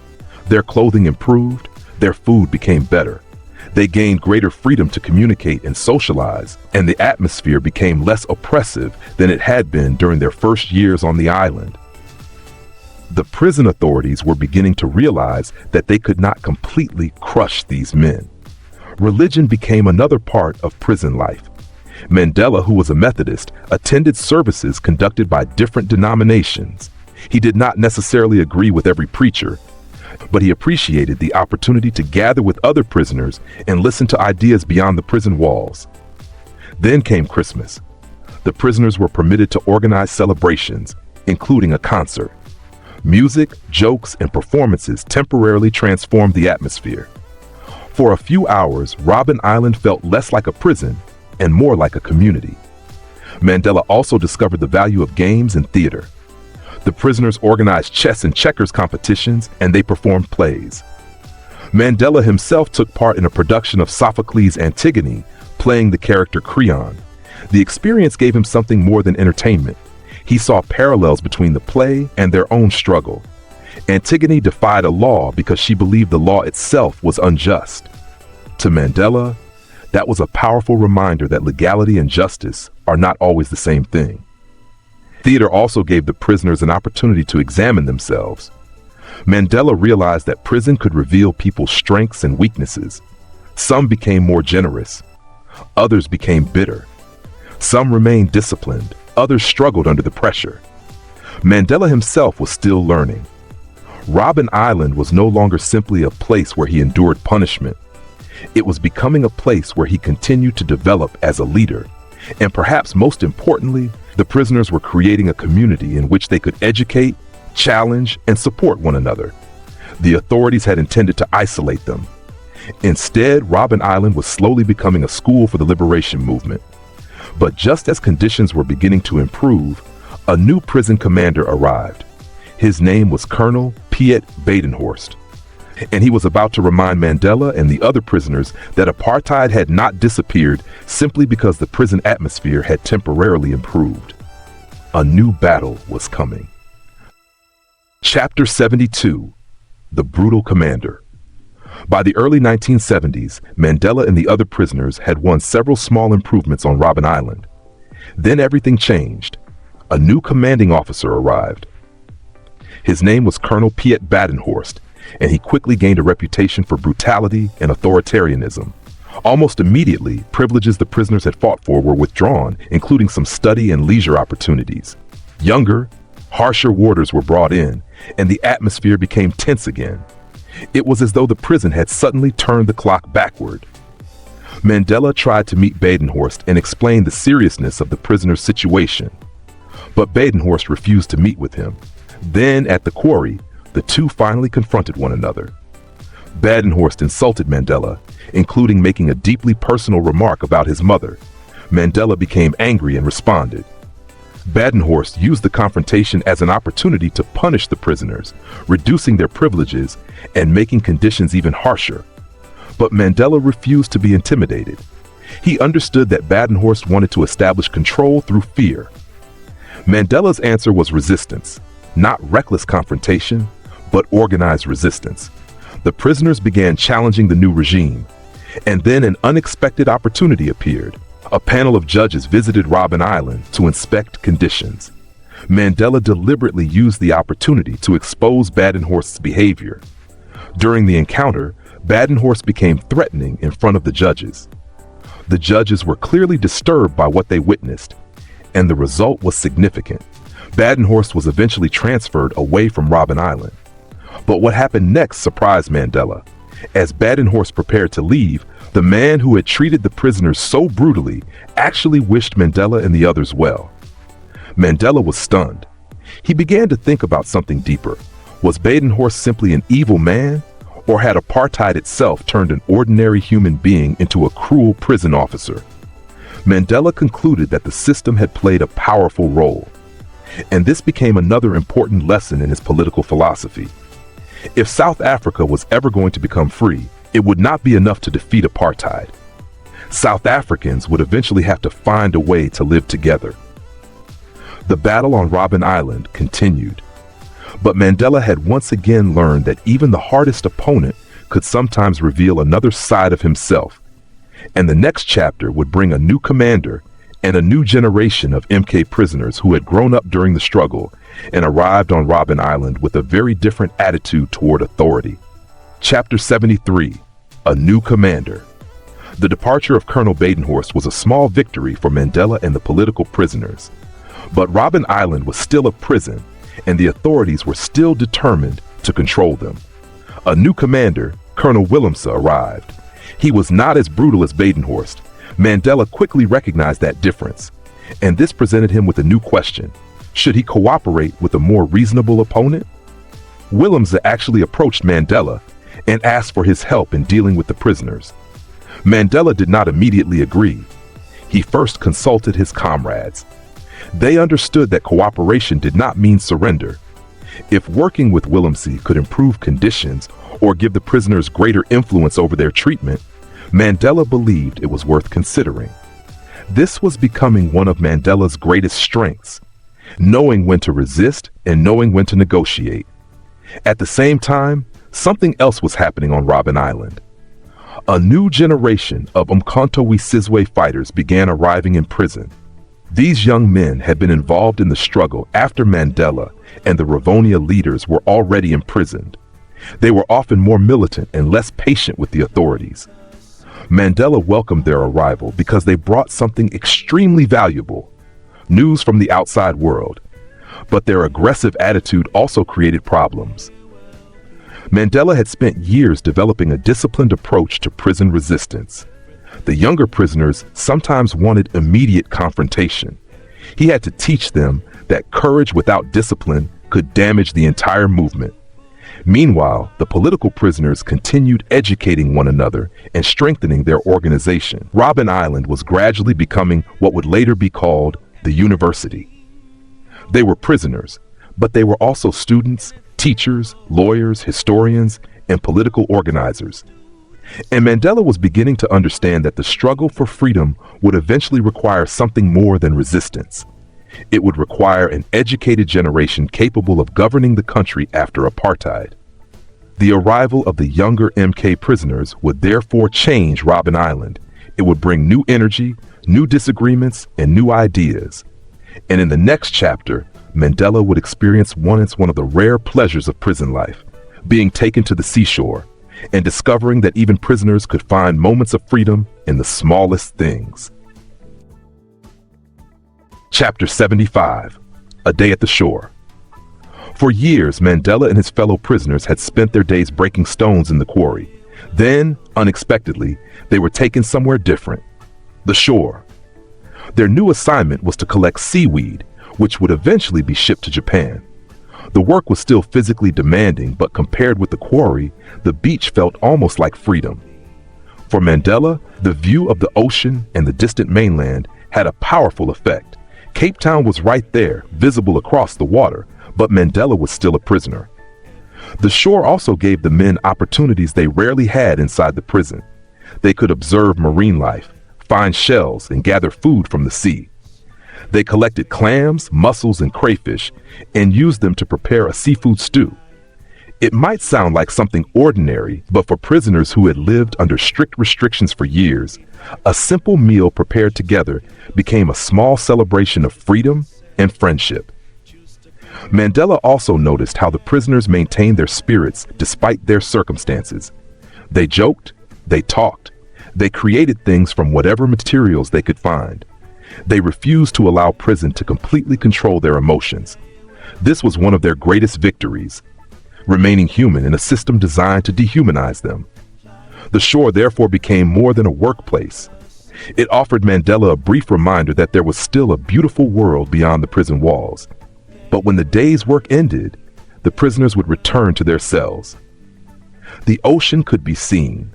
Freedom could almost be felt, but it was still out of reach. And while Mandela was physically imprisoned, something remarkable was developing inside Robben Island. The prisoners were turning the island into a place of education. They were teaching one another history, politics, law, and languages. Soon, Robben Island would earn a remarkable nickname, the University. Chapter 76. The University. Robben Island was supposed to be a place where political prisoners disappeared from society. Instead, something remarkable happened. The prison became a university. The prisoners studied English, Afrikaans, mathematics, geography, history, and other subjects. Some even earned university degrees while behind bars. But Mandela believed the most important education came from the prisoners themselves. Walter Sisulu, who had an extraordinary knowledge of ANC history, began teaching younger prisoners about the organization's origins and the liberation struggle. This eventually developed into a structured political course known as Syllabus A, covering the history of the ANC and its struggle against apartheid. The prisoners were not simply surviving prison, they were preparing themselves for the future. Mandela also continued using his legal knowledge. African prisoners who could not afford lawyers sometimes sought his help. Mandela studied their cases, offered legal advice, and tried to find ways to challenge injustices within the legal system. He did not win every case, but every small victory gave him a sense that he was still useful. Prison had taken away his freedom, but it had not taken away his ability to serve other people. And that was perhaps the greatest achievement of Robben Island. The authorities wanted to isolate the prisoners from society. Instead, the prisoners educated one another, debated politics, studied the law, and prepared themselves for the country they hoped would one day exist. Robben Island was becoming a university, not because the prison authorities intended it to be one, but because the prisoners refused to stop learning. And while Mandela was building this intellectual community, inside prison, his wife Winnie was facing an entirely different battle outside. The government was tightening its pressure on her, and her resistance was about to become more intense. Chapter 77. Winnie under siege. While Mandela remained behind bars, Winnie was fighting her own battle against apartheid. The authorities continued to harass and restrict her. In 1974, she was imprisoned for 6 months for allegedly violating her banning orders. Even prison could not break her determination. She later described the experience as strengthening her commitment to the struggle. But Mandela's greatest pain was that he could not be there for his family. His daughter Zinzi had grown up while he was in prison. Mandela had not seen her since she was a small child. In 1975, Winnie altered Zinzi's birth record so that she could meet the age requirement to visit her father. After 12 years apart, Mandela finally saw his daughter again. At first, Zinzi was shy and uncomfortable. Mandela understood why. To her, he was almost a stranger, a famous father she had known mainly through stories. But slowly, they connected. The visit reminded Mandela of something prison could never completely erase. He was still a father, even though apartheid had stolen so many years of fatherhood from him. During this period, Mandela also learned that Bram Fisher, the courageous white South African lawyer who had defended him and other ANC leaders, was seriously ill and later died. Mandela deeply admired Fisher because he had sacrificed his own privileged position to oppose apartheid. Meanwhile, Mandela and his comrades were still thinking about escape. They considered several possibilities, including an opportunity that arose during a visit to a dentist in Cape Town. But they suspected the situation might be a trap. Once again, Mandela chose caution over reckless freedom. He understood that an escape attempt could endanger not only himself, but also the entire liberation movement. And then something extraordinary happened. Mandela was approaching his 60th birthday. His comrades began discussing what could be done to mark the occasion. They eventually suggested something far more important than a birthday celebration. Mandela should write his life story. The idea would lead to the creation of the manuscript that eventually became Long Walk to Freedom. A prisoner who had been denied the freedom to speak publicly was about to tell his own story in his own words. Chapter 78, Writing His Story in Prison. By 1975, Mandela had spent more than a decade behind bars, but his comrades were already thinking beyond his prison sentence. Mandela's 60th birthday was approaching, and Walter Sisulu and Ahmed Kathrada suggested something extraordinary. Mandela should write his autobiography. They believed his story could remind future generations why the struggle against apartheid had begun and inspire young people to continue it. Mandela agreed, and he began writing secretly at night. Over roughly 4 months, he produced a large manuscript covering his life and the struggle. Kathrada and Sisulu read and commented on his work, helping refine it. But there was one enormous problem. Writing about the ANC and his political activities forbidden. If the warders discovered the manuscript, Mandela could lose his already limited privileges or face even harsher punishment. So the manuscript had to be hidden. Parts were buried around the prison, while Mac Maharaj secretly carried a copy out of Robben Island when he was released in 1976. Eventually, however, prison authorities discovered part of the hidden material during construction work. Mandela, Sisulu, and Kathrada were punished with the loss of their study privileges for 4 years. But the most important thing had already happened. Mandela's story had escaped the prison.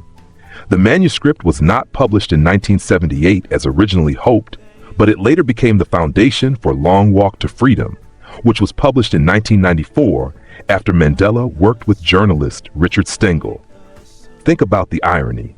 The apartheid government had spent years trying to silence Mandela. Yet inside the very prison where they had confined him, Mandela was secretly writing the story that would eventually introduce his struggle to millions of people around the world. The prison had taken away his freedom to speak. So Mandela found another way to speak. He wrote. And while Mandela was writing his story, the South African government was preparing another attempt to persuade him to abandon the struggle. A government minister was about to arrive at Robben Island with an offer Mandela would refuse. Chapter 79, The Offer. Mandela refused. By 1976, Mandela had spent more than a decade behind prison walls. The apartheid government knew that Mandela's imprisonment had not destroyed his influence, so they tried something different. They tried to buy his freedom. The Minister of Prisons, Jimmy Kruger, came to Robben Island to meet Mandela. Kruger believed Mandela and the ANC were violent revolutionaries and communists, and Mandela used the meeting to challenge those assumptions. Mandela explained the history of the ANC and why the organization had eventually turned to armed resistance. He also raised the terrible conditions faced by political prisoners. But Kruger had another purpose. He offered Mandela a way out of prison. Mandela could have his sentence reduced if he agreed to retire to the Transkei and recognize the legitimacy of the apartheid government's homeland system there. It was a tempting offer on the surface. Mandela could leave prison. He could return to his family. He could live outside the prison walls again. But there was a catch. He would have to accept the political system he had spent his life fighting against. Mandela refused. He would not exchange his personal freedom for the political freedom of nobody. He understood that accepting the offer would effectively legitimize apartheid's attempt to divide South Africans into separate ethnic territories. Mandela wanted freedom for his people, not freedom for himself alone. The government had offered him a shorter prison sentence. Mandela chose to remain imprisoned. And that decision demonstrated one of the central principles of his life. A freedom fighter who abandons the cause of his people simply to save himself has not truly won freedom. But Mandela could not have known what was happening beyond the prison walls. In June 1976, thousands of young students in Soweto rose up against apartheid's education policies. News of the uprising eventually reached Robben Island. The new generation had entered the struggle. The children were now fighting the system Mandela had spent decades challenging. And the events of Soweto would change South Africa forever. Chapter 80: The Soweto Uprising. For years, Mandela and the older generation of political prisoners had carried the struggle against apartheid. Then, in June 1976, a new generation rose up. News initially reached Robben Island as rumors. The prisoners heard extraordinary stories about young people in Soweto confronting the authorities, but they did not know what was really happening until young detainees from the uprising began arriving on the island in August. On June 16, 1976, thousands of school children marched in Soweto to protest the government's decision to impose Afrikaans as a language of instruction in schools. The peaceful demonstration turned into a confrontation with police. The authorities responded with violence, and the uprising spread across South Africa. For Mandela, the arrival of these young prisoners was both inspiring and challenging. They were different from his generation. They were younger, more militant, and heavily influenced by the Black consciousness movement, which emphasized psychological liberation from white domination. Some of them looked at Mandela and the older ANC prisoners as too moderate. They questioned their methods and sometimes openly challenged their authority. Mandela did not simply dismiss them. Instead, he listened. He wanted to understand why this new generation had become so radical. At the same time, he disagreed with the idea that the struggle should be limited to Black people alone. Mandela continued to believe in a non-racial democratic South Africa, where people of every race could live as equals. Tensions between ANC, PAC, and Black consciousness prisoners sometimes became physical. Mandela tried to prevent these divisions from destroying the broader struggle. He understood that apartheid's greatest weapon was division. The Soweto uprising therefore represented something much bigger than a student protest. It showed Mandela that the struggle had entered a new era. The young people had inherited the fight, and they were no longer willing to wait patiently for freedom. The generation that Mandela had fought for was now standing up for itself. And on Robben Island, that new generation would bring fresh energy, new ideas, and new conflicts into the liberation movement. Chapter 81: A Small Victory. By 1977, Mandela and the other political prisoners had been fighting a go-slow strike at the quarry for about 2 years. They were demanding an end to manual labor. Their argument was simple. If the prison wanted them to spend their days productively, they should be allowed to study, learn trades, and develop themselves, rather than spending their lives breaking rocks. And eventually, the authorities gave in. Manual labor on Robben Island was ended. The prisoners were allowed to spend much more of their time in their own section. The government presented the change as though it were its own decision, but Mandela understood that the prisoners' persistent resistance had played a major role. For Mandela, this created something he had desperately wanted: time. He could read more. He could think. He could exercise. And eventually he was allowed to cultivate a small garden. The garden became surprisingly important to him. Mandela ordered gardening books and began experimenting with vegetables, eventually growing tomatoes, onions, and chilies despite the difficult soil. He even shared some of his harvest with warders. There was a deeper lesson in the garden. A prisoner who controlled almost nothing could still take a small piece of soil and make something grow. Mandela also began reading extensively. Among the books that interested him were War and Peace and The Grapes of Wrath, stories about societies facing enormous upheaval and ordinary people struggling through difficult times. The quarry had taken years from his life, but now Mandela could use those years differently. He was no longer simply waiting for freedom. He was preparing himself for whatever freedom might eventually require of him. And outside the prison, the struggle was changing rapidly. The Soweto uprising had created a new generation of activists. Winnie Mandela was becoming increasingly prominent, and the government was becoming increasingly concerned about her influence. Chapter 82: Winnie's Banishment. While Mandela remained imprisoned on Robben Island, Winnie was becoming increasingly important to the resistance movement outside the prison.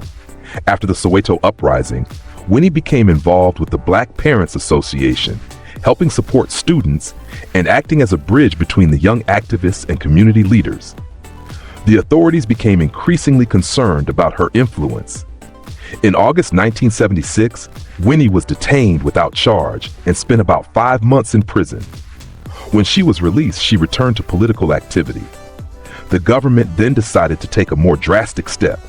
They banished Winnie to Brandfort. On May 16, 1977, police arrived at her home in Orlando West, loaded her belongings into a truck, and forced her and her daughter, Zinzi, to move to the remote Free State town. Brandfort was extremely poor and unfamiliar to Winnie.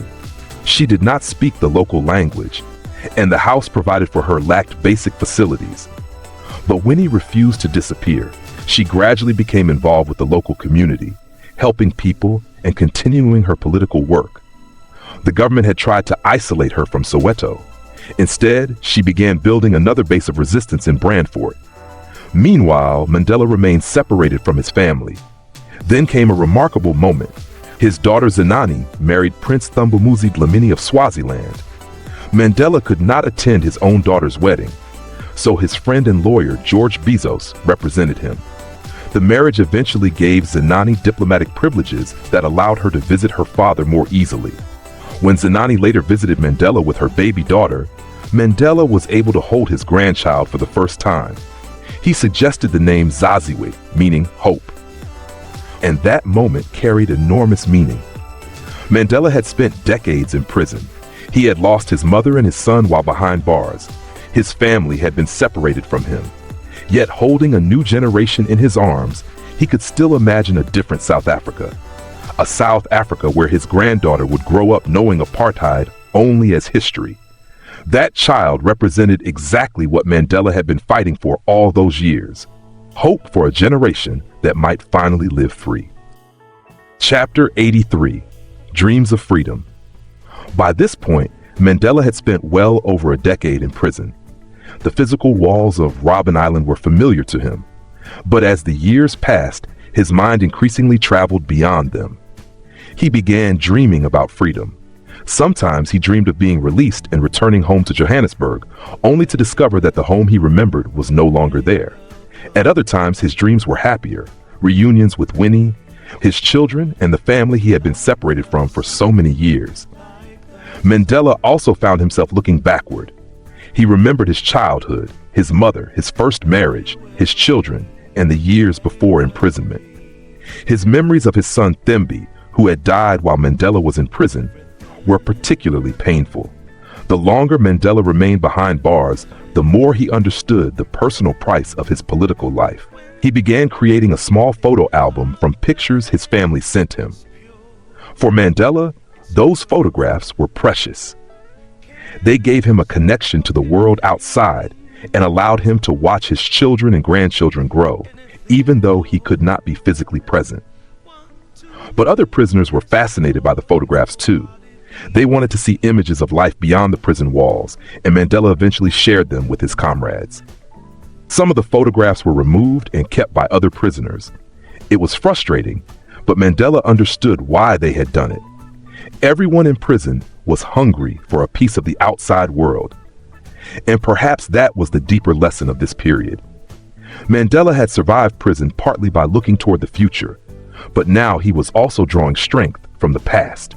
His memories reminded him of who he had been before prison, and of the people and ideals he still hoped to return to.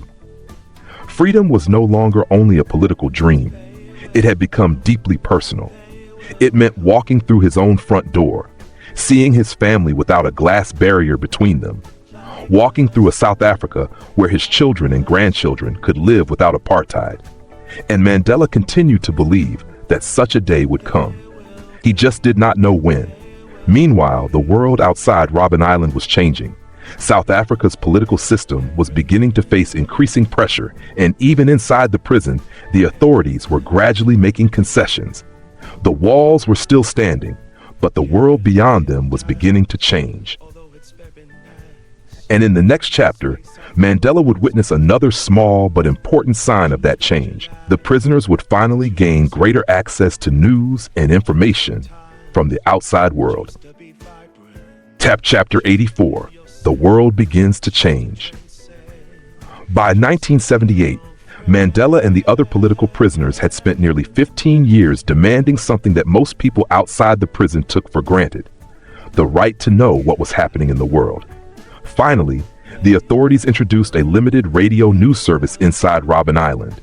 But there was a catch. The news was carefully selected and heavily censored. The prisoners were given reports that favored the government and portrayed its opponents negatively. Yet Mandela and his comrades were grateful for even this imperfect connection to the outside world. They learned about major political developments, including the death of Robert Sobukwe and the rise of P.W. Botha as prime minister. But Mandela did something particularly interesting. He began paying attention not only to what the broadcast said, but also to what they deliberately left out. Silence itself could contain information. The prisoners also began watching films. At first, the choices were limited, but eventually they gained more influence over what was shown. Mandela became particularly interested in documentaries and films that dealt with political and social change.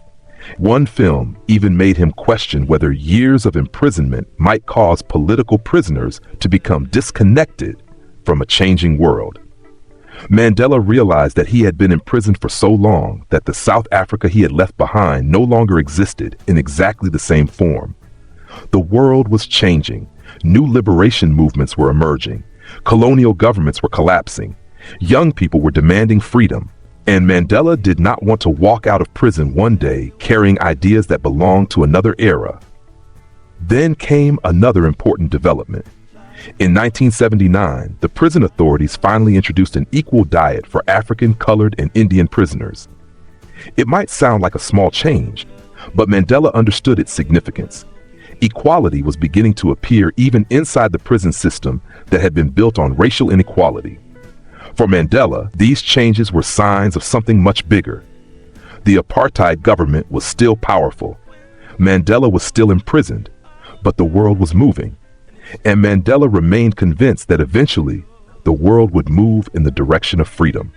He just had to remain ready for the day when history finally opened the prison gates. Chapter 85, A New Hope.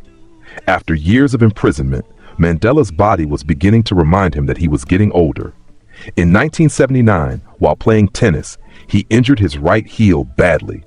The injury became so painful that he developed a severe limp and eventually had to be taken from Robben Island to a hospital in Cape Town. Doctors discovered a bone fragment and performed surgery. For Mandela, the hospital visit was strangely significant. For the first time in many years, he was surrounded by people outside the prison environment. He noticed that the white doctors and nurses treated him with a level of equality and humanity that would have been almost unimaginable when he was a young man. Something in South Africa was changing. But the biggest change came in 1980. The prisoners were finally permitted to purchase newspapers, although restrictions remained on what they could read and share. Through those newspapers, Mandela discovered something that immediately lifted his spirits. The world was campaigning for his freedom.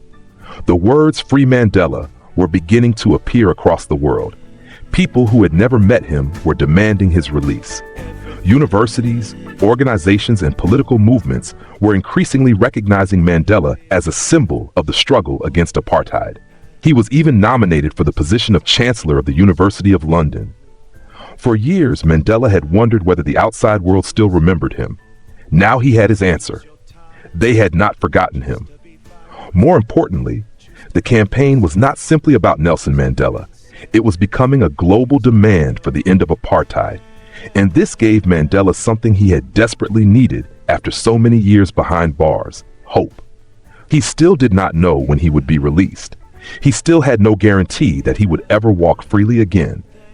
But for the first time in many years, Mandela could sense that history was beginning to move in his direction. The prison walls were still standing, but the world outside was beginning to push against them. And soon, Mandela would leave Robben Island. but not as a free man. He was about to enter a new prison and a new phase of the struggle that would bring him closer than ever to freedom. Chapter 86: Leaving Robben Island. By 1980, the world was increasingly demanding Mandela's freedom, but Mandela understood that his struggle was bigger than one man. He was also dealing with difficult political questions within the Thembu royal family. The apartheid government was trying to use traditional leadership to weaken the ANC. When Mandela learned that his nephew, K.D. Matanzima, had removed Chief Sabata Dalindyebo from his position, Mandela sided with Sabata. Matanzima wanted to meet Mandela and discuss family matters. Mandela refused. He would not allow a family relationship to be used to legitimize a political system he opposed. Then in March 1982, something completely unexpected happened. Mandela, Walter Sisulu, Raymond Malaba, and Andrew Mlangeni were ordered to pack their belongings. They were leaving Robben Island. For years, Mandela had imagined what leaving the island might feel like. But this was not freedom. The prisoners were being transferred to Pollsmoor Prison on the mainland near Cape Town. Mandela was initially suspicious.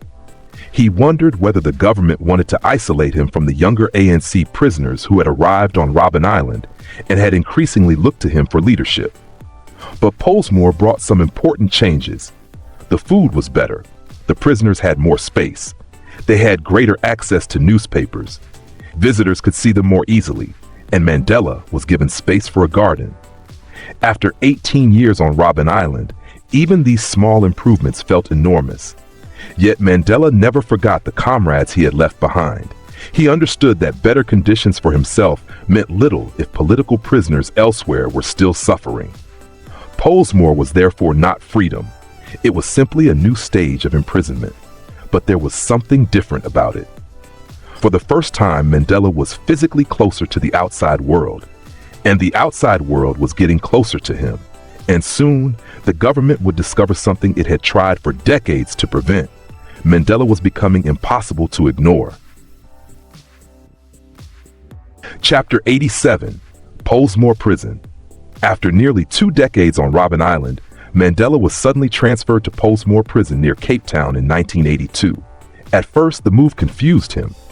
He suspected the government wanted to separate him from the younger ANC prisoners on Robben Island and weaken his influence there. But Pollsmoor was very different. Mandela and his comrades were given a much larger room, better food, more access to newspapers and radio, and more frequent visits. He even had space to exercise and cultivate a garden. After 18 years on Robben Island, these improvements felt enormous. But Mandela never confused comfort with freedom. Outside the prison walls were wealthy white neighborhoods, while he remained locked away because of the political system he had spent his life opposing. He also worried about the comrades he had left behind on Robben Island. If his own conditions improved while others continued to suffer, Mandela could not simply celebrate his personal advantage. His garden became one of his small sources of peace. He grew vegetables and shared them with fellow prisoners and even some warders. Meanwhile, his relationship with Winnie slowly changed as prison visits became easier. In May 1984, Mandela was finally allowed a contact visit with Winnie. After 21 years, he could hold his wife again. But beyond the prison walls, South Africa was becoming increasingly unstable. The government was under growing international and domestic pressure. The ANC was gaining renewed strength, and Mandela was becoming an increasingly powerful symbol of the struggle. The government had imprisoned Mandela to remove him from politics.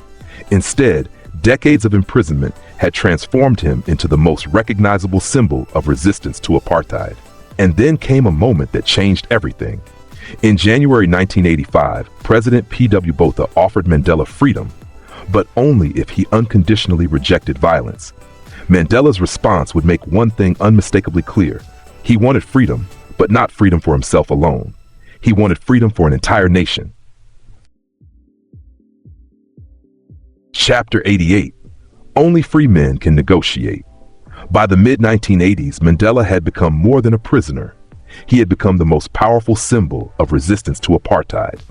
From Pollsmoor Prison, he could now follow events outside more closely. The struggle was intensifying. International pressure was growing, and the apartheid government was facing increasing economic and political isolation. The United Democratic Front had also brought together hundreds of anti-apartheid organizations. Then, on January 31st, 1985, President P.W. Botha made a dramatic offer. He said Mandela could be released if he unconditionally rejected violence as a political instrument.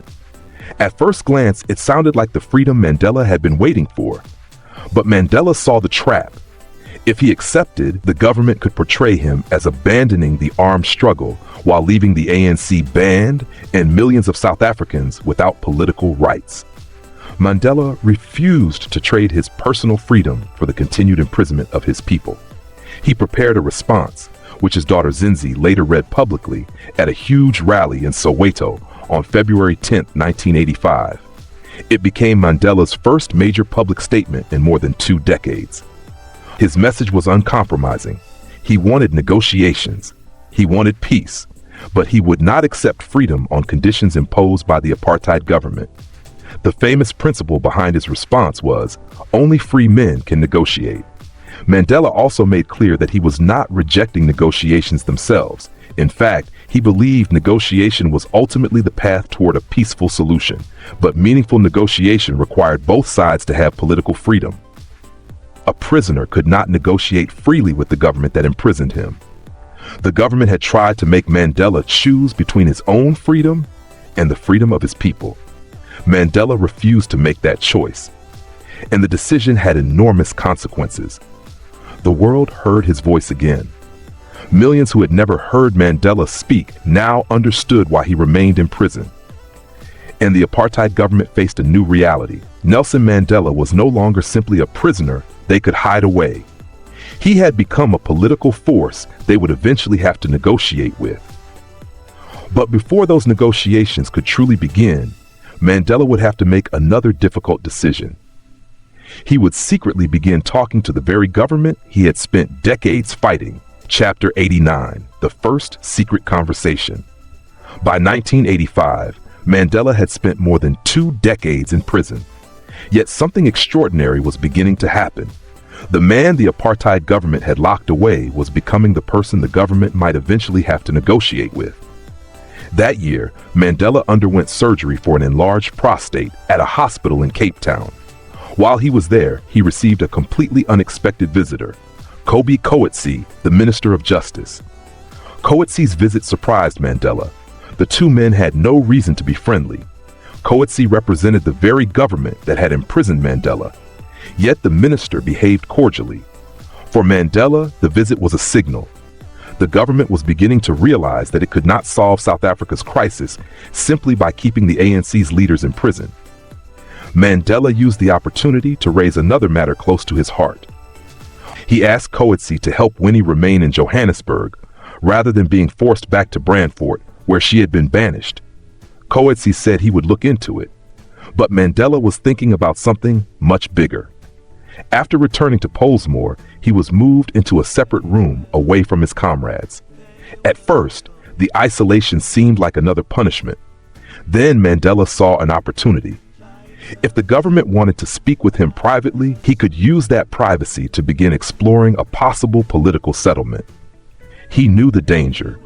The ANC had a tradition of collective leadership, and secretly negotiating with the government could easily be interpreted as betrayal. So Mandela made a bold decision. He would approach the government himself. His objective was not to make a private deal for his own release. It was to discover whether the government was genuinely prepared to negotiate with the ANC and find a peaceful solution to apartheid. Mandela therefore wrote to Coetzee requesting a meeting, and then he waited. But the government did not immediately respond. Months would pass. The country would become more violent.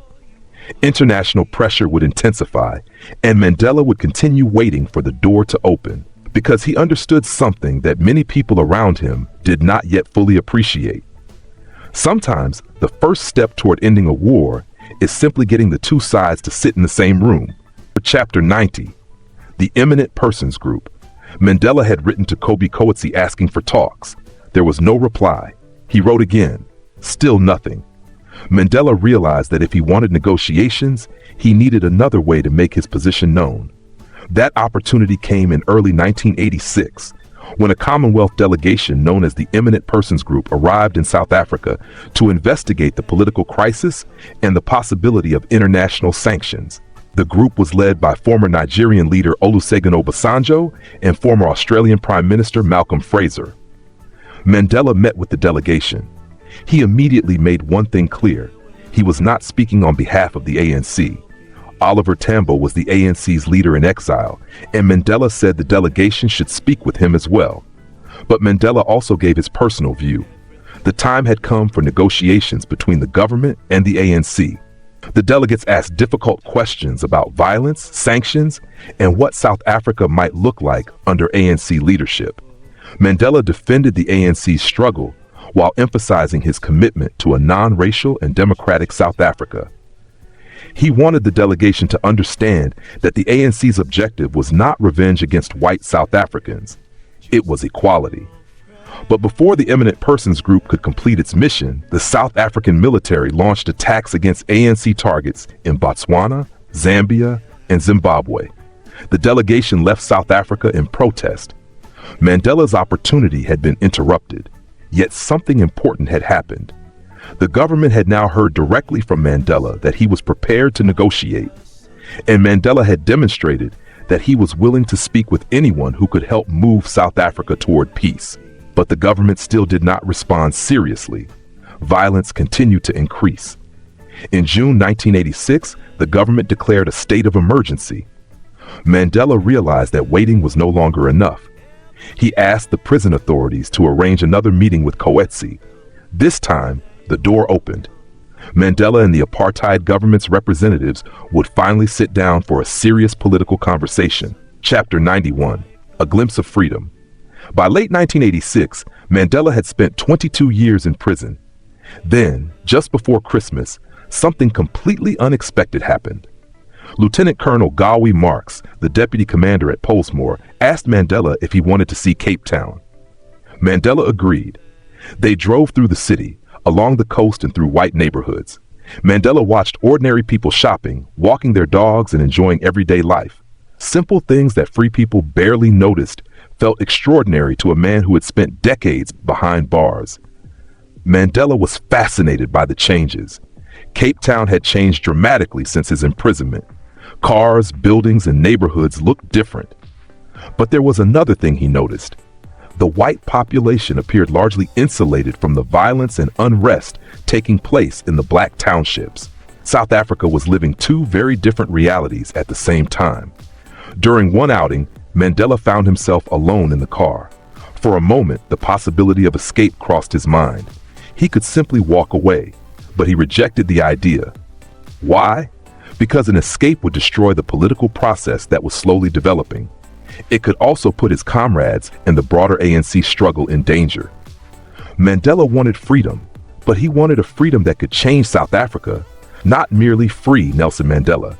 He also suspected that the authorities were deliberately showing him life outside prison to tempt him into accepting a compromise. They wanted him to become comfortable with freedom on their terms. Mandela refused. Yet these journeys had an unexpected effect. They reminded him of what he had been fighting for all those years. Freedom was no longer an abstract political idea. He could see it. He could feel it. He could almost touch it. But he still had to negotiate for it. And in 1987, the long-awaited communication finally came. Kobe Coetzee contacted Mandela again. This time, the government was ready to propose something far more serious: secret negotiations about the future of South Africa. Mandela knew immediately that the decision could change everything. But there was one name among the proposed negotiators that worried him deeply: Dr. Neil Barnard, the head of South Africa's National Intelligence Service.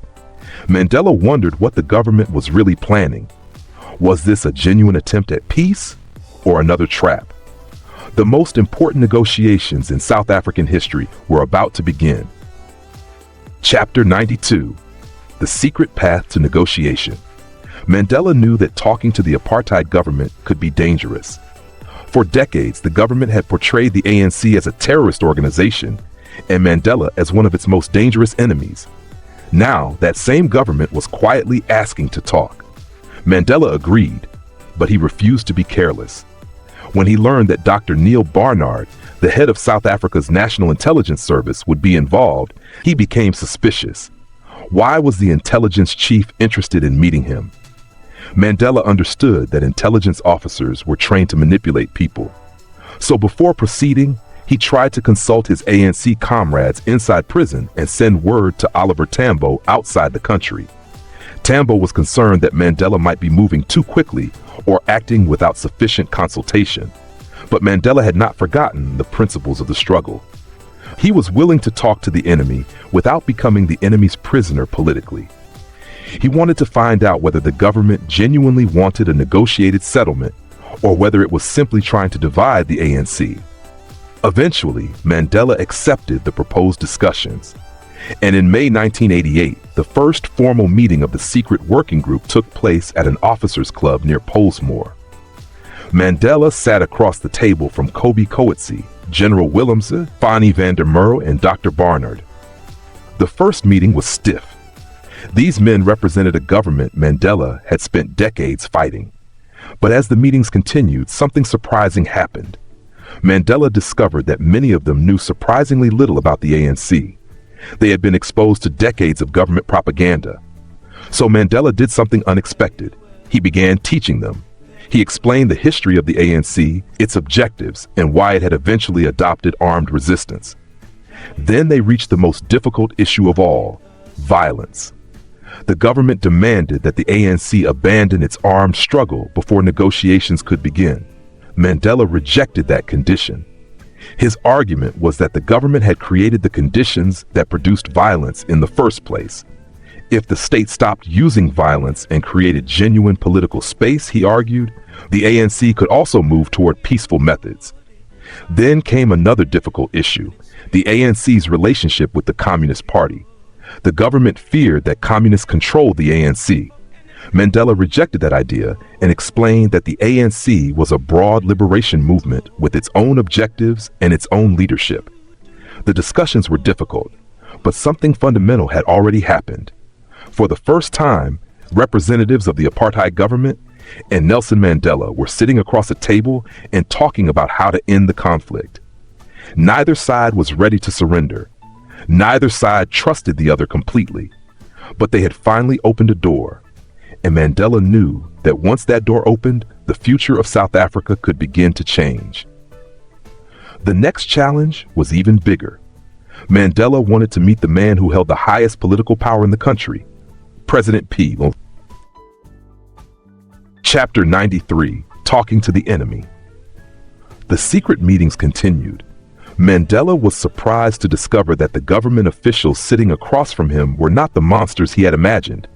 They were intelligent, educated men, but they had been shaped by years of apartheid propaganda and knew surprisingly little about the real history of the ANC. So Mandela began explaining. He told them why the ANC had been founded, why it had opposed apartheid, and why the movement had eventually adopted armed struggle. The government representatives repeatedly demanded that the ANC abandon violence before negotiations could begin.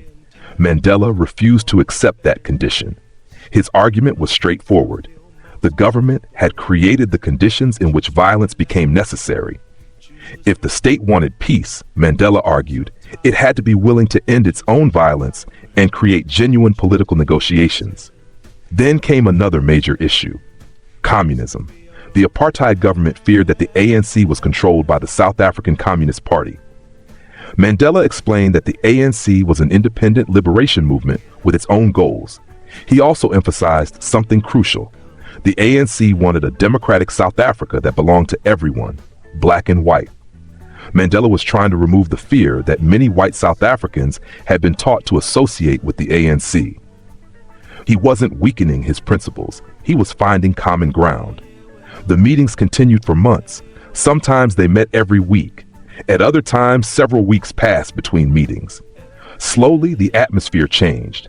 The men who had initially sat across from Mandela as representatives of an enemy government were becoming negotiating partners. But Mandela knew something was still missing. He needed to meet the man at the very top, President P.W. Botha. And while those negotiations continued, Mandela's health was deteriorating. He developed a persistent cough and was eventually diagnosed with early-stage tuberculosis after doctors discovered fluid around his lungs. He was taken to hospital. From there, he would be moved to a very different kind of prison, Victor Verster, and it was there, surrounded by dramatically better conditions, that Mandela would begin preparing for the final and most important stage of his long walk to freedom. Chapter 94: The Road to Victor Verster. By 1988, Mandela's secret discussions with the government were beginning to produce results. President P.W. Botha had indicated that he might meet Mandela, but before that could happen, Mandela's health deteriorated badly. He developed a persistent cough and was eventually taken to Tygerberg Hospital. Doctors discovered that he had early-stage tuberculosis. After more than 2 decades in prison, Mandela's body was finally showing the cost of his imprisonment. While recovering, he also suffered another painful loss. The house he had once shared with Winnie in Soweto was destroyed by fire, taking with it many treasured photographs, letters, and family memories. Mandela was deeply affected. He had spent years imagining that one day he would return to those memories. Now many of them were gone. But even while Mandela was recovering, the political situation outside was changing rapidly. The apartheid government was facing growing international pressure, economic sanctions, and resistance inside South Africa. The authorities were beginning to understand that keeping Mandela imprisoned would not make the crisis disappear. Then came a remarkable decision. Instead of returning Mandela to the harsh prison environment, the government moved him to Victor Verster Prison in December 1988. Chapter 95: Victor Verster. In December 1988, Mandela was suddenly told to pack his belongings. He did not know where he was going. After years of imprisonment, he had learned not to assume that a change meant freedom. Soon, he arrived at Victor Verster Prison near Paarl. But this was unlike any prison he had known before. Mandela was given a private cottage with a bedroom, lounge, kitchen, and garden. He even had access to a swimming pool. For a man who had spent decades in tiny cells, the space felt extraordinary. But Mandela understood the reality. There were still guards. There were still fences. He was still officially a prisoner. It was, in many ways, a gilded cage. Yet Victor Verster gave Mandela something far more valuable than comfort: privacy.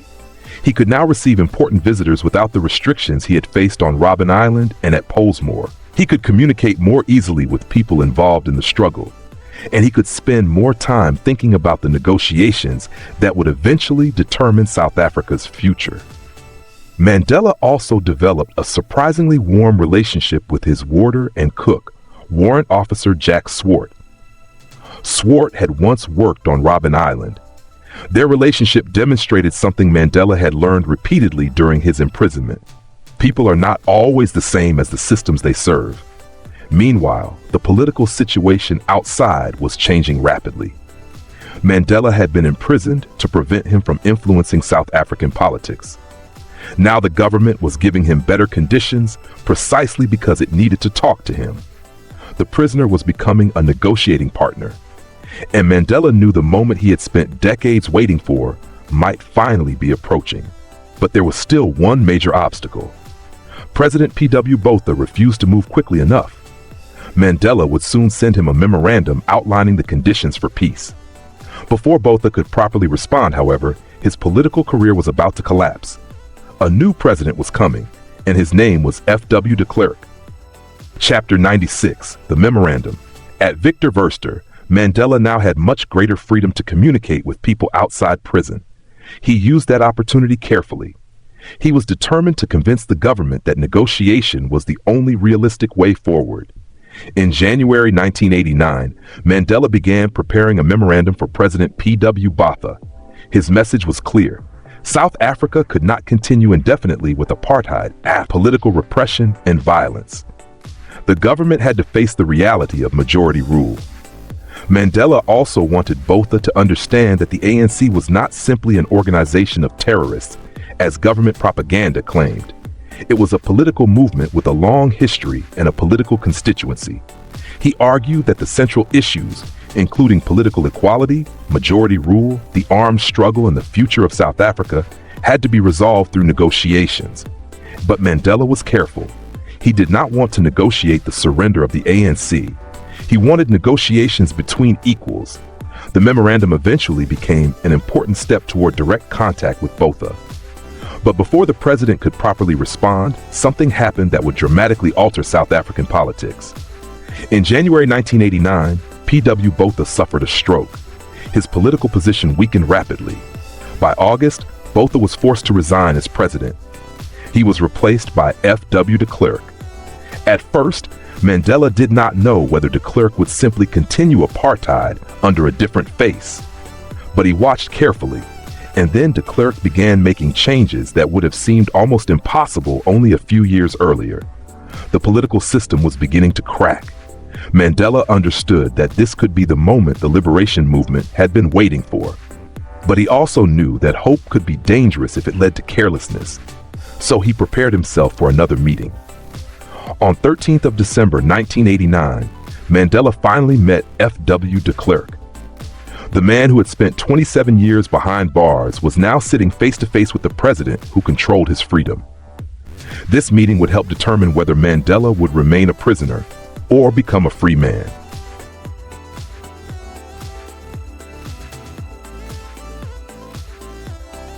Chapter 97: Meeting President Botha. After years of secret negotiations, Mandela finally received the opportunity he had been waiting for.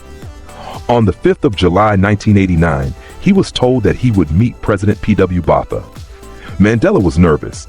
Botha was the head of the government that had kept him imprisoned for decades, and Mandela was determined not to be treated with disrespect. Mandela carefully prepared for the meeting. He was given a new suit and thought about what he would say. After 27 years in prison, Nelson Mandela was about to sit face to face with the man who represented the system that had imprisoned him. When Mandela finally met Botha, however, he was surprised. Botha was polite and friendly. Instead of immediately arguing, the two men spent much of their conversation discussing South African history. Mandela explained the country from an African perspective and tried to make Botha understand why apartheid could not continue. Botha listened. For Mandela, the meeting was important, not because they had reached an agreement, but because they had finally begun talking directly. Mandela hoped the meeting could lead to further discussions about releasing political prisoners and beginning genuine negotiations. But there was a problem. Botha was still unwilling to make the fundamental political changes Mandela demanded. And only about a month after their meeting, Botha resigned as president. He was replaced by F.W. de Klerk. Mandela knew almost nothing about the new president, so he began studying de Klerk's speeches and political record. He concluded that de Klerk was a pragmatist, someone who might be willing to change course if he understood that apartheid could no longer survive. Then de Klerk began making moves that surprised Mandela. He released several prominent political prisoners, including Walter Sisulu and 7 other long-term ANC prisoners on October 10, 1989. This was a major signal. Mandela understood that the government was beginning to dismantle some of the structures that had kept apartheid alive. But he did not want cosmetic changes. He wanted negotiations leading to genuine democracy. So Mandela prepared a letter to de Klerk. He argued that the government needed to remove the obstacles it had created itself, release political prisoners, lift bans on political organizations, end the state of emergency, and withdraw troops from the townships. Mandela was no longer simply asking for freedom. He was laying out the conditions for the transformation of an entire country. Then came the moment Mandela had been waiting for. On the 13th of December 1989, he was taken to Toonhuis in Cape Town. He entered the same building where he had previously met Botha. This time, however, the man waiting for him was F.W. de Klerk. The two men sat down privately. They looked at each other, and for the first time, the future of apartheid South Africa was being discussed directly by the prisoner who had spent 27 years fighting it, and the president who now had the power to begin dismantling it. The final road to freedom had begun. Chapter 98: The Beginning of the End. Mandela's first meeting with F.W. de Klerk took place on the 13th of December 1989 at Toonhuis in Cape Town. It was the first of 3 meetings between the two men. Mandela entered the meeting carefully. He did not trust de Klerk yet. but he wanted to know whether the new president was genuinely prepared to change South Africa. Mandela wanted apartheid abolished. De Klerk was initially talking about reforming the system and protecting what he called group rights. That difference was enormous. Mandela argued that giving one racial group special political power could simply preserve apartheid under another name. De Klerk argued that constitutional protections were necessary to prevent domination of the white minority. But something important happened. They listened to each other. Mandela later concluded that de Klerk was someone the ANC could potentially work with. Two political enemies had discovered that negotiation was possible, and Mandela immediately pushed for evidence that the government was serious. He wanted his fellow political prisoners released. On the 10th of October 1989, even before Mandela's meeting with de Klerk, the government had released Walter Sisulu, Ahmed Kathrada, Raymond Malaba, Andrew Mlangeni, and several other longtime political prisoners. For Mandela, their release was more than a personal victory. It was proof that the government's position was changing. But Mandela still wanted much more. He wanted the government to release political prisoners, lift bans on the ANC and other organizations, end the state of emergency, withdraw troops from the townships, and create the conditions for genuine negotiations. Mandela was no longer negotiating simply for his own release. He was negotiating for the transformation of South Africa. Meanwhile, the world outside was watching. After 27 years in prison, Mandela was no longer an obscure political prisoner. He had become an international symbol. And de Klerk was beginning to understand something that previous presidents had refused to accept. South Africa could not move forward while Nelson Mandela remained behind bars. But Mandela was about to face one final question. What would freedom actually look like, and on whose terms would it come? The answer would arrive dramatically on the 2nd of February 1990, when de Klerk stood before Parliament and made an announcement that stunned South Africa and the world. The ANC would be unbanned, and Nelson Mandela would soon walk free. Chapter 99, The Announcement. On the 2nd of February 1990, F.W. de Klerk stood before Parliament to deliver a speech that would change South African history. Mandela was at Victor Verster Prison, waiting. Then the announcement came. The African National Congress would be unbanned. The Pan-Africanist Congress, South African Communist Party, and other organizations would also be legalized. Restrictions imposed under the state of emergency would be lifted, and political prisoners would begin to be released. De Klerk also announced that Mandela would be freed. For Mandela, it was almost unbelievable.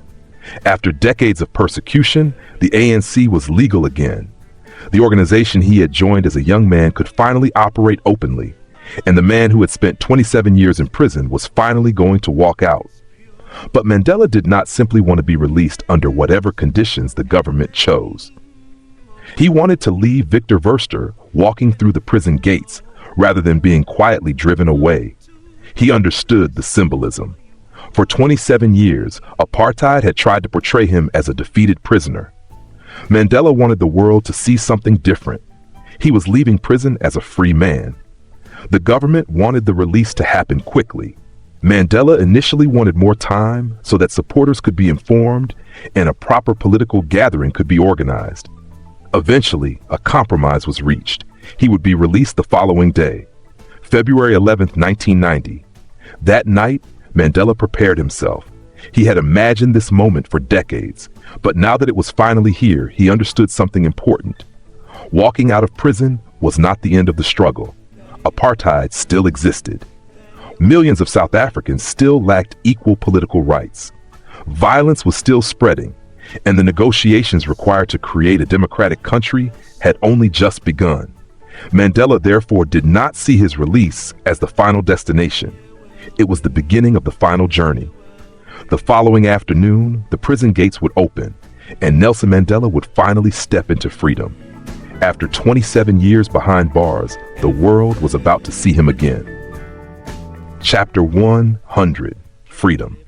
On the 11th of February 1990, Nelson Mandela woke up at Victor Verster Prison knowing that this day would be different. After 27 years in prison, he was finally going to walk through the gates as a free man. But Mandela had one request. He did not want to be secretly transported away and released somewhere else. He wanted to walk out through the gates of Victor Verster himself. The government agreed. That afternoon, Mandela walked beside his wife Winnie toward the prison gates. Cameras from around the world captured the moment. The prisoner was gone. The free man had arrived. Mandela raised his fist in the air. Thousands of supporters cheered. After 27 years of imprisonment, he was finally standing outside the prison without guards controlling his movements. But Mandela's first words were not about revenge. They were about peace, democracy, and freedom. That evening, he addressed a massive crowd in Cape Town. He thanked the people who had fought for his release and acknowledged the sacrifices of the anti-apartheid movement. But he also warned South Africans, the struggle was not over. Apartheid still existed. Political violence continued. Millions still lacked political rights. Mandela said negotiations had to continue and called for a democratic, non-racial South Africa based on universal suffrage. Then, he reminded the world of the ideal he had expressed during the Rivonia trial in 1964. He had fought against white domination, but he had also fought against black domination. His dream was a society in which all people could live together with equal opportunities, and that is what made the moment so powerful. Mandela had spent 27 years imprisoned, yet when he finally walked free, he did not call for revenge against those who had imprisoned him. He called for democracy, he called for negotiation, he called for unity, and most importantly, he understood that walking through the prison gates was not the end of his journey. It was the beginning of the most difficult part. Now he had to help transform a country. The prisoner had become a negotiator. The negotiator would become a national leader, and eventually, that leader would become the first democratically elected president of a free South Africa. Nelson Mandela's long walk to freedom had entered its final and most extraordinary chapter. Chapter 101, the first days of freedom. Mandela had finally walked out of Victor Verster prison, but freedom immediately became overwhelming. He was no longer an ordinary political activist. He was now an international symbol. After addressing the huge crowd in Cape Town, Mandela began traveling through South Africa and meeting people who had supported the struggle during his 27 years in prison. But there was something he needed to do first. He needed to reassure the ANC that he had not been compromised by his secret negotiations with the government. For years, Mandela had been isolated from much of the movement's leadership. Since 1984, he had not even been able to communicate normally with his fellow prisoners. So on the 27th of February 1990, just over 2 weeks after his release, Mandela traveled to Lusaka, Zambia, to meet the ANC's National Executive Committee. The meeting was emotional. Old comrades who had spent decades in exile finally saw Mandela again. But there was also uncertainty. Was this the same Mandela who had entered prison 27 years earlier? Had the government's attempts to influence him worked? Had he made secret compromises? Mandela understood their concerns. He explained his meetings with government officials and defended his decision to begin secret negotiations. He insisted that he had never abandoned the ANC or its objectives. He had negotiated because he believed negotiation was the path toward ending apartheid, not because he had surrendered. The ANC leadership accepted his explanation. Mandela was then elected deputy president of the ANC, serving under his longtime comrade Oliver Tambo. But Mandela's responsibilities were now enormous. He had to rebuild relationships with ANC leaders. He had to communicate with governments around the world. He had to reassure frightened white South Africans. He had to negotiate with de Klerk. And he had to deal with growing political violence inside South Africa. There was also another difficult reality. Mandela could no longer simply disappear into the crowd. Everywhere he went, people wanted to see him. Crowds chanted his name. Journalists followed him. Governments invited him. And millions of people expected him to lead them toward freedom. Mandela realized that his old life was gone. The man who had dreamed of freedom for 27 years had finally received it and discovered that freedom came with an enormous responsibility. The prison gates had opened.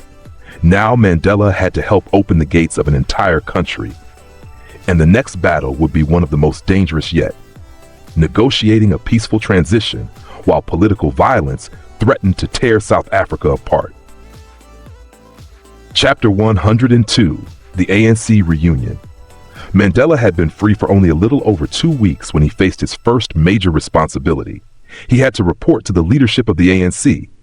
On February 27, 1990, Mandela flew to Lusaka, Zambia, for a meeting of the ANC's National Executive Committee. It was an emotional reunion with comrades he had not seen for decades. Several African leaders were also present, but beneath the excitement was uncertainty. The ANC leadership wanted to know something very important. Was Mandela still the same man who had gone to prison 27 years earlier? They had heard about his secret negotiations with the apartheid government. Had prison changed him? Had he made compromises? Had the government managed to break him? Mandela understood their concerns. He explained why he had begun talking secretly with government officials and insisted that he had acted to advance the struggle, not to make a private deal for himself. He had negotiated because he believed South Africa needed a political solution. The ANC leadership listened. Mandela's loyalty to the movement remained clear. He was subsequently elected deputy president of the ANC, serving under Oliver Tambo. But Mandela's responsibilities were now enormous. He had spent 27 years preparing for freedom. Now freedom had arrived, and suddenly everyone wanted something from him. Governments wanted meetings. Journalists wanted interviews. Supporters wanted speeches. The ANC needed leadership, and ordinary South Africans wanted answers about the future. Mandela would soon embark on an extensive international tour, visiting African countries and later Europe and North America. But even as crowds celebrated him, South Africa itself was becoming increasingly violent. One of the biggest challenges was the growing conflict between the ANC and Chief Mangosuthu Buthelez's Nkrummah movement. Mandela hoped he could prevent the rivalry from becoming a wider conflict among black South Africans. But the violence was already spreading. The apartheid government was beginning to negotiate with the ANC, but South Africa was nowhere near peace. And Mandela was about to discover that defeating apartheid politically would be only one part of his challenge. He would also have to prevent South Africa from destroying itself before democracy arrived. Chapter 103: The Threat Within. Mandela had been free for only a short time, but he quickly discovered that ending apartheid would be harder than he had imagined. The greatest danger was no longer simply the apartheid government.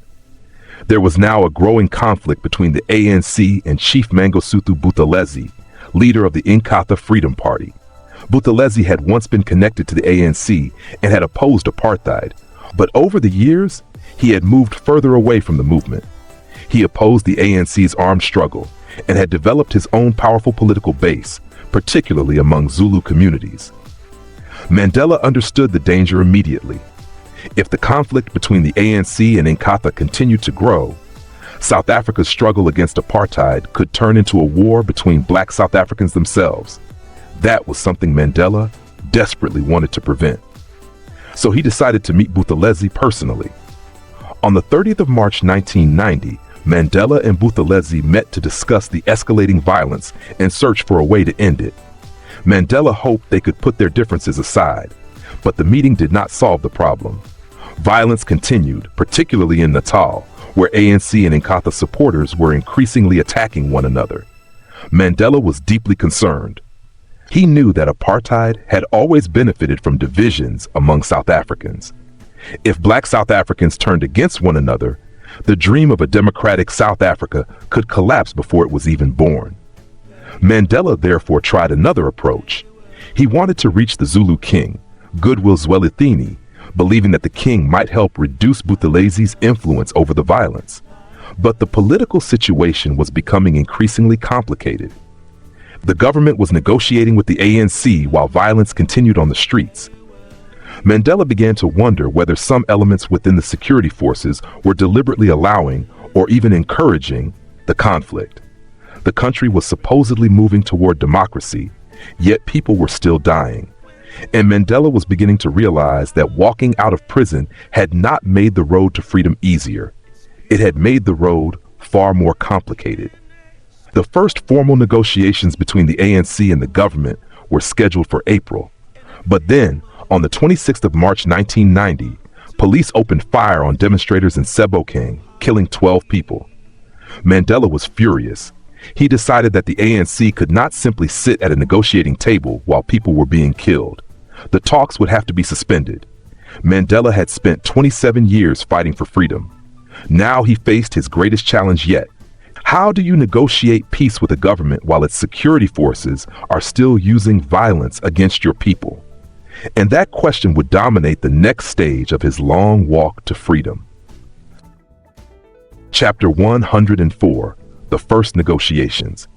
Mandela had decided that the ANC could not continue negotiations while the government allowed its security forces to kill protesters. But he also knew something important. South Africa could not become democratic without negotiations. So the ANC and the government agreed to meet. In May 1990, Mandela and F.W. de Klerk finally sat down for their first major face-to-face negotiations at Nkrummah in Cape Town. These were not yet negotiations about the final constitution. They were essentially talks about talks, an attempt to create the conditions under which real negotiations could begin. Mandela entered the meeting with serious demands. He wanted political prisoners released. He wanted political exiles to be allowed to return. He wanted restrictions on political organizations removed. And he wanted the government to dismantle the emergency measures that were being used to suppress opposition. De Klerk had made important reforms, but Mandela did not mistake reform for freedom. Mandela still believed de Klerk's ultimate goal was to protect white political influence in a future South Africa. He therefore remained cautious, even while acknowledging that de Klerk had created an opening for negotiations. After 3 days of difficult discussions, both sides reached an important agreement. It became known as the Nkrummah Minute. The ANC and government committed themselves to pursuing a peaceful negotiating process and agreed to establish a working group to address political prisoners, political offenses, and other obstacles to negotiations. The government also committed to lifting the state of emergency except in violence-ridden Natal. But the biggest disagreement remained. What kind of South Africa would emerge from the negotiations? Mandela wanted an elected constituent assembly that would write a new constitution. The government wanted stronger guarantees for minority and group interests. The two sides were still far apart, yet something historic had happened. The ANC and the apartheid government had formally committed themselves to negotiating the future of South Africa. For Mandela, this was proof that his decision to talk to his former enemies had not been a betrayal of the struggle. It was another weapon in the struggle. The prison had taught him how to resist. Now freedom was teaching him how to negotiate. But Mandela's journey was about to take another deeply personal turn. After decades away, he would finally return to Nkrummah, the village of his childhood, and visit the graves of his mother and son. He was going home. Chapter 105. Going home after 27 years in prison, Mandela finally returned to Nkrummah, the village where he had spent his childhood. He had wanted to return immediately after his release, but security arrangements and his political responsibilities delayed the journey until April 1990. The first place he visited was his mother's grave. The grave was simple, covered with stones and bricks. Mandela felt deep sadness. His mother had died while he was imprisoned, and he had never been able to say goodbye properly. He had fought for freedom for millions, but he could not be there for his own mother when she needed him. Then Mandela looked around Nkrummah. The village still had the warmth and community spirit he remembered from childhood, but much had changed. There was more poverty, the environment had deteriorated, and Mandela was struck by how little the material conditions of the people had improved after so many decades. He realized that political freedom alone would not be enough. A democratic South Africa would also have to confront poverty, inequality, and the terrible living conditions created by apartheid. His visit to Nkrummah was therefore both joyful and painful. He had finally come home, but he could no longer see his childhood village with the eyes of the boy who had once lived there. He was now a man carrying the hopes of an entire nation. A month later, Mandela returned to Robben Island. This time, he was not a prisoner. He was visiting as a free man. But he had a purpose. Some of the younger MP prisoners were refusing to accept a government amnesty offer. They believed they should remain imprisoned until the liberation struggle achieved victory. Mandela tried to convince them otherwise. He told them that freedom required sacrifices, but remaining in prison simply for the sake of principle would not necessarily help the movement. The struggle needed them outside. Eventually, many accepted his argument. Mandela had spent 27 years behind bars. Now he was trying to make sure that others did not waste years unnecessarily. And soon, his responsibilities would become even greater. He would leave South Africa once again, but this time as a global political leader. Europe and North America were waiting to hear directly from the man who had just walked out of prison. Chapter 106. The World Welcomes Mandela. Mandela had been free for only a few months when he began one of the most important journeys of his life. In June 1990, he left South Africa for a 6-week tour of Europe and North America. This was not simply a victory tour. Mandela had a political mission. He wanted the world to continue supporting the struggle against apartheid. His first major stops included France, Switzerland, Italy, the Netherlands, and Britain. In each country, he was welcomed as a hero. But Mandela repeatedly reminded foreign governments that South Africa had not yet become a democracy. Apartheid was still alive. President F.W. de Klerk had introduced important reforms, but Mandela did not believe those reforms were enough to justify ending international pressure. He therefore resisted calls to immediately remove economic sanctions. His position was clear. Sanctions should remain until apartheid was dismantled and a genuine democratic transition was underway. Then Mandela arrived in the United States. For many Americans, this was their first opportunity to see him in person. He met President George H.W. Bush, addressed a joint session of Congress, and spoke to enormous crowds of supporters. The reception was extraordinary. People who had spent years campaigning for his release finally saw the man whose name had become synonymous with the anti-apartheid struggle. But Mandela remained focused. He was not traveling simply to celebrate his freedom. He was traveling to thank the international movement that had helped keep the pressure on apartheid. He wanted people to understand that his release had not been the achievement of one man. It had been the result of decades of sacrifice by millions of South Africans and international supporters. During the trip, Mandela also met political leaders whose views were very different from his own. One of the most important was British Prime Minister Margaret Thatcher, who remained opposed to many aspects of the sanctions campaign. Mandela tried to persuade her that pressure on the apartheid government should continue. He did not succeed. But the meeting demonstrated something important about Mandela's approach. He was willing to speak with people who disagreed with him. His objective was not to make everyone think like him. His objective was to achieve a democratic South Africa. And as Mandela traveled from country to country, something remarkable became clear. The prisoner who had once been hidden from the world had become one of the most recognizable political figures on earth. But while Mandela was being celebrated abroad, South Africa was becoming increasingly violent. More people were dying. The ANC and Nkrummah were still fighting, and Mandela was beginning to suspect that elements within the security forces were deliberately encouraging the violence. Soon, he would have to make one of the most difficult decisions of the entire transition, whether the ANC should suspend its armed struggle in the hope of achieving peace. Chapter 107. The struggle continues. Mandela had returned from his international tour, but South Africa was still far from peaceful. Political violence was spreading, particularly between the ANC and Nkrummah Freedom Party. Mandela knew that if the violence continued, it could destroy the transition to democracy.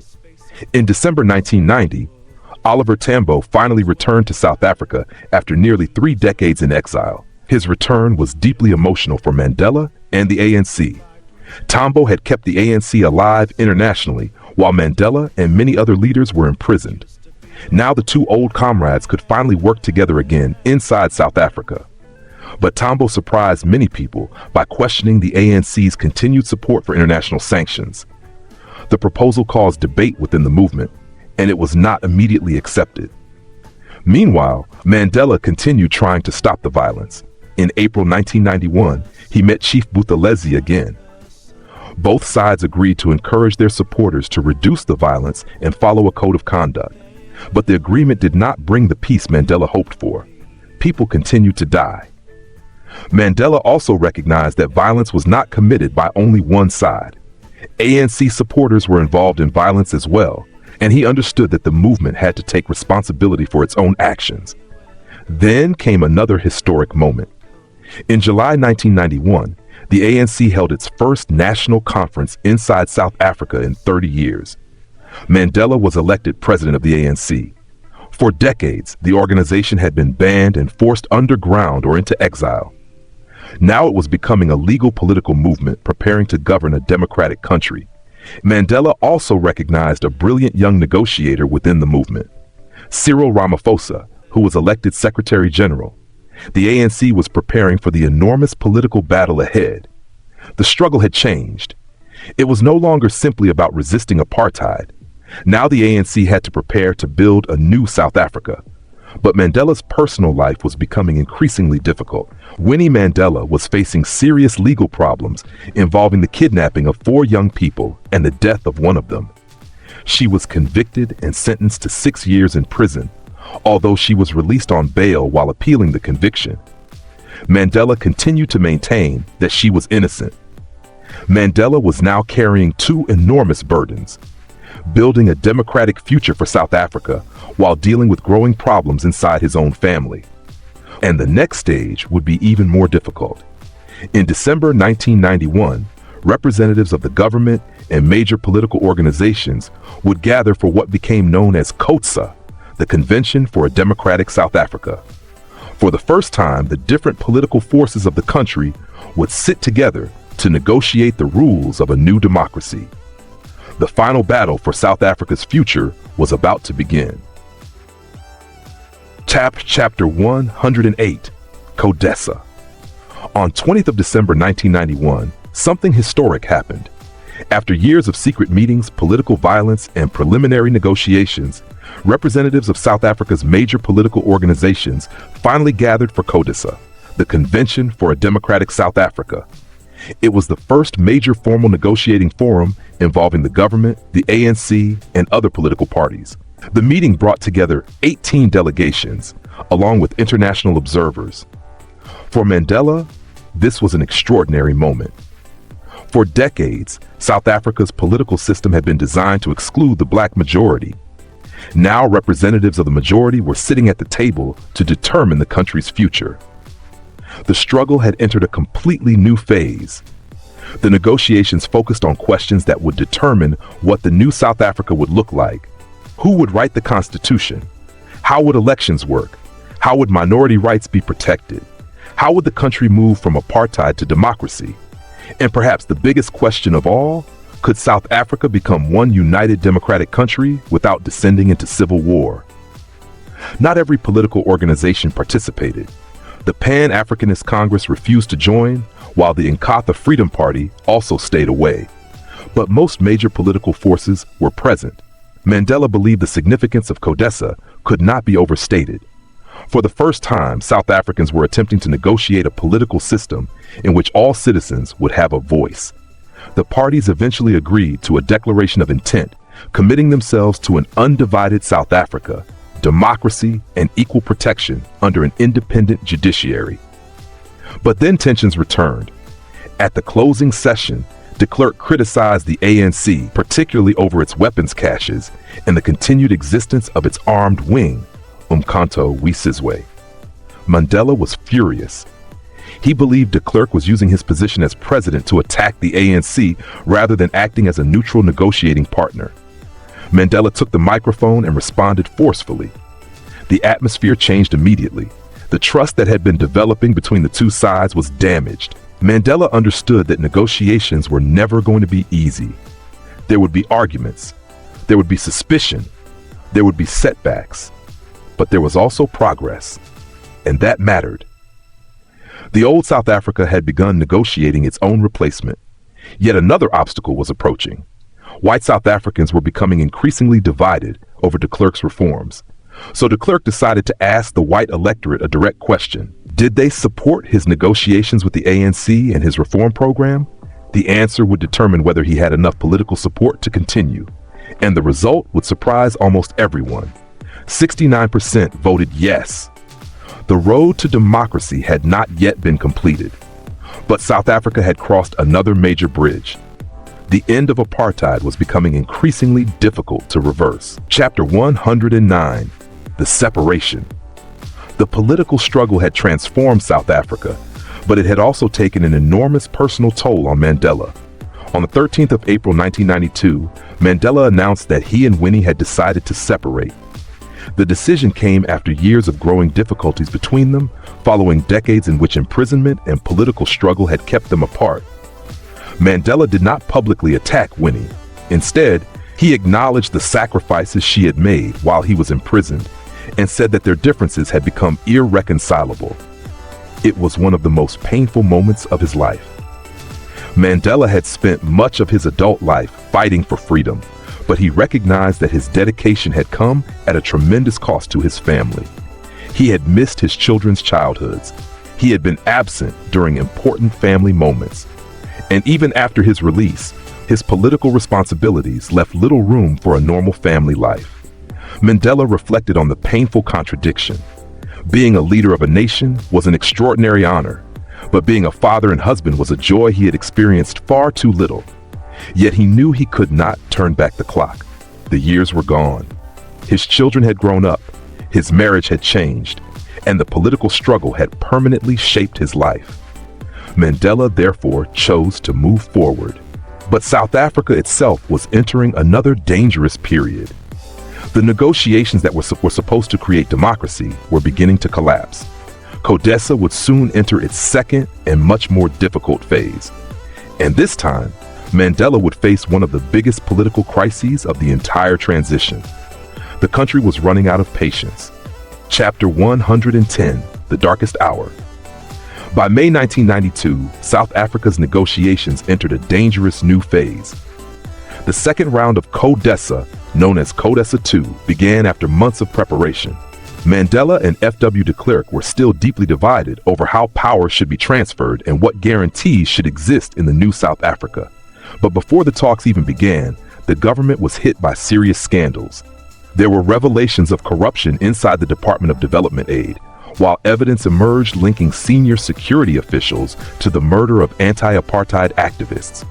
There were also growing suspicions that elements of the security forces were conducting covert operations against the ANC. Mandela's trust in the government was beginning to collapse. Then CODESA II itself stalled.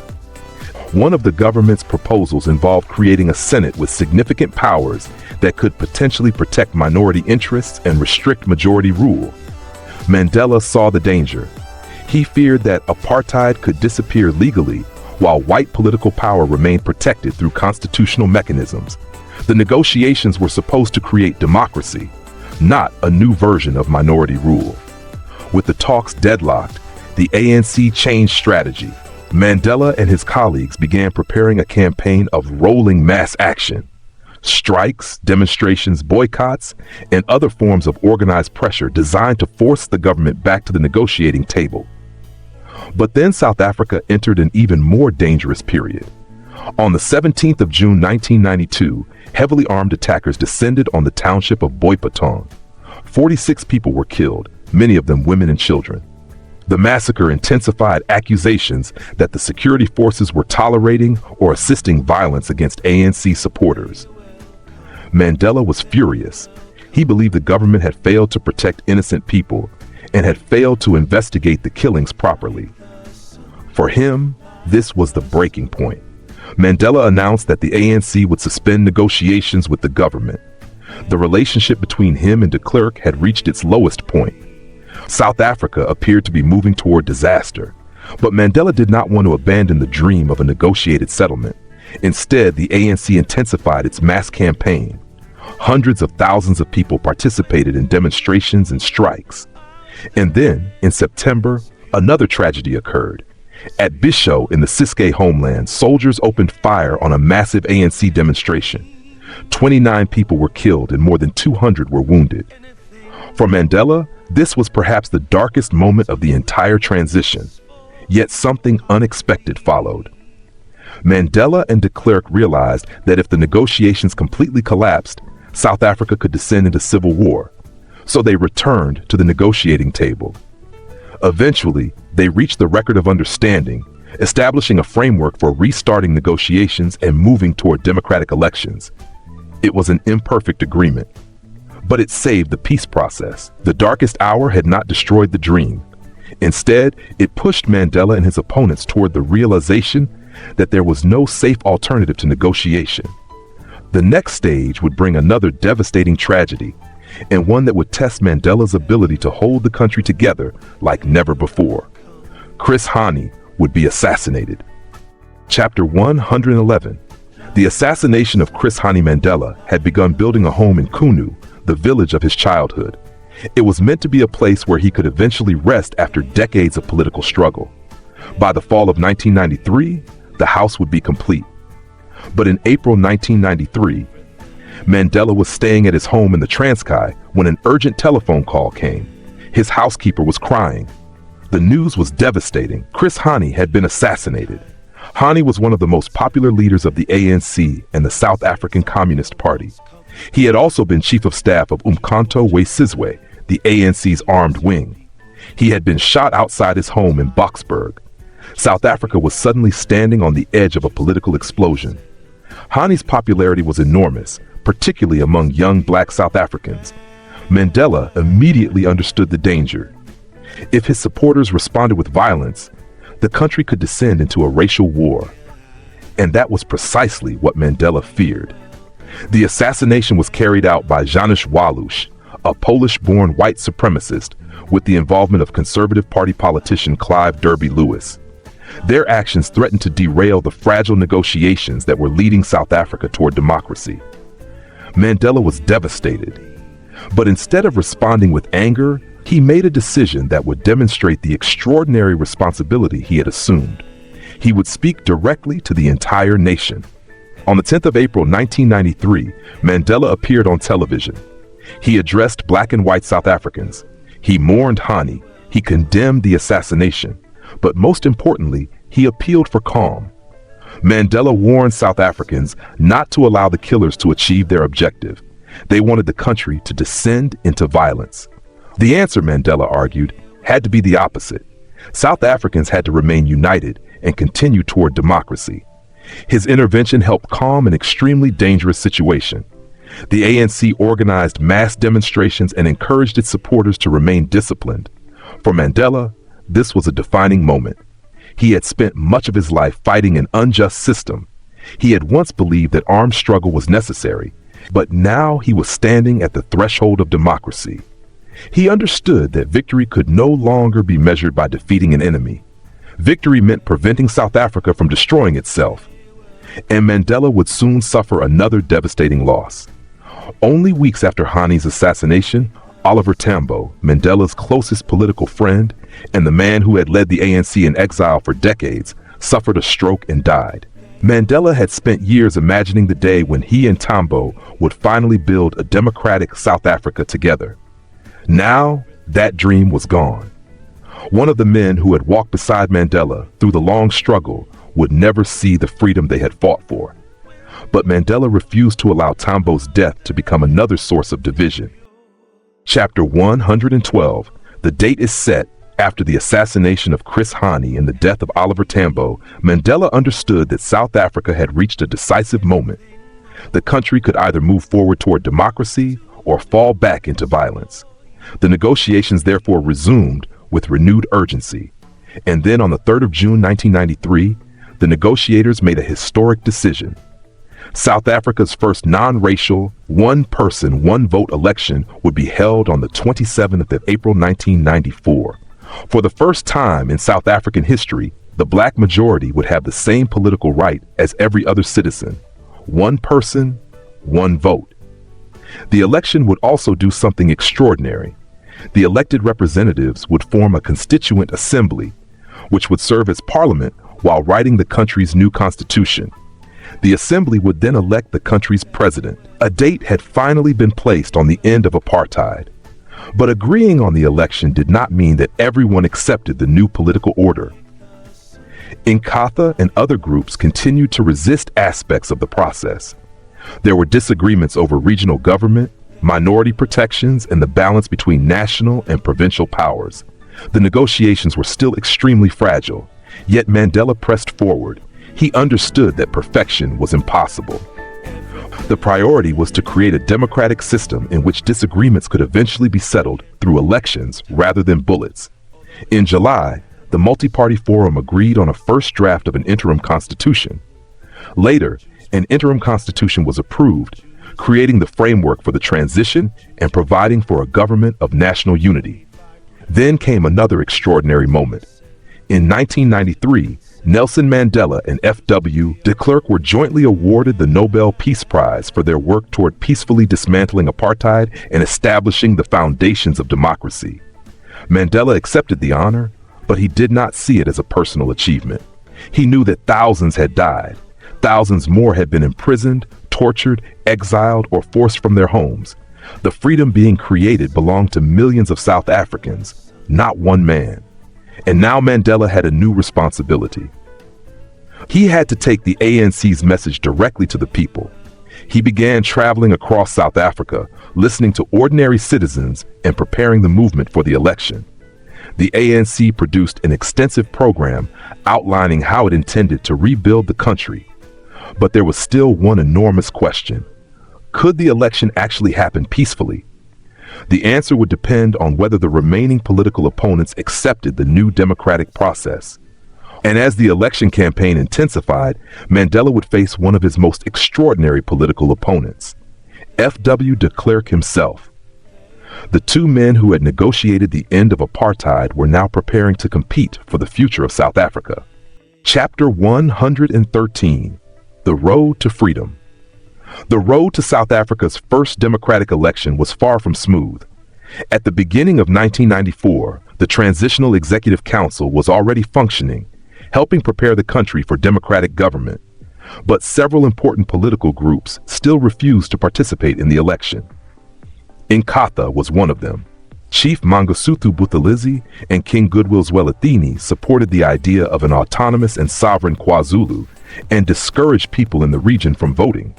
The white right-wing movement also rejected the election.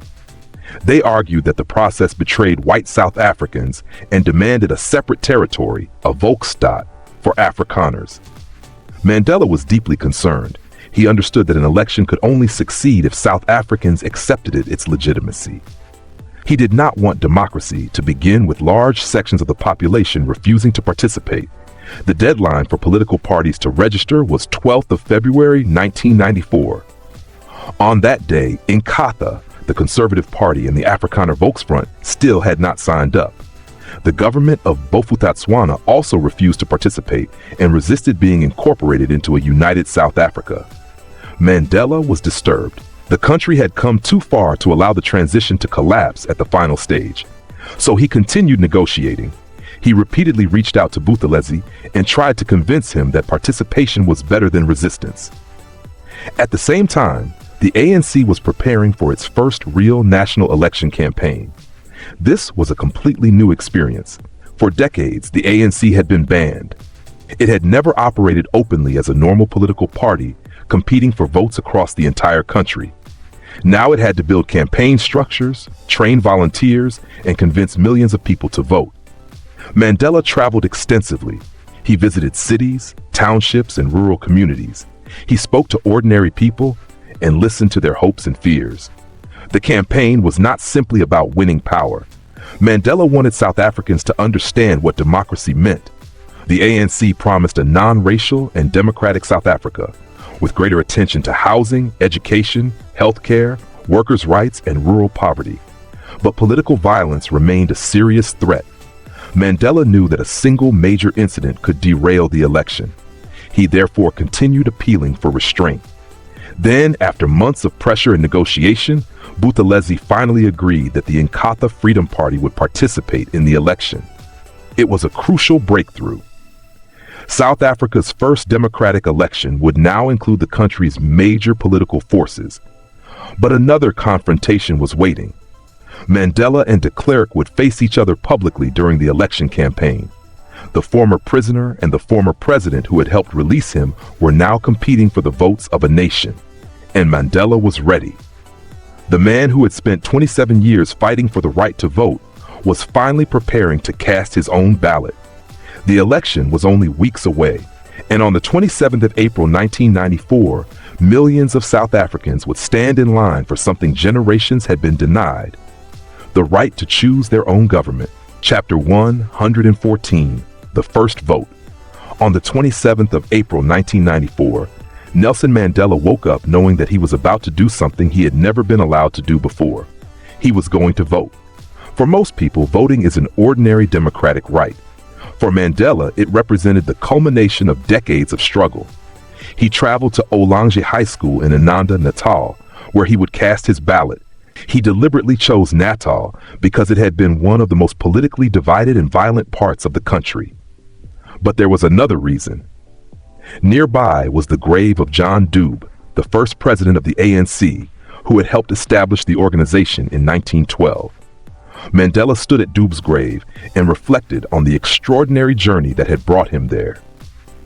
The organization Dube had helped create 82 years earlier was finally achieving its original mission. Mandela thought about the people who had sacrificed their lives along the way. He remembered Oliver Tambo. He remembered Chris Hani. He remembered Chief Albert Luthuli. He remembered Bram Fisher, and countless others whose names were known only to their families and comrades. They had fought for a South Africa in which every citizen could participate in determining the country's future. Now that dream was becoming reality. Mandela entered the polling station. For the first time in his life, he marked a ballot. Nelson Mandela had voted, and he was not alone. Millions of South Africans were standing in long lines across the country. Black South Africans who had been denied meaningful political representation for generations were finally participating in the country's government. White South Africans were voting too. Colored South Africans were voting. Indian South Africans were voting. For the first time, South Africa was holding a national election based on universal adult suffrage. Remarkably, despite the fears of widespread violence, the voting process continued. The election ran from the 26th to 29th of April 1994. When the results were counted, the ANC won 62.65% of the vote, taking 252 of the 400 seats in the National Assembly. The National Party came second, while Nkrummah also secured a significant share of the vote. Mandela had won, but he did not describe it simply as an ANC victory. He saw it as a victory for the people of South Africa. The man who had entered prison as a young revolutionary was now preparing to become the country's first democratically elected president. But Mandela understood that winning an election was only the beginning. Now came the harder task: governing a country that had been divided by generations of racial hatred. He would have to convince those who had once feared him that he was their president too.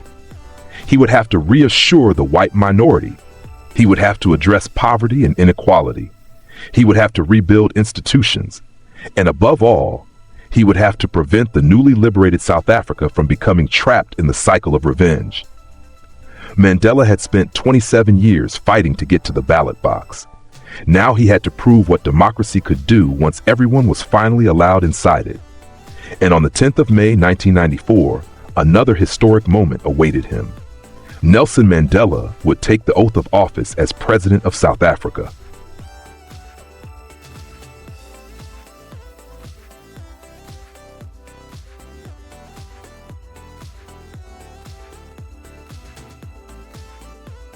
Chapter 115, The Day Freedom Took Office.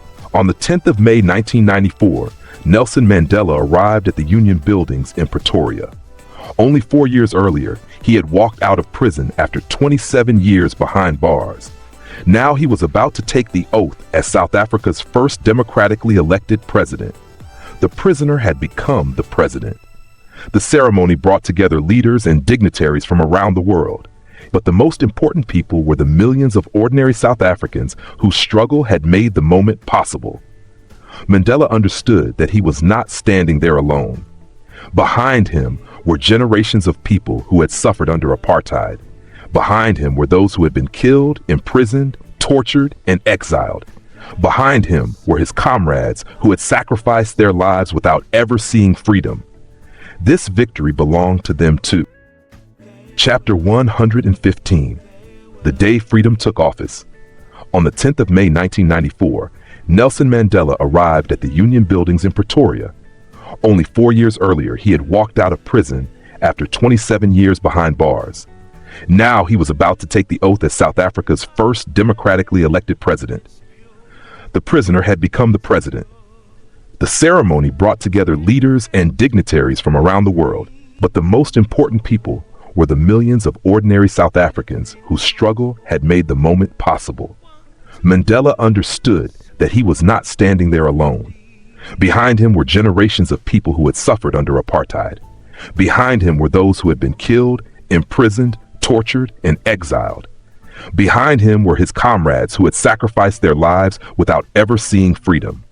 This victory belonged to them too. Mandela's inauguration speech was therefore not simply a celebration, it was a promise. He declared that South Africa had finally achieved its political emancipation, but he immediately acknowledged that the work was not finished. Political freedom had to be followed by freedom from poverty, deprivation, suffering, and discrimination. Then he made a remarkable appeal. The wounds of the past had to be healed. The divisions between black and white South Africans had to be bridged. The country had to be rebuilt together. Mandela was asking victims and former beneficiaries of apartheid to imagine themselves as citizens of the same nation. And then came one of the most powerful moments of the ceremony. Mandela stood alongside his two deputy presidents, Thabo Mbeki and F.W. de Klerk. The former enemies stood together before the world. Mandela raised their hands. The symbolism was unmistakable. South Africa was no longer supposed to be a country of permanent enemies. It was supposed to become a country of shared citizenship. Mandela then looked toward the future. He called for justice for all. He called for peace for all. He called for work, bread, water, and dignity for all. And he promised that South Africa would never again return to a system in which one group oppressed another. But Mandela knew something that many people celebrating that day could not yet fully appreciate. Winning the election had been the easy part. Now came the enormous responsibility of governing. The new government inherited a country deeply scarred by apartheid. Millions of people lived in poverty. Housing was inadequate. Education was unequal. Healthcare access was deeply divided. The economy had been structured for generations to benefit a minority. And the government had to maintain peace while transforming the country. Mandela therefore chose a government of national unity, bringing former political opponents into government alongside the ANC. The man who had spent decades fighting the apartheid government was now responsible for governing alongside some of the people who had once represented it. That was Mandela's next great test. Could he transform victory into reconciliation? Could he turn political freedom into a better life? Could a country that had been divided by race learn to see itself as one nation? Mandela had spent his entire life walking toward freedom. Now, at the age of 75, he had finally reached the destination. But he understood that freedom was not a destination, it was a responsibility. His presidency was about to begin. The first days of power. Mandela had finally reached the highest political office in South Africa. But the celebrations were barely over when reality arrived. He was now responsible for governing a country emerging from centuries of racial division. The new administration was not simply an ANC government. The interim constitution established a government of national unity, bringing together the major parties that had crossed the required electoral threshold. The first cabinet included ministers from the ANC, the National Party, and the Nkrummah Freedom Party. This was deliberate. Mandela did not want the transition to democracy to look like one group had conquered another. He wanted former enemies to learn how to govern together. F.W. de Klerk became a deputy president. Mangosuthu Buthelezi also joined the government. The symbolism was extraordinary. Only a few years earlier, these political forces had been deeply divided and at times locked in violent conflict. Now they were sitting around the same cabinet table. But Mandela understood that reconciliation could not simply be speeches and ceremonies. People needed to see changes in their everyday lives. Millions of black South Africans lived in poverty. Many lacked adequate housing, clean water, electricity, healthcare, and quality education. The economic structure created under apartheid had left enormous inequalities. Mandela's government therefore placed reconstruction and development at the center of its program. The new administration described its objective as creating a people-centered society and addressing freedom from hunger, deprivation, ignorance, suppression, and fear. But Mandela also faced another challenge. The old security forces still existed. The police and military had served the apartheid state for decades. Now they had to serve a democratic government. That meant transforming institutions without causing the country to collapse into disorder. Mandela knew this would require patience. He repeatedly emphasized that the new South Africa had to belong to everyone, not just the people who had fought apartheid, not just the black majority, everyone. That philosophy shaped his approach to the white minority. Mandela refused to treat ordinary white South Africans as enemies simply because they were white. His struggle, he insisted, had been against racial domination and oppression, not against an entire race. That distinction became one of the foundations of his presidency. And Mandela soon made another important decision. Instead of allowing the wounds of apartheid to remain buried, South Africa would eventually confront them publicly. Victims would be given an opportunity to tell their stories. Perpetrators could apply for amnesty under certain conditions. The country would attempt to discover the truth about what had happened during the years of apartheid and political conflict. This would eventually become the Truth and Reconciliation Commission. Mandela understood that a country could not build a peaceful future while pretending its past had never happened. But he also knew that justice and reconciliation had to be balanced carefully. South Africa was attempting something that had rarely been attempted on such a scale, transforming a deeply divided society without destroying the country in the process. Mandela had won the presidency. Now came the much harder question. Could he turn political freedom into a better life for ordinary South Africans? And one of his first major tests would come through something unexpected. Sport. In particular, a sport that had long been associated with white South Africa, rugby. Mandela would soon discover that a rugby jersey could become a powerful political weapon. The remaining journey and conclusion. After becoming president in 1994, Nelson Mandela faced a challenge even greater than winning freedom. He had to build a country that had spent generations divided by race, fear, and violence. Mandela made reconciliation one of the central principles of his presidency. Rather than using political victory to humiliate the white minority, he repeatedly emphasized that South Africa belonged to everyone. His government of national unity brought former political opponents into government, including F.W. de Klerk and Mangosuthu Buthelezi. One of the most powerful symbols of Mandela's approach was rugby. Rugby had traditionally been associated with white Afrikaner identity, while many black South Africans regarded the national team, the Springboks, as a symbol of apartheid. Mandela understood that destroying that symbol would deepen divisions. Instead, he embraced the team. At the 1995 Rugby World Cup held in South Africa, Mandela famously appeared wearing the Springboks jersey and presented the trophy to Captain Francois Pienaar after South Africa defeated New Zealand. The image became one of the defining moments of Mandela's presidency. He had taken a symbol that divided South Africans and tried to turn it into something they could share. But Mandela's presidency was not without difficulties. His government inherited enormous poverty, inequality, and unemployment. It expanded access to housing, electricity, water, healthcare, and education, but the economic inequalities created by apartheid proved far more difficult to overcome. Mandela also supported the creation of the Truth and Reconciliation Commission, chaired by Archbishop Desmond Tutu. The commission gave victims of apartheid-era abuses an opportunity to tell their stories publicly. Some perpetrators could receive amnesty if they fully disclosed politically motivated crimes. Mandela believed that South Africa needed to confront its past rather than bury it. The country could not heal what it refused to acknowledge. At the same time, Mandela's personal life remained complicated. His marriage to Winnie Mandela eventually ended in divorce in 1996. Their relationship had been deeply affected by years of imprisonment, political pressure, and their very different experiences during the struggle. Mandela later married Graça Machel in 1998, but his greatest political achievement was perhaps not a particular law or government program. It was the fact that South Africa's democratic transition survived. A country that many had feared would descend into civil war managed to establish democratic institutions and hold peaceful elections. In 1999, after serving one presidential term, Mandela voluntarily stepped down. He handed the presidency to Thabo Mbeki. This was another important moment. Mandela could have tried to remain politically dominant. Instead, he demonstrated that democratic leadership meant knowing when to leave office.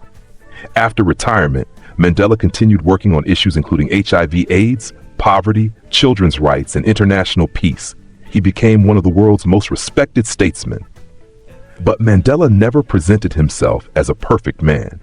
In his autobiography, he openly acknowledged his mistakes. He admitted that his political life came at a heavy cost to his family. He acknowledged his failures as a husband and father. He described his anger, his impatience, his political mistakes, and the decisions he later reconsidered. That honesty is one of the reasons his story remains so powerful. Nelson Mandela was not born a saint.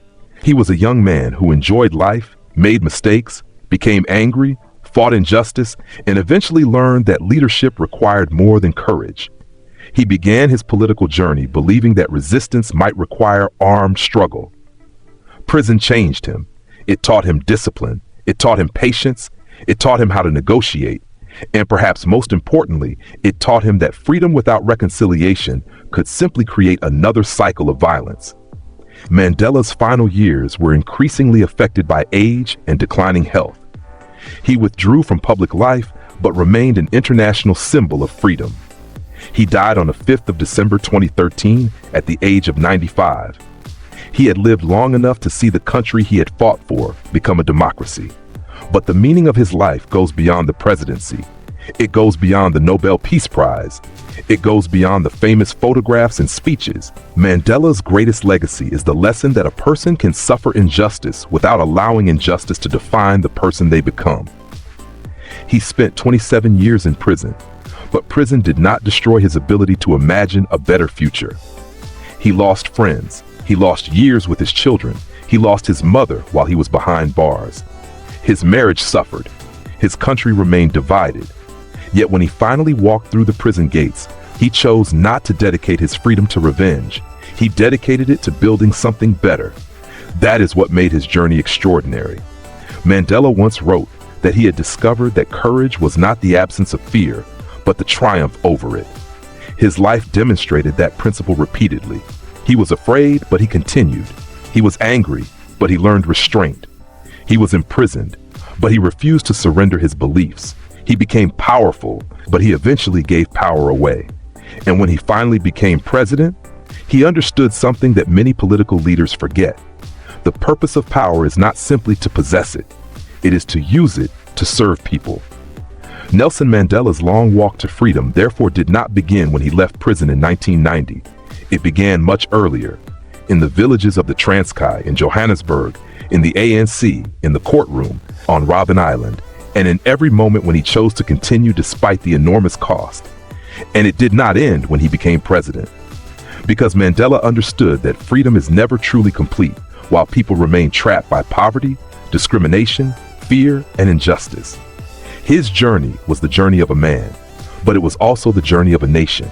From apartheid to democracy, from prisoner to president, from resistance to reconciliation, and from one man's long walk to a people's freedom. That is the enduring lesson of Nelson Mandela's long walk to freedom. Freedom may take generations to achieve, but the struggle begins with people who refuse to accept that oppression is permanent. And sometimes the person who walks the longest road is the one who eventually helps an entire nation find its way home.